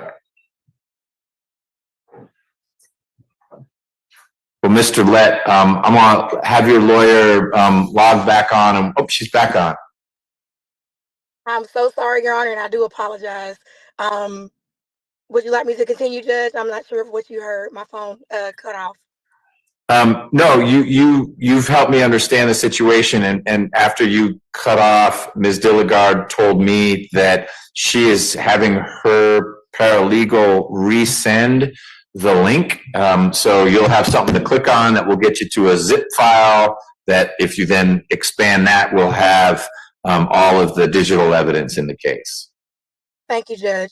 And so what I was going to request was, and thank you, Ms. Dilligard, for getting that to me so quickly. What I was going to ask Your Honor is if I could have time, a continuance to be able to review the discovery that the state is going to send. I did receive an offer last night. I can't gauge whether or not it's reasonable or not because I've not been able to review the discovery, but I will be able to review everything. And by the next plea deadline, if the court were inclined to grant the request, we will be able to move forward with either the plea or announce ready for trial. So I think I'm going to grant your request. What I'm going to do is what I just did for Mr. Holliday, which is to preserve Mr. Lett's final plea rights and let this move to the trial calendar. That's almost 2 months away. It's not being called until the middle of March, and then the week of trial is towards the end of March. Based on what Ms. Dilligard was telling me about the discovery, that ought to be ample time for you to review the discovery. Now, you may review it and say, wait a minute, I got a motion to suppress. That would slow things down, and that's fine. If you have a motion to suppress that needs to be argued and ruled on, we'll make time for that. But assuming there's not that type of material in what you're reviewing, it's more, all right, this is the strength and the weaknesses of the state's case. Obviously, you want to review that with Mr. Lett. Then you'd be in a better position to engage with Ms. Dilligard on negotiations. But I'd like to keep the trial date that we've got right now, knowing that it may need to extend out if what I end up hearing from you is that you've got some substantive motions for us to work through. Otherwise, Mr. Lett was arrested back in 23 for this. It's time to try to get some closure. And so I'd like to keep the case moving along that path. Yes, Judge. Well, thank you for that consideration. And you're right. With March, we do have plenty of time to review and go from there. So I thank the court for granting that. Okay, so that's what we'll do. Mr. Lett, do you have any questions about anything we discussed?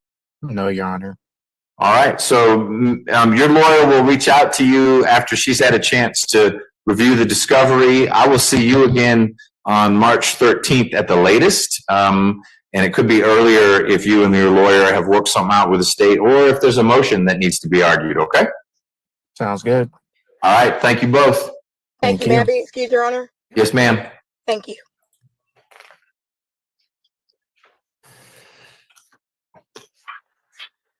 All right, Martise Tiller in custody. Is that your case, Ms. Nix? Yes, Ms. Clark just asked me if I can handle.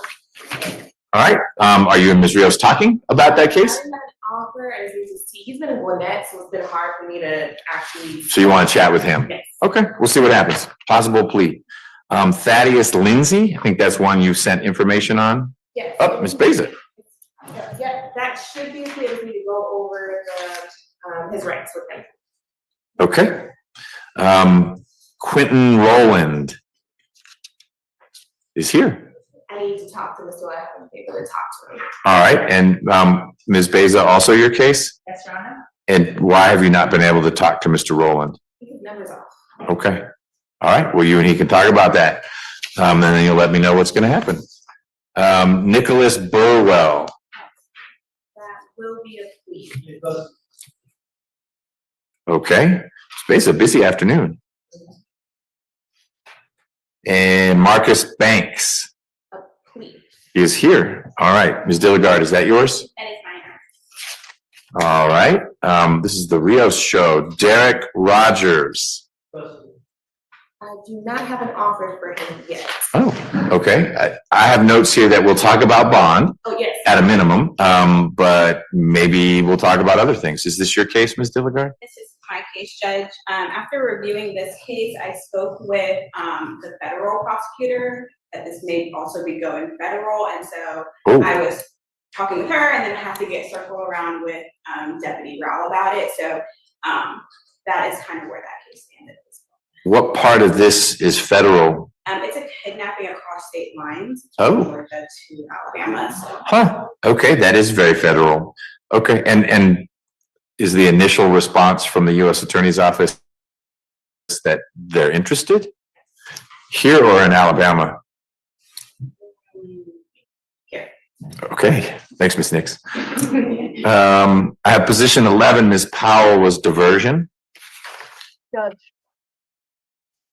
Okay, I think she might be on, and I just wanted to make sure there was an issue when she got accepted. There was some transition. I did get confirmation yesterday that she's got an orientation date, but she did just want to log on to make. She is on. Ms. Powell, can you turn your camera on? Yes. Hey, Ms. Powell, give me 1 second, get you on the screen here. There you are. And we'll get Ms. Wood on as well. So Ms. Wood, you're saying that Ms. Powell has been accepted into, this is the district attorney's diversion program? Yes, Judge. Okay, you just want to make sure Ms. Powell knows that so that she attends orientation. Yes, because when she got notice for this calendar, we still hadn't heard back confirmation about when orientation was. I got that notice after I spoke to her yesterday and I forwarded to her, and I just wanted to make sure that she received the email. Okay. Ms. Powell, Ms. Powell, do you have any questions about the diversion program or when orientation is? No, not at the moment. Okay, well, as long as you comply with all the requirements of the diversion program, then when that's successfully completed, your charges get dismissed. If at any point you run into any confusion or friction with that, you should reach out to Ms. Wood so that she can help you navigate that, okay? Okay. Now, I'm sorry, Judge. This is her sister. I do have one question. She told me as part of the program she has to be in school or working. Is that correct? Lawyer is saying yes. Okay, because we've been having trouble because of the charge with getting her a job. Like I have desperately tried in the field that I'm in, and it's hard with the background situation to get her a job. Okay, fair point. I suspect, but it may be that one of the prosecutors here could confirm this, that if your sister, if Ms. Powell is demonstrating a good faith effort to get a job, like here are 5 applications, but she's not able to secure one, that's satisfying that requirement. Because you raise a good point. If people are reluctant to hire your sister because of the pending charges, that's not your sister's fault is the wrong word, because of course she has the pending charges, but it's an explanation for her not having a job. Exactly. Okay, thank you. I appreciate it. Sure. Ms. Dilligard, anything else on Ms. Powell's case? Okay. Ms. Powell, do you have any other questions? No, I do not. Okay. Ms. Wood, anything else on behalf of Ms. Powell? No, Your Honor, thank you. All right, Ms. Powell, thanks for joining us. You're free to go. All right, and thank you. You bet. And then we've got Ethan Brown. I think he's on the call, Judge. Ethan's on the call. Okay. Oh, there he is. Hello. Hello. There he is. All right. Ms. Wood, let me add you. There we go. What are we doing with Mr. Brown's case? Same posture as Mr. Holliday's, Judge. I'm actually waiting on an offer on this one, and so if we could just preserve those final plea rights and push it to the March calendar, that would be my request. Okay. Any discovery issues? No, Judge. Okay. Ms. Dilligard, any objection to preserving Mr. Brown's final plea rights and just slide this to that March trial calendar? No objection, Judge. For this case, it's likely going to resolve to a misdemeanor. I'm just trying to get in contact with the victim and have not been able to just yet, and so that's why I haven't sent over a formal offer just yet. I really want to communicate with her first. We've tried her mom and we've tried to locate her, and so we haven't been successful just yet. And so we have no objection to moving it to the March trial. Okay. Sounds like a plan. Mr. Brown, we're preserving your final plea rights. It sounds like the offer is going to be a misdemeanor in the end. No guarantee. Don't take that to the bank. And that may not be something you're interested in anyway. But I will see you in March for the trial calendar. That doesn't mean you're going to have a trial. That's just when we will likely talk again about the case. But if you and your lawyer sort it out before then we'll get you in here or virtually. If it's a misdemeanor, it's the kind of thing we could probably do over Zoom like this. And we'll sort your case out then. Do you have any questions about any of the things we've discussed? No, sir. Okay. Ms. Wood, anything else on behalf of Mr. Brown? No, Your Honor, thank you. All right, Mr. Brown, how did you know you had court today? Through my mail and my lawyer. Good. All right. So if you move for some reason, make sure you tell your lawyer. Otherwise, we'll get something in the mail to you for your next court date. All right, yes, sir, yes. All right. You're free to go. Judge, may I be excused as well? I think so. Want to see who else is on the call. Some people have been dropping. I just want to make sure you didn't have any clients on the call. But we know how to find you if they're here for you. So we'll turn to the Rios show now.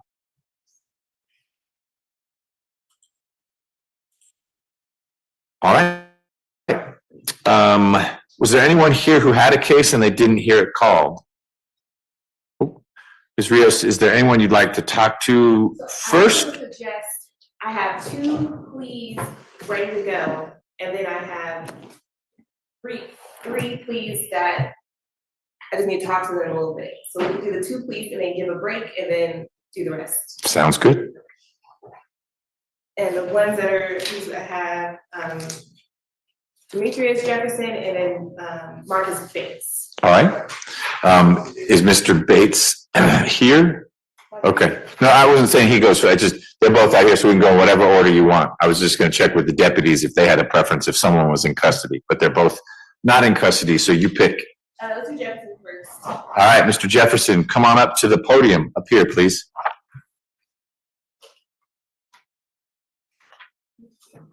And Ms. Dilligard, if you don't mind, I'm gonna have the plea taker or giver be in the witness box area.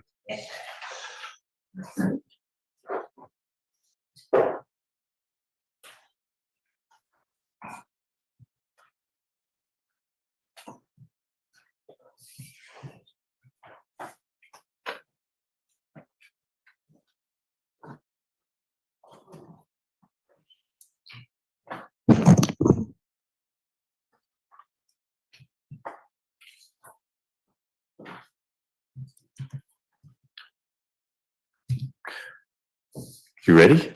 Ready. Okay, let's go on the record in State versus Jefferson, 24 SC 003616. Mr. Jefferson, you are ready to enter a plea in your case? Yes. Ms. Dilligard will put you under oath in just a moment, ask you a bunch of questions. If at any point you've got a question, please let Ms. Rios or me know that, okay? Okay. All right. Mr. Jefferson, please raise your right hand. Do you swear or affirm that any statements or testimony that you should give in the matter currently before this court shall be the truth, the whole truth, and nothing but the truth? Yes, ma'am. Okay, you can lower your hand. Please state your true, correct, and legal name for the record. My name is Demetrius Boyd Jefferson Jr. Okay, and are you at this time taking or under the influence of any medicine, drugs, or alcohol? No. Is there any medication that you normally take that you have not taken or been given today? No. How old are you? I'm 24. And how far have you gone in school? I graduated 12th grade. Okay. Where'd you go to high school? Arabia Mountain High School. Do you understand that you have been charged with the following offense? 1 count of felony fleeing or attempting to elude a police officer? Do you understand that you have the right to plead either guilty or not guilty to that charge? Do you understand? I need verbal responses. Yeah, I'm sorry, you got it out loud rather than, you're welcome to nod your head or shake your head, but I need a yes or a no or maybe or whatever your answer is. All right. So let's do that question again. Okay. Do you understand that you have the right to plead either guilty or not guilty to that charge? Yes, ma'am. Do you understand if you plead not guilty or remain silent and refuse to enter any plea at all, then the state is required to prove the charges against you at a jury trial? Yes, ma'am. Have you had an opportunity to review the waiver of rights form with your attorney? Yes, ma'am.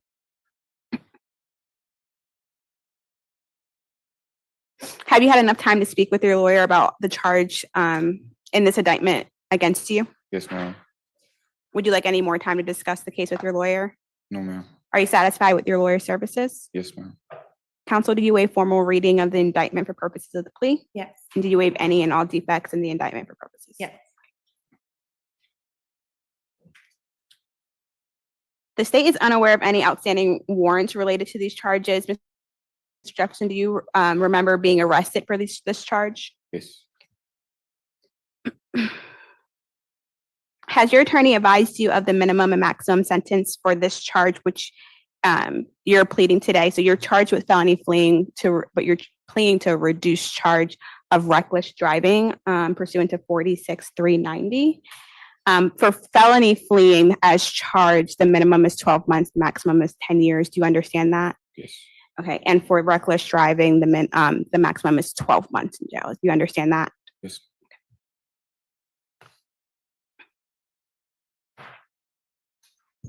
Do you understand that today you're entering a negotiated plea of guilty, which means that the state will recommend the following sentence to the court?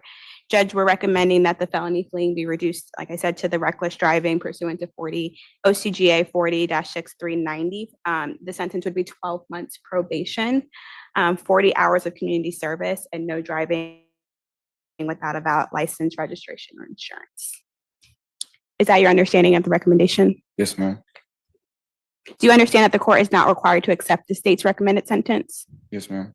Do you understand that the court has the right to sentence you to the maximum possible sentence on this charge? Yes, ma'am. Do you understand that if the court decides to order a sentence that differs from the plea you were expecting today, that you'd have the right to withdraw your plea? Yes, ma'am. Do you understand that if you're currently on probation or parole, that your probation or parole may be revoked based on your entering of a guilty plea? Yes, ma'am. Do you understand that if you're placed on probation of any kind, you cannot violate any criminal laws of any governmental unit? Yes, ma'am. Do you understand that if you're on probation, you must follow all of the special conditions of your probation? Yes, ma'am. Do you understand that if you fail to follow all the special conditions of your probation, then you'll be subject to revocation of that probation for the balance of your sentence? Yes, ma'am. Do you understand that you are not allowed to possess or use a firearm while on probation? Yes, ma'am. Are you a United States citizen? Yes.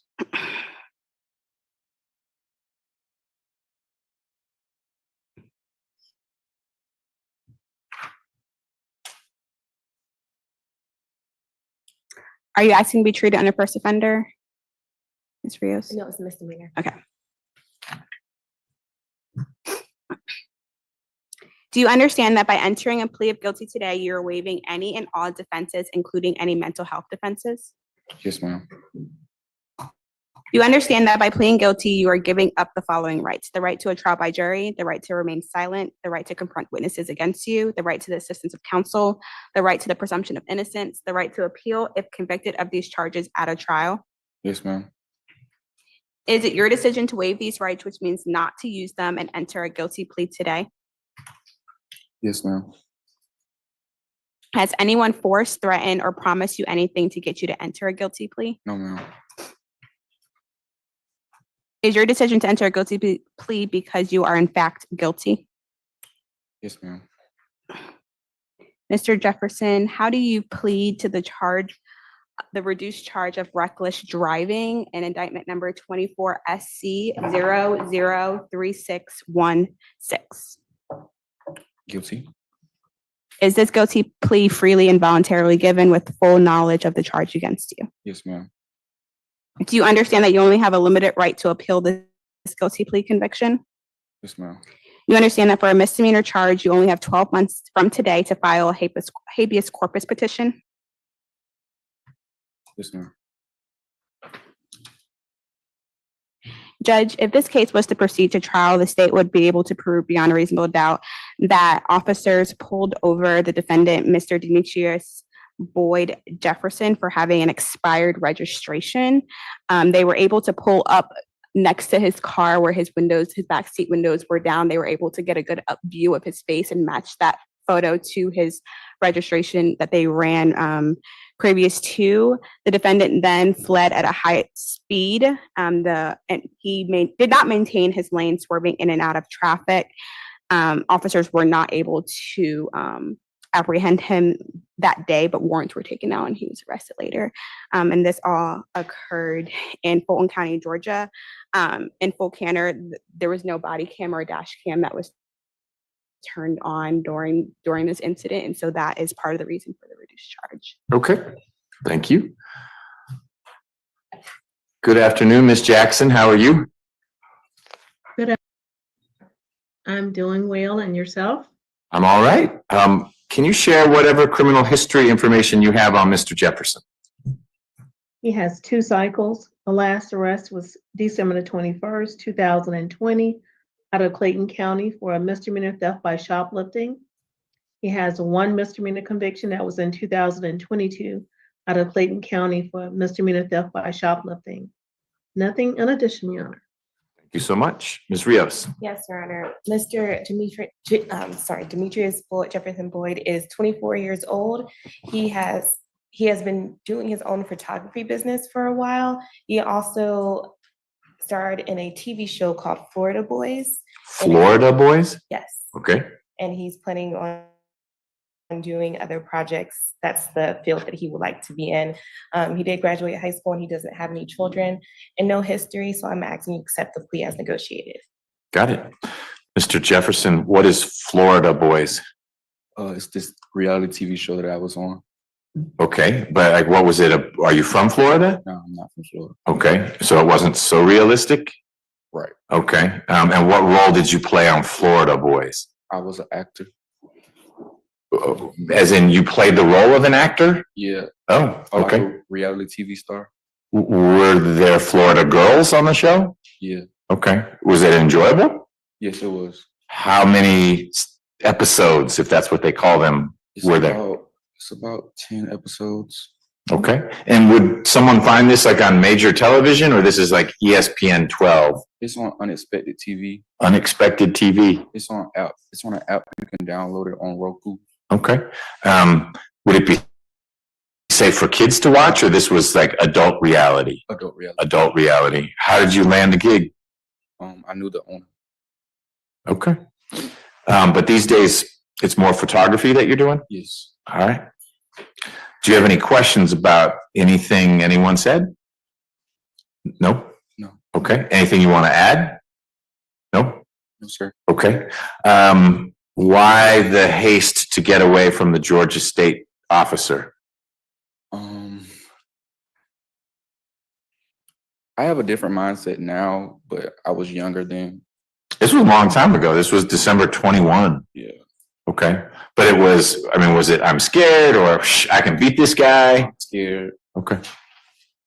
Did you have, I guess you didn't have a valid registration at the time? Mm-mm. No? Okay. All right. Well, Mr. Jefferson, I find there's a factual basis for your plea. I will accept it. I also find that your plea is knowing and voluntary, meaning you've understood what we talked about. No one's forced you to enter the plea. See if there's anything else. Don't need to do any of those things. Given that how much time has passed and how clean, relatively speaking, your record is, I'm going to sentence you to 6 months probation. You will need to do 40 hours of community service. And I'm not going to add the requirement that you not drive without a valid license, because if you do that, that's a ticket anyway.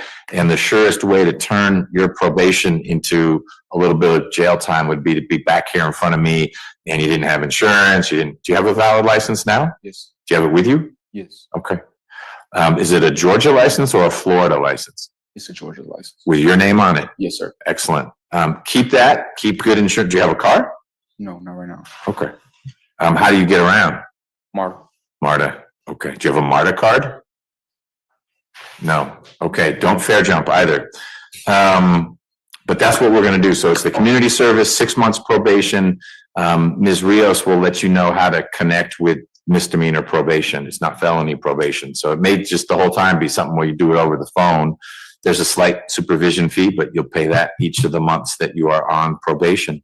Ms. Rios, can someone in my office sign the indictment indicating your client's misdemeanor plea? Yes, Judge. Ms. Dilligard? Yes, Judge. And Mr. Jefferson, can we sign it for you? Yes. Okay, Ms. Rios, anything else on behalf of your client? No, Your Honor, thank you. Ms. Dilligard? Nothing further from the state. All right, good luck. I expect to see you on something that's not just on Unexpected TV. Thank you. All right.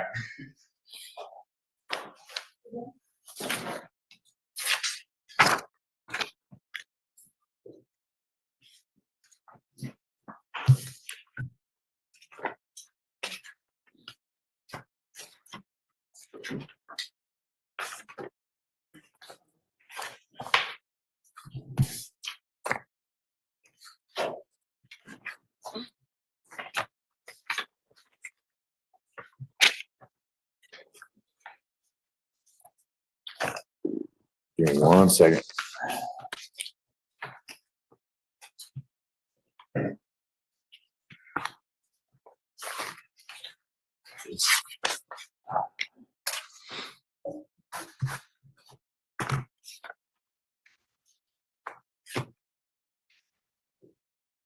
This is Mr. Banks?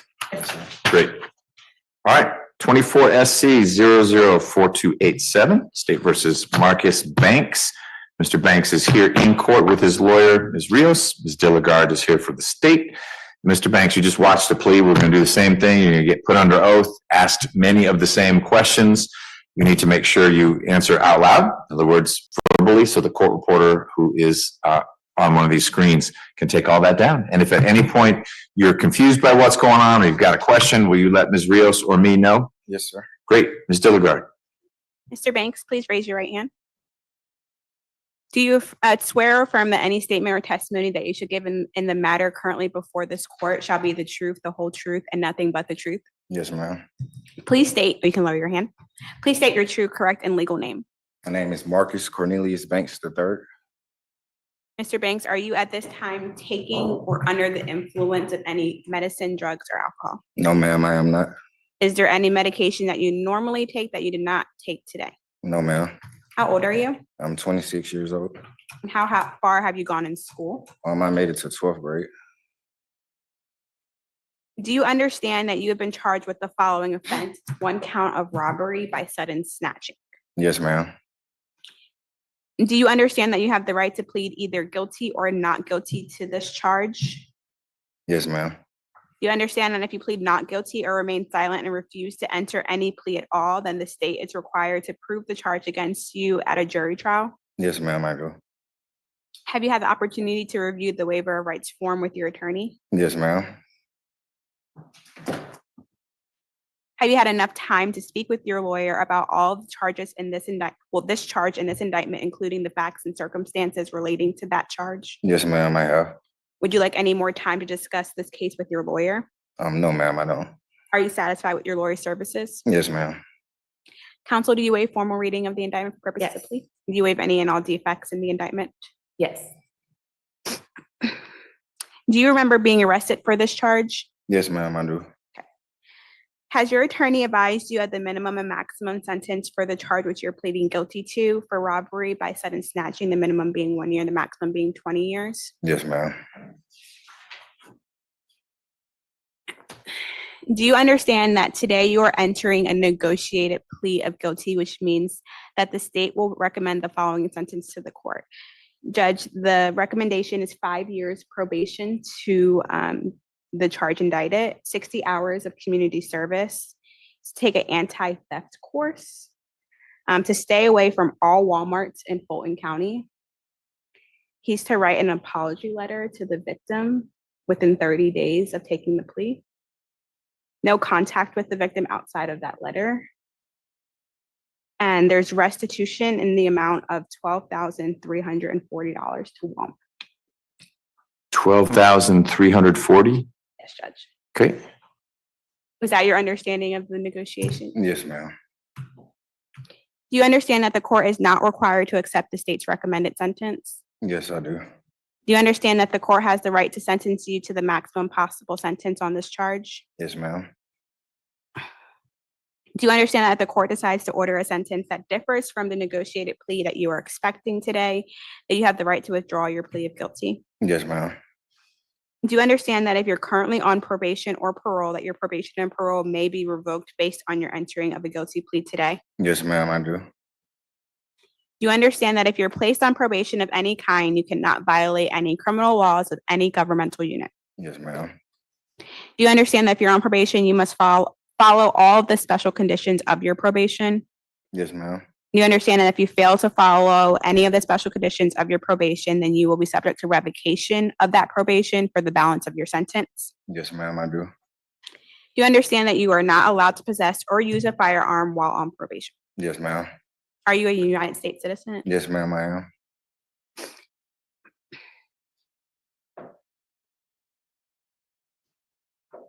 Are you asking to be treated as a first offender under the provisions of the First Offender Act? Yes, ma'am. Have you pled guilty to a felony in the state of Georgia? Like 17. Not sure. I don't have any felony convictions. I don't. Then the answer would be no. Oh, no. Okay. Have you ever been sentenced for any crime, or have you pled guilty to a felony in any other jurisdiction? No, ma'am. Have you ever been sentenced for any crime, whether felony or misdemeanor, under the First Offender Act? No, ma'am. Has your lawyer explained the First Offender Act to you? Yes, ma'am, she has. Do you understand that if you violate the terms of your first offender sentence or commit a new offense while on first offender probation, your first offender status can be revoked? Yes, ma'am. Do you understand that by entering a plea of guilty today, you're waiving any and all defenses, including any mental health defenses? Yes, ma'am. Do you understand that by pleading guilty, you are giving up the following rights: the right to a trial by jury, the right to remain silent, the right to confront witnesses against you, the right to the assistance of counsel, the right to the presumption of innocence, the right to appeal if convicted of these charges at trial? Yes, ma'am, I understand these rights. And is it your decision to waive these rights, which means not use them, and enter a guilty plea today? Yes, ma'am. Has anyone forced, threatened, or promised you anything to get you to enter this guilty plea? No, ma'am, they have not. Is it your decision to enter a guilty plea because you are in fact guilty? Yes, ma'am. Mr. Banks, how do you plead to the charge of robbery by sudden snatching and indictment number 24 SC 004287? Guilty. Is this guilty plea freely and voluntarily given with full knowledge of the charges against you? Yes, ma'am. Do you understand that you only have a limited right to appeal this guilty plea conviction? Yes, ma'am. Do you understand that if you wish to challenge the voluntariness of your guilty plea, you must do so by filing a habeas corpus petition? Yes, ma'am. Do you understand that for a felony charge, you only have 4 years from today to file that petition? Yes, ma'am, I do. At this time, Judge, give you a factual basis for the plea. If the state was to move forward to trial, we'd be able to prove beyond a reasonable doubt that on January 12th of 2022, this defendant entered a Walmart store. Based on the interview with the victim, the accused was standing around the front corner area. When he saw the victim, he removed, she had a cash drawer in her hand. She had just gotten to work. There was a brief struggle. He was able to snatch the cash drawer from her person and take the money. The drawer dropped. Officers were able to lift a fingerprint from that drawer, which is how it connected to the defendant before us today. The state has had constant contact with the victim in this matter. Unfortunately, she was not able to attend today. However, she did write something that she wanted me to speak on the record. Is that okay? That's always okay. And this is Ms. Hines, Yes. and she was, maybe still is, a Walmart employee who was basically setting up a cash register and had that cash tray or money tray taken from her by Mr. Banks. Yes. Okay. She writes, I've waited 2 years to get justice for what was done to me. I came to work with the intention to take care of customers and to do my job duties, only to be robbed and taken the store money from me. I want you to know that you not only robbed the store, but you indeed robbed me from my sense of security. I worked at Walmart for 14 years at the time of the robbery. She loved what she did, and it was a career for me only. I love what I did, and it was a career for me only for you to take that away from me. After the robbing, I went on leave of absence and was hospitalized for 7 days at a Ridgeview hospital where she received some medical treatment for PTSD. Her leave of absence lasted 2 years. I feared entering the building and the monster coming back. I have nightmares of the day, my peace you took, and my ability to take care of myself and my son financially. Words couldn't describe how much pain, fear, and loss you brought to my life. I only forgive you because God has allowed me to not give up, and I know in my heart that's the best thing to do. Although I couldn't be there, I pray that you hear and feel the words of what's been stated on my behalf. I ask the judge to give justice to this case. No matter what the sentence is, I will never have my sense of security back. I have to be reminded of that day every morning when I take my anxiety pills. I do pray that you have changed and that you understand that I didn't deserve what you did and that you are for the better moving forward. So Ms. Hines clearly is in touch with you because you got that from her. Does she understand what the state is recommending in this case? She does, Judge. I think she was looking for a little bit of jail time. I explained the case with her, the defendant's criminal history, and let her know that this is what the state feels is the best recommendation for the case. Okay, and what I took from her statement was that, number one, this was extremely traumatic for her, but two, the 7 days in the hospital had much more to do with emotional well-being and not that Mr. Banks hit her on the head with an axe or anything like that. It was, I don't mean to minimize what she went through, but it was not physical injuries because she was beaten or assaulted by Mr. Banks. It was the trauma of going through what she did. That's correct, Judge. Okay, all right, thank you. Ms. Jackson, criminal history information on Mr. Banks, please. He has 3 cycles. The last arrest was December the 13th, 2016 with the City of Atlanta Police Department for driving without a valid license. He has 1 misdemeanor conviction, it was in 2017 for driving without a valid license. Nothing in addition, Your Honor. Thank you. Ms. Rios, this doesn't line up with anything else Mr. Banks has done on the record. So I'll hear from him as well, but talk to me about your client and this situation. Yes, Your Honor. Right now, he is in the process of getting his GED. He went up to 12th grade. He was working for the airport. He hasn't been able to get his job back from the airport because he can't, he said there's some issues with being on bond and working at the airport, but he is pretty sure that he's able to get his job back once this case is resolved. He has 1 child who's 3 years old.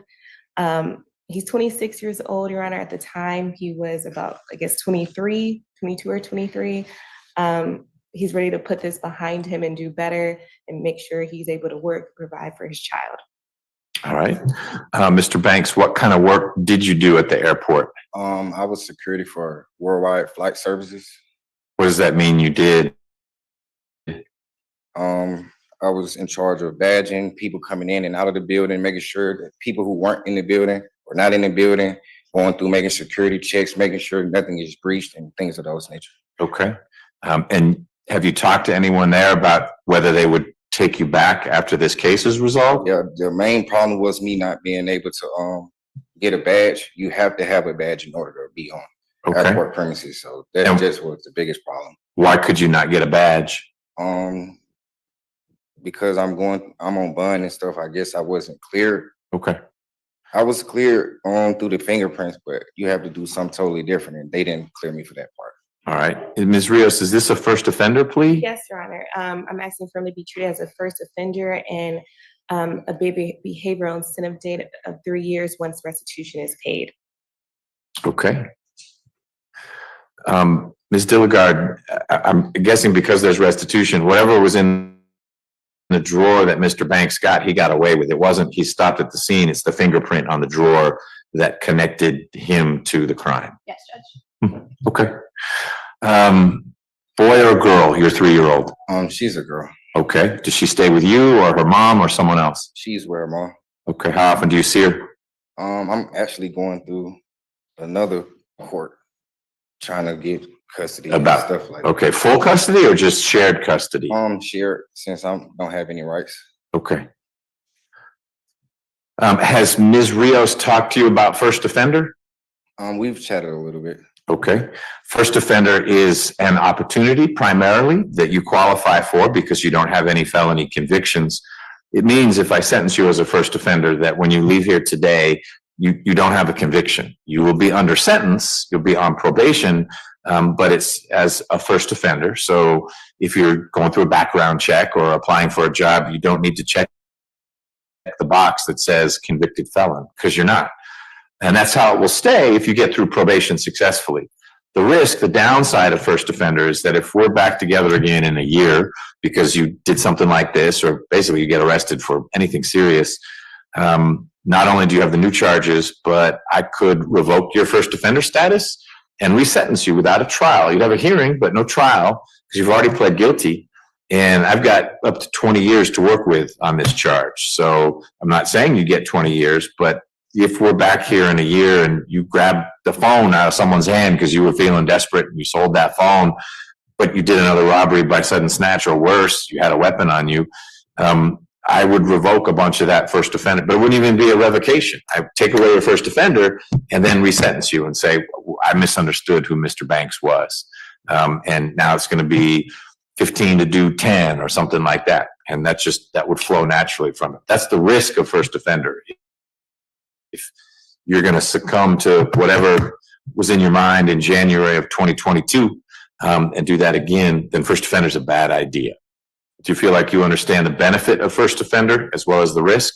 Yes, I do. Is that something you want to try? Yes, sir. Okay. Why do you think it'll work out for you? I'm not a problem person. I don't get in any trouble. I tend to mind my business, go to work, go home, take care of my family, go home. Oh, what about this? Once I get rid of this, it's going to be behind me. I want to do whatever I can in my power to fix whatever is going on, change, and I just want to fix it and move on from it. Okay. I didn't ask my question well. You just told me that you aren't someone who gets into trouble. You do your work, you go home and take care of your family. But in January of 2022, you stole $12,000. That's a lot of money. Did you know how much was in the drawer? What caused you to do this? I had just had a little girl and I ended up losing that particular job I had because something was going on with the maternity leave. They said that I didn't put my 2 weeks notice in. So I ended up losing my job. And around that time, the mother of my child just gave me problems if I didn't have anything to bring to the table, or I did the best that I could and I made a stupid mistake and I can't do anything to change it, but move on and be better from here today. Okay. Well, that's the right approach to try to move on. Did you know how much money would be? It surprises me how much money is in a Walmart cash drawer, but I guess they do a lot of business. No, I actually didn't. It just was a random thought, like impulse of just going through things and stuff like that. That my emotions get the best of me instead of thinking mentally. Okay. You didn't know this lady who was handling the drawer. Was she a stranger to you or someone you knew? I didn't know her. Okay. All right. And what'd you do with the money? Trying to be a better father for my child. You spent it? Yeah. Okay.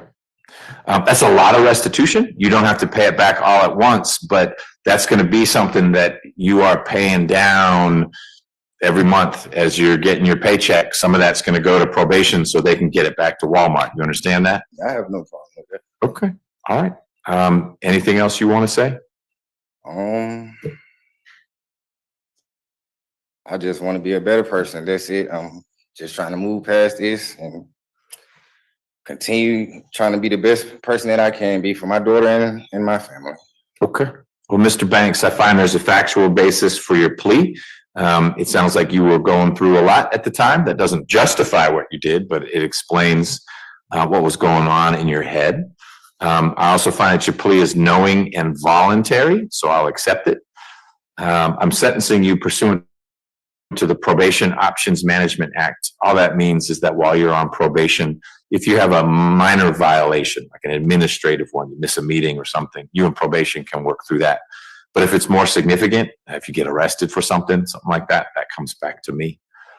I will sentence you as a first offender. Did you oppose that in any way? Do you have a position on that, Ms. Dilliger? No objection? Okay. I will sentence you as a first offender. You qualify for it. And it sounds like you are sincere in wanting to turn the corner, and your criminal history shows that this isn't what you're normally up to. So we'll give you that opportunity. And I'll follow the joint recommendation of a 5-year probated sentence. You'll have 60 hours of community service. You do need to take an anti-theft course. I'm going to have you stay out of any reason you need to go to a Walmart. I know it was Walmart in I Fulton. shop online. I don't even go if it's not the corner stores there. Okay. I have no business there. I'm gonna have you stay out of all Walmarts while you're on probation.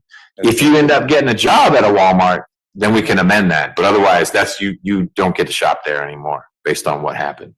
Go to Target or somewhere else. You will need to write an apology letter. You don't send that directly to Ms. Hines. Would you get that to the DA's office? Would it go through probation usually, right? It can go through probation. Is that something you guys handle? And then you get it to the, I guess you're handling, but the restitution is not going to Walmart. The restitution is not going to Ms. Hines, it's going to Walmart. I know you handle restitution. Okay. As long as the DA's office got you that. Okay, great. So you will need to write this apology letter to Ms. Hines. You'll get that to probation. You are going to also have $12,340 in restitution, which is a lot of money. You pay as you are able. It's not the case that you'll ever be locked up because you're unable to do it. But I'm making this up. But let's say you get a job that pays $4,000 a month, and you repeatedly say, "I don't have any money for restitution." But you come in dressed to the nines and you're driving a Beamer. Then you might get locked up because you're clearly not handing over money that you're earning. But if you can't get a job right away, or your job pays $1,000 a month and you got to take care of your kid, probation works with you and they'll say, "Hey, it's $50 you're going to pay each month." And so it may be that you aren't able to pay off the restitution during the time you're on probation. But if you are able, then you may be able to come off probation a little early. Yes, sir. All right. No contact with Ms. Hines. You'll write that one letter, but you're not sending it to her. You're getting it to probation. They'll get it to Ms. Hines. And the last thing I'm going to add, you're already doing it, but you need to get your GED. And I'm going to require that you get that GED in the first year that you are on probation. Okay. I will set a behavioral incentive date of January 29th of 2028. So that's 3 years from now. All that means is if you have done all the things you're supposed to do on probation to include that restitution, then your probation could end early. So it's a stretch goal for you, but it may be after 3 years, you're still paying down that restitution. Once you've paid it all off, then it's okay if you miss that 3-year deadline. If you pay it all off at 4 years, you're still eligible then to have your probation ended early if everything else is going smoothly.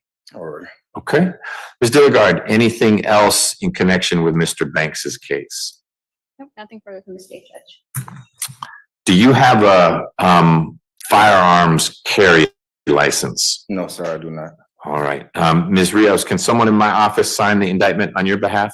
Yes, Judge. Ms. Dilligard? Yes, Judge. And okay, Mr. Banks, if someone signs it for you? Yes, sir. We'll do that. I think I covered everything. Ms. Simpson is from probation, and she needs to ask you a few questions about where you stay and whatnot so she can give you reporting instructions. You'll need to, in the next few days, report to probation, okay? All right. All right. I stay in Fulton County. So we would need to report. One thing about McBurney, he say y'all gonna get y'all GED. Everybody that get up here and they don't have a GED, he tell them you're gonna get a GED. That is what you're gonna do. You gonna get your GED. It doesn't sit for us. All right. And if we would, please come. Sign this. I'll take it. Ms. Beza. Hello. Hello. I have an update from 88 if you'd like that. Yeah, let's do that in just a sec. I'll take that. We'll figure out what we're doing next. Ms. Rios, you have some folks you need to talk to. Yes. If you talk to the non-custody people first, that would be great.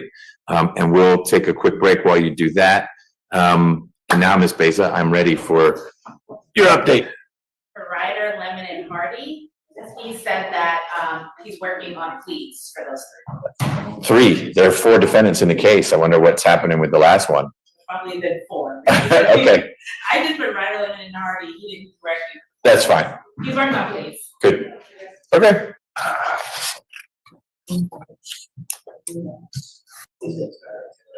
Litigation manager to be able to check on that too.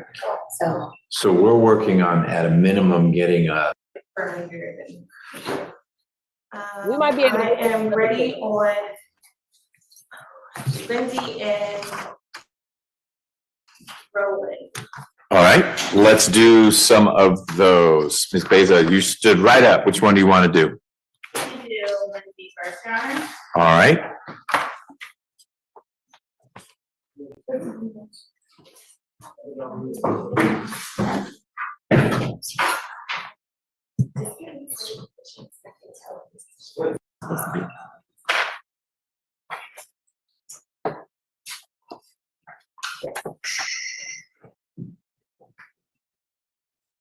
Let me know when you're ready.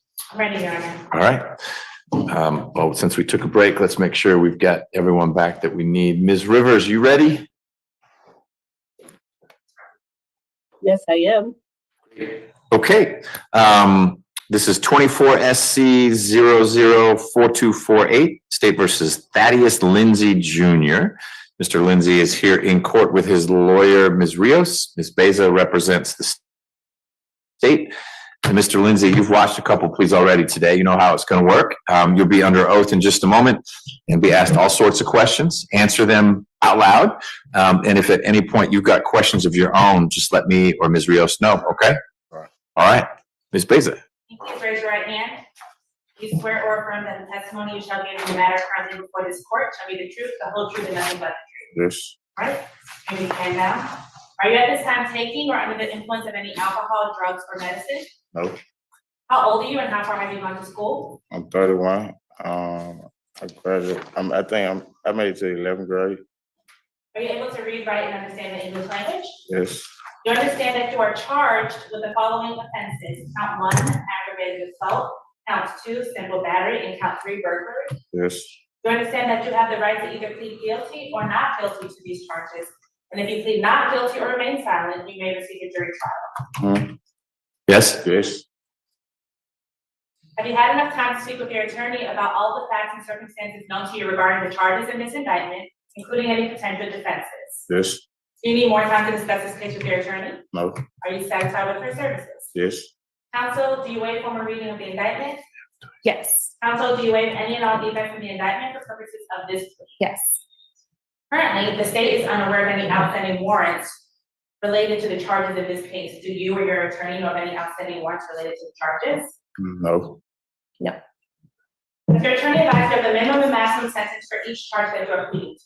yes, For counts 1 and 3, aggravated assault and burglary, the minimum is 1 year's maximum 20. And for counts 2, simple battery is a misdemeanor, minimum 1 day, maximum 12 months. yes, You understand that this is a negotiated plea of guilty, which means the state is going to recommend to the court a sentence of 5 years probation, plus family violence prevention program, plus no contact with the listed victim in this case, Brytoria, Brytoria Williams. yes, However, the court does not have to accept this recommendation. The court can sentence you to the maximum each charge and can run those sentences consecutively. Do you understand? yes, Do you understand that if you're currently on probation or parole of any kind, your probation or parole may be revoked based on your return a guilty plea? yes, Do you understand that if you're placed on probation of any kind, you cannot violate any criminal laws of any governmental unit or any special conditions of probation without being subject to revocation for the balance of the sentence? yes, Do you understand that you are not allowed to possess or use a firearm while on probation? yes, Are you a United States citizen? yes, Do you understand that there may be other adverse or unfavorable consequences as a result of this guilty plea conviction, yes, just as there would be from a conviction following trial? For example, your guilty plea conviction may affect your right to vote, the right to hold public office, the right to serve on a jury, the right to obtain a passport, the right to receive, possess, or transport a firearm, the ability to obtain employment. Do you understand? Yes. Do you understand that you waive any of the defenses, including any mental health defenses, by entering a plea of guilty? Yes. Do you understand that if you went to trial, you would have the right to trial by jury, the right to see, hear, and confront witnesses called to testify against you, and the right to testify or to remain silent and not incriminate yourself? Yes. Do you understand that by pleading guilty, you are giving up the following rights? I'm going to list them. You are giving up the right to trial by jury, the right to remain silent and not incriminate yourself, the right to confront witnesses against you, the right to assistance of counsel hired by you, or to court-appointed counsel if you cannot afford an attorney at a trial of your case, the right to the presumption of innocence, the right to testify on your own behalf to present other evidence, the right to subpoena witnesses and compel the production of evidence, the right to have the charges against you proved beyond a reasonable doubt, and the right to appeal if convicted of these charges after a trial. Yes. Yes. Yes? Yes. Has anyone forced, threatened, or promised you anything to get you to enter guilty? No, ma'am. How do you plead to the charges of aggravated assault, simple battery, and burglary? Guilty. Is this guilty plea freely and voluntarily given with full knowledge of the charges against you? Yes. You understand that you may only have a limited right to appeal this guilty plea conviction? Yes. You understand that you have 4 years from today for a felony charge and 12 months from today for a misdemeanor charge to file a habeas corpus petition challenging the voluntariness of this. Yes. Your Honor, as to Mr. Lindsay's criminal history, I see a June 2016 first offender conviction for theft by receiving stolen property and possession of a firearm and commission of a felony. In addition, if this case would have gone to trial, the state would have expected its evidence to show on February 8th of 2023, officers were dispatched to 2215 Penelope Street Northwest here in Fulton County for a fight/disturbance call. Upon arrival, officers met with the victim in this case, Ms. Britoria, spelled earlier Williams. She stated that her ex-boyfriend, the defendant, climbed through her window. She didn't realize until she was opening the front door to let her son into the house that he had climbed through the window. Ms. Williams stated that once he got through the window, he had come to the front room and pushed her into a wall, leaving a hole. She stated that he grabbed her by the neck and dragged her to the couch and started choking her. Strangulation. Ms. Williams stated that she could not breathe and that the defendant had poured water on her to wake her up as she believes that she lost consciousness. She stated that when she got back consciousness, she told her youngest daughter to go to the next door neighbor's house and call the police. The victim further stated that once her daughter came back to inform her the police was called, she grabbed her belongings and left. She had pain in her neck area. We have spoken with the victim, Ms. Williams, in this case. She does not want to do a victim impact statement. We've spoken to her multiple times, including today. She may be on the call, She is. which is fine, but just so you know, she's here. Okay. She does not want to do a victim impact statement. She is agreeable to the resolution in this case. And that is all from the state. Okay. All right. Thank you. Ms. Jackson, can you share the criminal history information you have, please? Yes, Your Honor.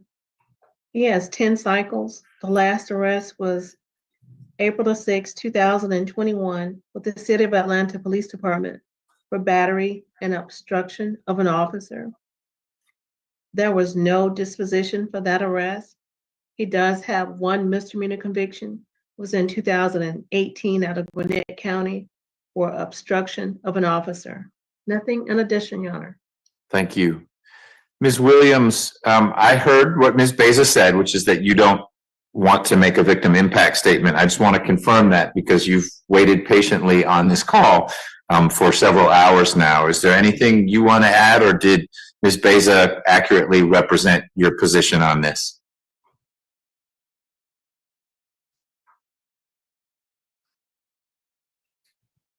All right, I'm going to take that silence as assent. And I'm going to turn to you, Ms. Rios. Yes, Your Honor. Mr. Lindsay is 31 years old. He's from Atlanta. He has one son that's 10 years old, and he has a child on the way. His fiance is here in support. She's pregnant, and they plan on moving to Tennessee to start over. We would talk about how the transfer will work with probation, and he's ready to put all this behind him. And so I'm asking that to accept the plea as negotiated to the 5 years probation. The son that Mr. Lindsay has is not with Ms. Williams, is it? No? Okay, so someone different. Some point in time, you and Ms. Williams were an item. You're not anymore. You were never an item? We was together. Okay. I mean, you were together. We use whatever words you want. You're not anymore. And now you're in a relationship with someone who is with whom you'll have another kid. Yes. Boy or girl, do you know yet? She says a girl. You think she's making it up? It's a girl, Your Honor. I trust you. Okay. Mr. Lindsay, do you have any questions about anything anyone has discussed? No. Okay. Anything you want to add? No, I just want to get this behind me. I'm trying to start over. I was young. I was like 28, 29 when I think this happened. Okay. That's not so young, but younger than you are now. Why moving to Tennessee? I just want to start over. Like, I've been out here for almost 30 years. Like, I feel like it might be a little more better chances out there for me than down here. Where Tennessee's a long state. Where in Tennessee would you go? Gallatin, is it? I don't know how to say it. I don't know. I don't know how to say it, but she know. Oh, Gatlin. Yes. Okay. Does the mother of your child have a connection to Gatlin, or what about that? That's just you looked at pictures of it and you say that's the place for us. Yeah. Okay. Well, good luck with that. We got to talk about that some more in a moment. But I do find, Mr. Lindsay, that there's a factual basis for your plea. Something happened in February of 23 where you lost it, and it may be that there was some back and forth, but you did some things you shouldn't, and you hurt and scared someone who at one point was important in your life. I also find that your plea is knowing and voluntary. That just means you've understood what we talked about. No one's forcing you to enter this plea. I'm sentencing you pursuant to the Probation Options Management Act, which means that while you're on probation, which you will be for a little while, if you have what we call a technical violation, you and probation can work through that. That doesn't have to come back to me. But if it's more serious than that, then we'll have to have a conversation about whatever happened while you were on probation. I promise you won't have any problems out of me after this. All right. If I had $1 for every time someone promised me that, I would be rich. But here I am, a public servant. Mr. Lindsay, do you have a weapons carry license? No, sir. You understand that this will be a conviction. It sounds like in the past you were able to take first offender and you did that well, and that kind of got wiped off your record. There's no wiping this off your record. It's a conviction. And so if you're in Gatlin looking for a job and they say, are you a convicted felon? If you're being honest, you're going to say, yes, I am. You understand that? Oh, definitely. Okay. I'm going to sentence you on count 1 to 5 years to serve 2 months with the balance probated. Count 2 is going to be 2 months to serve. And count 3 will be 5 years to serve 2 months with the balance probated. Those will all run concurrently with each other, meaning at the same time. You'll get credit for the time you serve, which is just a little bit more than 2 months. So you're not at this point going back into custody. Special condition of probation number 1 is that you leave Ms. Williams alone. Sounds like you've been doing that for a while. But you don't call her, you don't write her, you don't post something on your page or gram or whatever it is saying, Victoria, I'm sorry, or I can't believe you did this to nothing. So if you have been doing well at that, continue to do well at that. Second, you'll need to complete what's called a family violence intervention program. Now, that's not just one class, so that's going to make this move a little complicated, but we'll talk about the move in a minute. But that's the other special condition of your probation is do these classes, and as long as you're on probation, you're not having any contact with Ms. Williams. Now, you are free to move to any state that will accept supervision of your probation. Your charges, while very serious to Ms. Williams and to maybe those who are following this, they're very transferable. So you're not going to run into a state, you're not a child molester, like, I don't want to supervise this guy. But it's still an administrative process. So it's not that you call your probation officer, hey, I'm moving to Gatlin, or Gatlinburg, wherever you're going. There's actually paperwork you fill out, and Tennessee has to say, great, we'll take Mr. Lindsay. So don't go buy a house in Tennessee and move without coordinating it with probation. Take care of the paperwork first, which means, and it doesn't sound like you were leaving tomorrow anyway. I was trying to leave something. Well, it ain't gonna be tomorrow, because you got to get situated, and like I said, there's this administrative paperwork process, and it doesn't take forever, but it doesn't take one day. And it's not until probation here says you're good to go, you can be supervised in Tennessee. There's actually a handoff, so you know, oh, I report to the probation office in Chattanooga or wherever it would be, and then that supervision is handed over. Okay. And probation can tell you how it works. It's not meant to be a mystery, but they may hand you a stack of papers you have to fill out. You got to spend some money on it and whatnot to get the supervision transferred. Ms. Dilligard, Ms. Beza, can someone in my office sign the indictment on your behalf? Yes, Your Honor. Did you have anything else you wanted to add to the conditions of probation? No, Your All right. Ms. Rios, can someone in my office sign the indictment for you? Yes, sir. And can we sign it for you, Mr. Lindsay? Sign the indictment indicating your guilty plea. Yeah. Yes? Okay. Then we are done, other than that you need to get reporting instructions from probation. What zip code do you stay at right now? I think it's 30314. 30314. Do you stay with the young lady who's here? No, I'm actually from place to place. You're what? I say I'm from place to place. That's why I was finna move. Okay. Well, what's the most? I don't have a stable home here. No. Okay. What's the most stable address for you? Is that the 30314? Yeah. Okay. All right. That's Fulton County. So we're going to get you reporting instructions on. So at the point where you saw the men walking down Argyle after the parking garage altercation, were you inside or outside of the apartment? Outside. And then when the men turned onto Selma, were you still inside or outside of the apartment? We moved inside. Okay. So at the point where you described you saw the men arrive here at Selma and Vista Del Mar, you were in the apartment. Correct. And what is the first thing that you recall seeing when you saw the men arrive at that intersection? They were in this parking lot, and I couldn't hear anything, but it appeared that there was some kind of, I don't really know how to describe it. You could just tell that the vibe changed, and then they appeared to argue, and then there appeared to be a gun pulled, and then 2 shots fired. It appeared that someone fell down. There were some cars, so I didn't see what happened to that person, which is why I called 911. And then people ran off. Someone ran through the El Centro apartments, another scattered. And that at that point is kind of why I called, because I didn't see the third person, so I was like, I hope they're okay. Okay. Now, I'm going to kind of go step by step through what you just said.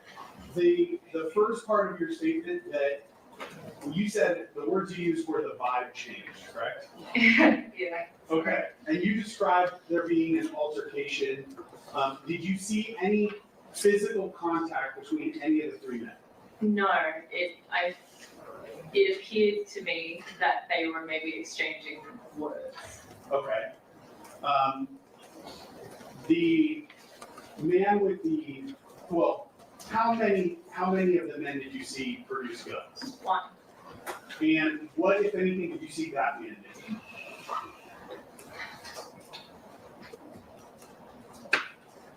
He appeared to be closer to the El Centro apartments, and it was more of like a jump back and pulled out a gun and then fired twice, or appeared to fire twice. And then everyone the people that I could see dispersed very quickly. Can you keep referencing the El Centro apartments? Yes. Is it possible for you to point the direction you're talking about on this exhibit where those apartments would be? These ones here. Okay, so the direction that you're talking about that person taking on the street, can you kind of show us with the pointer on this exhibit? It happened inside a parking lot, so from this looks different to how it did when I lived there, so, but it appeared that they could access, like, ran through here towards Hollywood Boulevard. Generally, are you saying though running away from Selma? Yes.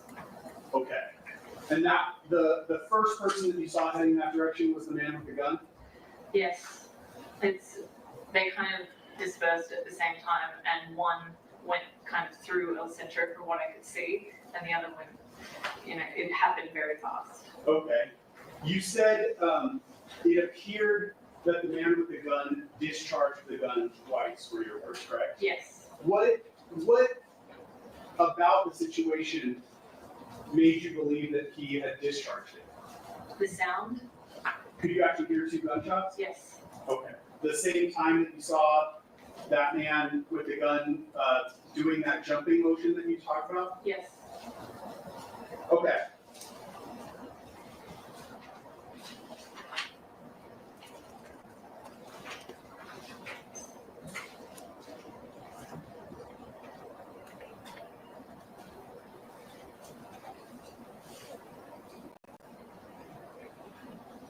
With that, Your Honor, I'm going to mark my next exhibit, the DVD and transcript. The DVD this is of the 911 call? Yes. All right, that was People's 8.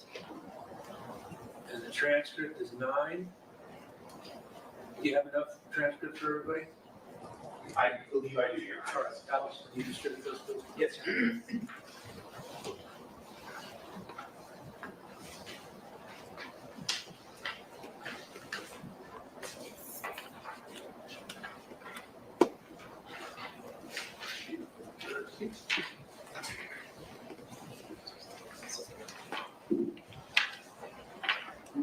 You have transcript?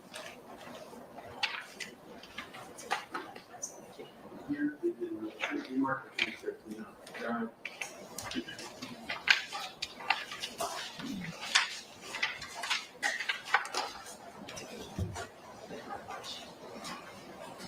Oh, that's the one? Oh, I do.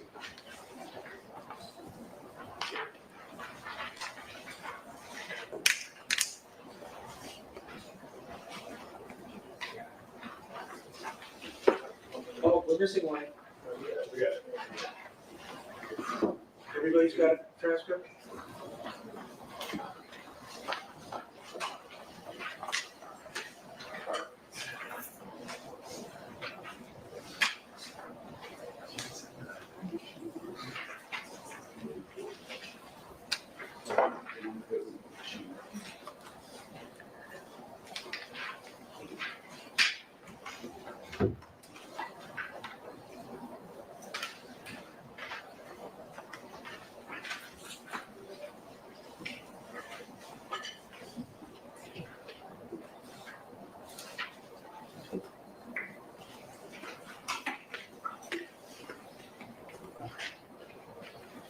There's only one audio recording on this, Your Honor. I'm just going to play it all the way through.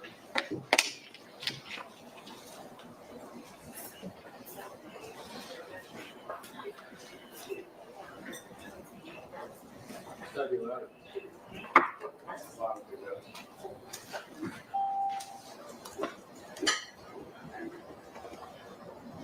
Hi, I live in the apartment on the corner of Argyle and Selma in Hollywood, and there's a student shooting. Did you see? Or you just heard it? Yes, no, like, we watched it. Okay, what did you see?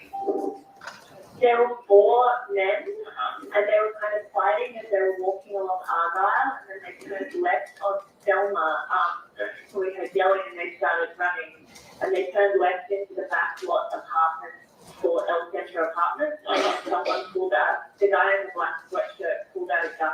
Okay. And he shot, and I think the guy who shot was a blue. That's all right. Let's focus on the guy with the handgun. Was he black, white, black, Asian? He was black, they were all black. Everyone put it close to that guy. He was wearing a black, he was wearing black, hoodie. All black. I was on the 7th floor, so this is just what I can see from the picture. Can you look where you are, or do you know where he is? No, they all ran away in different directions. 2 of them ran like towards the El Centro apartment. Let's focus on the guy that had the handgun. You know which way he went.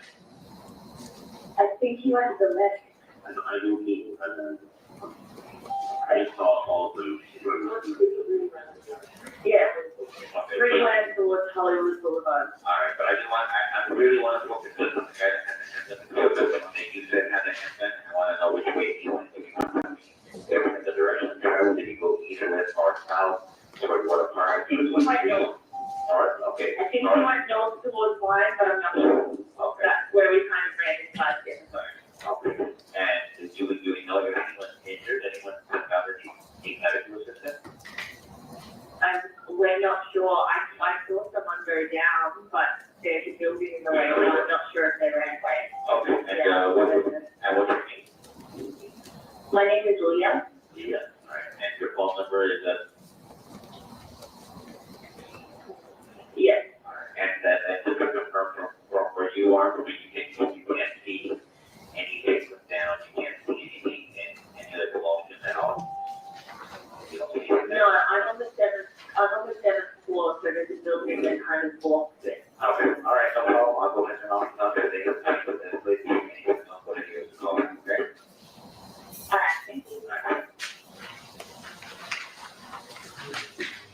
All right, this is Martin Brown, in the call. Have you ever heard that call before tonight? Is that no? That's no. In the call, you described four men, correct?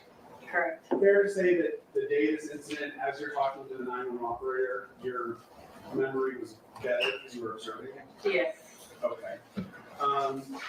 The only other question I want to ask you to clarify is, in the call, you said three of the men ran towards Hollywood Boulevard. And I put People's One back up on the screen. From the parking lot that you're describing, where would the men have gone to go to Hollywood Boulevard? I assume up the middle of the apartments. This was a very long time ago.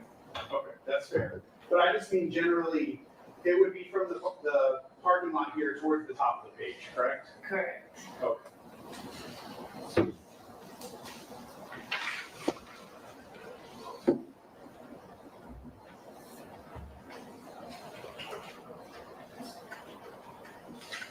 Did you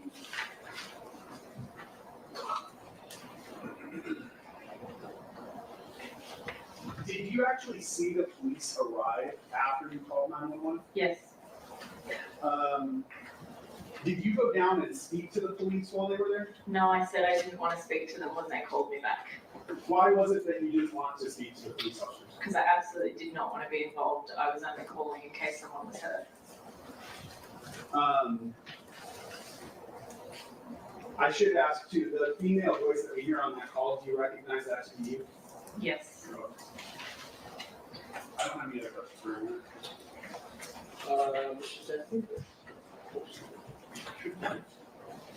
Hi, good afternoon, this is Mark Brown. You and I have never spoken to each other, right? We have not. In fact, yesterday, you refused to speak with the investigator from the defense, correct? Correct. All right. People's Exhibit number 7, which is right behind you, where's your balcony in that picture there? Can you see it from there? Yeah. I'm just, going to let's do that a little bit. Sure. All right, you know what? Yeah, that's. Let's walk around, you just, just circle that, please. Which exhibit is that? 7, people 7.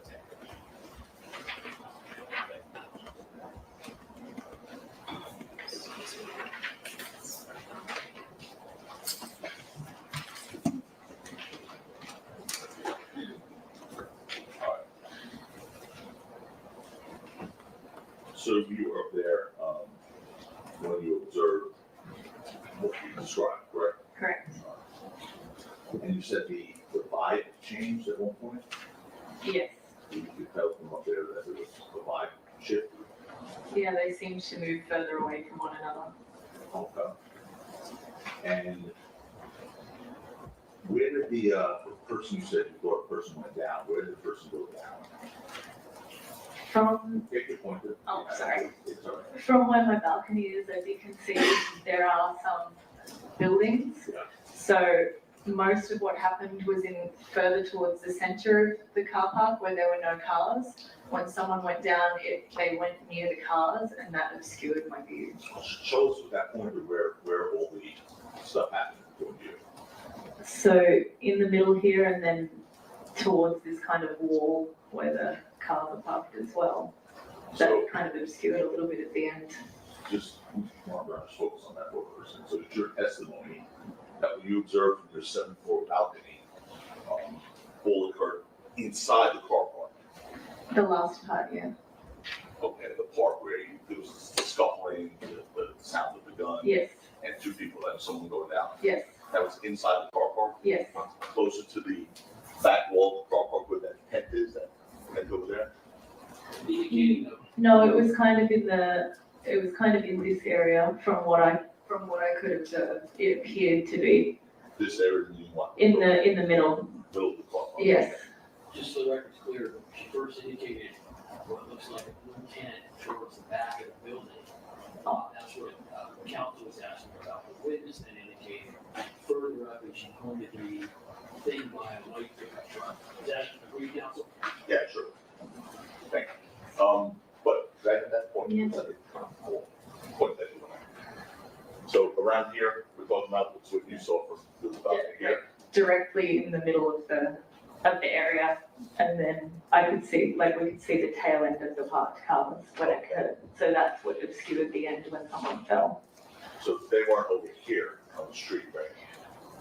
Honestly, from that vantage point, it could have appeared that street was part of it, but I thought it occurred in the car park. But again, I was on a 7th floor balcony. Okay.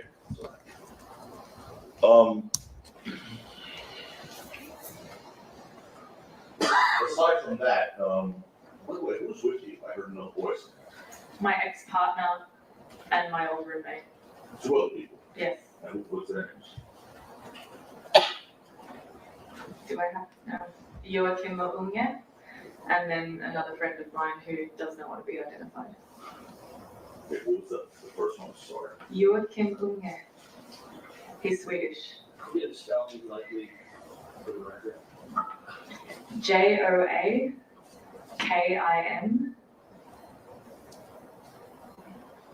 Unge. That's one individual. Yes. And there was a second one, Yes. and the second one, She does not wish to be identified. she told you that. Yes. So why she doesn't wish to be identified. Probably because she doesn't want to be doing what I'm doing So, right now. by the way, we talked about it, and I heard on the 911 call, you said that there was a building that in part obstructed some of your view, right? Yes. Okay.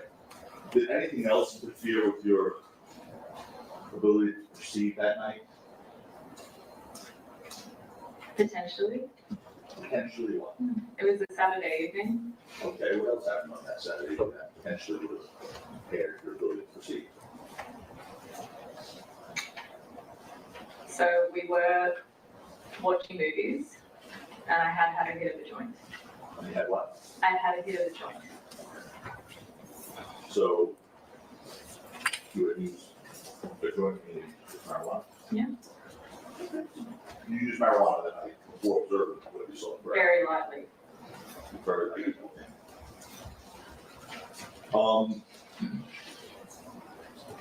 Did you tell that to the police that night when they called you back? No, I just said I didn't want to speak to police. Okay. And I think you said on that 911 call, we just heard it, so I don't want to replay it for you, but, the apartment you were at the time was up on the 7th floor, right? I had that right, 7th floor? Yes. Okay. And it was on the corner of Argyle and Selma. Yeah. And let's put up People's One, can I do that for me?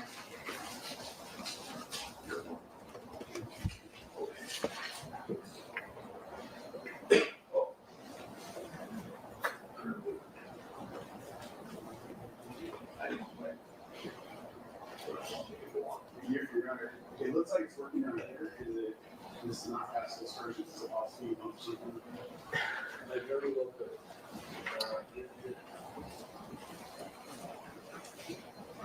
We get more, yeah.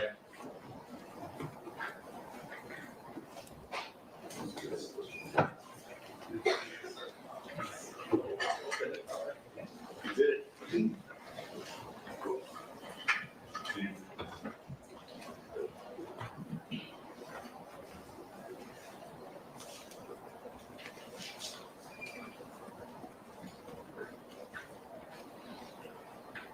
Okay, so that's, you still have 4 people to do, that's a little crooked. So just straighten that out for a second, that's people's one, correct? That's what you saw before, it's Matt behind you, right, Ms. Mark Brown? Yes. So, before hearing what you believe to be a gunshot or 2 gunshots, you saw people fighting in the street. Having an altercation, yes. Um, But I did say that part of it was obscured by the top of the car park's roof. As a matter of fact, what you just said on that 911 call was that there were 4 men and there was kind of fighting as they were walking along Argyle, and then they turned them on the cell, correct? Yes, correct. And that was at the time. Yes, it had just happened. Right, so your recollection obviously would have been much better than Yes. today. I have not, the first I've heard of this again was literally a week and a half ago, so you can excuse me for being a little shady on the details. Oh, no, it's normal, right? I mean, obviously, it's almost 4 years later. Yeah. But, what you said back then, on that 911 call would have been accurate, Yes. right? Yes. That's your ability. Yes. Despite it, whatever. After you said those 4 men, were kind of fighting, walking along Argyle, they turned left onto Selma. After that happened, you saw these people turn left onto Selma Avenue, right? Yes. And at that time, you heard yelling, according to your 911 call, right? Okay. And then you saw people starting to run, according to the 911, correct? Yes, correct. And according to your 911 call, only after you heard the yelling and saw people start to run, you saw what you believe being done, correct? Correct.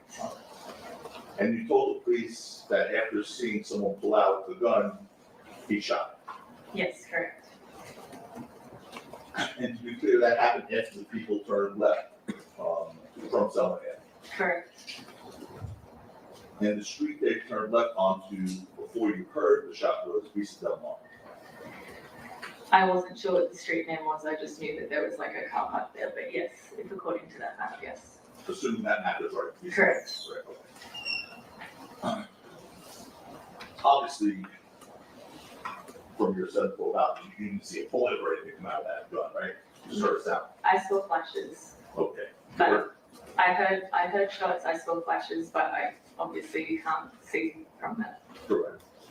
And obviously you didn't see anyone get hit, particular, you thought you saw someone go down, right? I saw someone go down, I didn't know if they'd been hit or not, and that's why I called 911.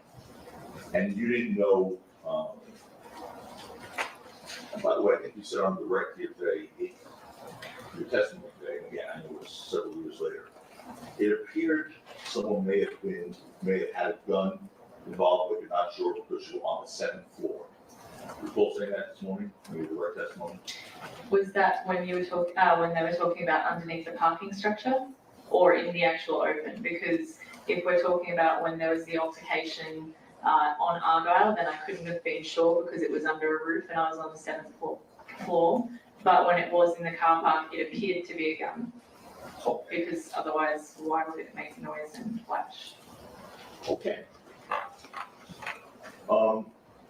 Now, it's your testimony that you saw someone going down with an incident.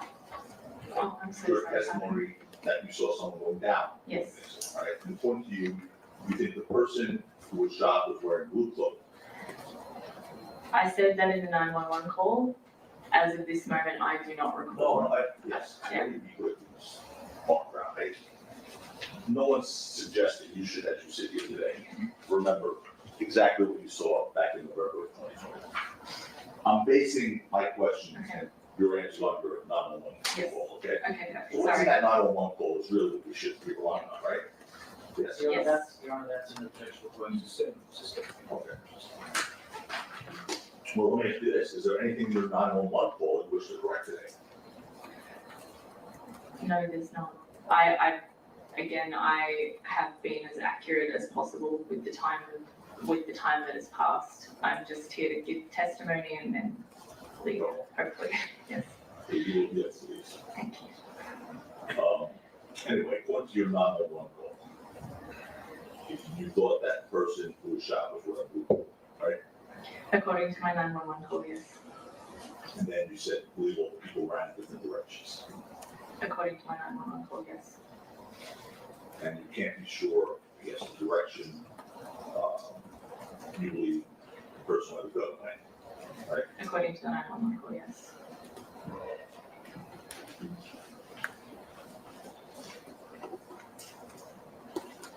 At one point in 911 call, you said you weren't even sure if the people ran away, right?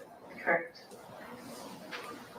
And then when did they call you back? Is that what happened? They did call me back, yes. Okay. And basically there were officers at the scene at that point already? I can't recall if the officers were already at the scene, but I do know that they were on their way. Okay. And that's when the 911 operator asked if you would meet the officers? Yes.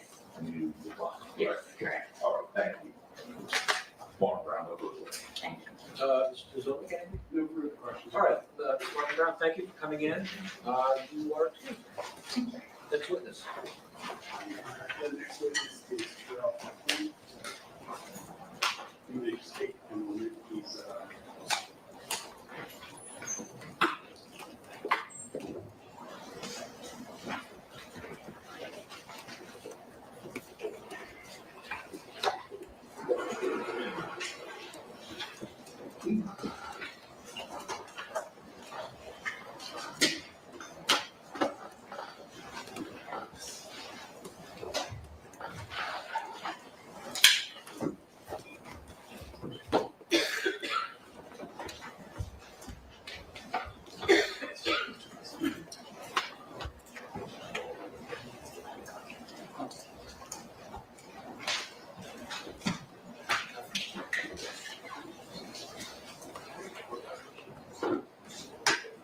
Y'all gonna be upset with me, y'all, because it's 4 o'clock.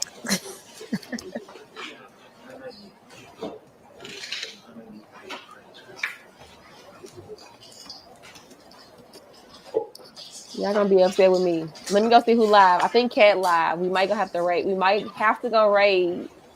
I know. I'm gonna be listening in the court though, so I can't miss really. I can't miss really. Let me see if Cat Not Williams is live. 1 second.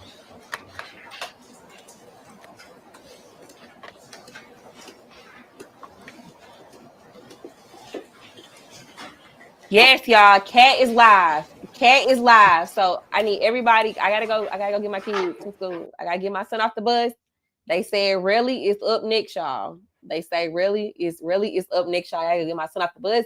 So everybody go over to Cat Not Williams is streaming right now.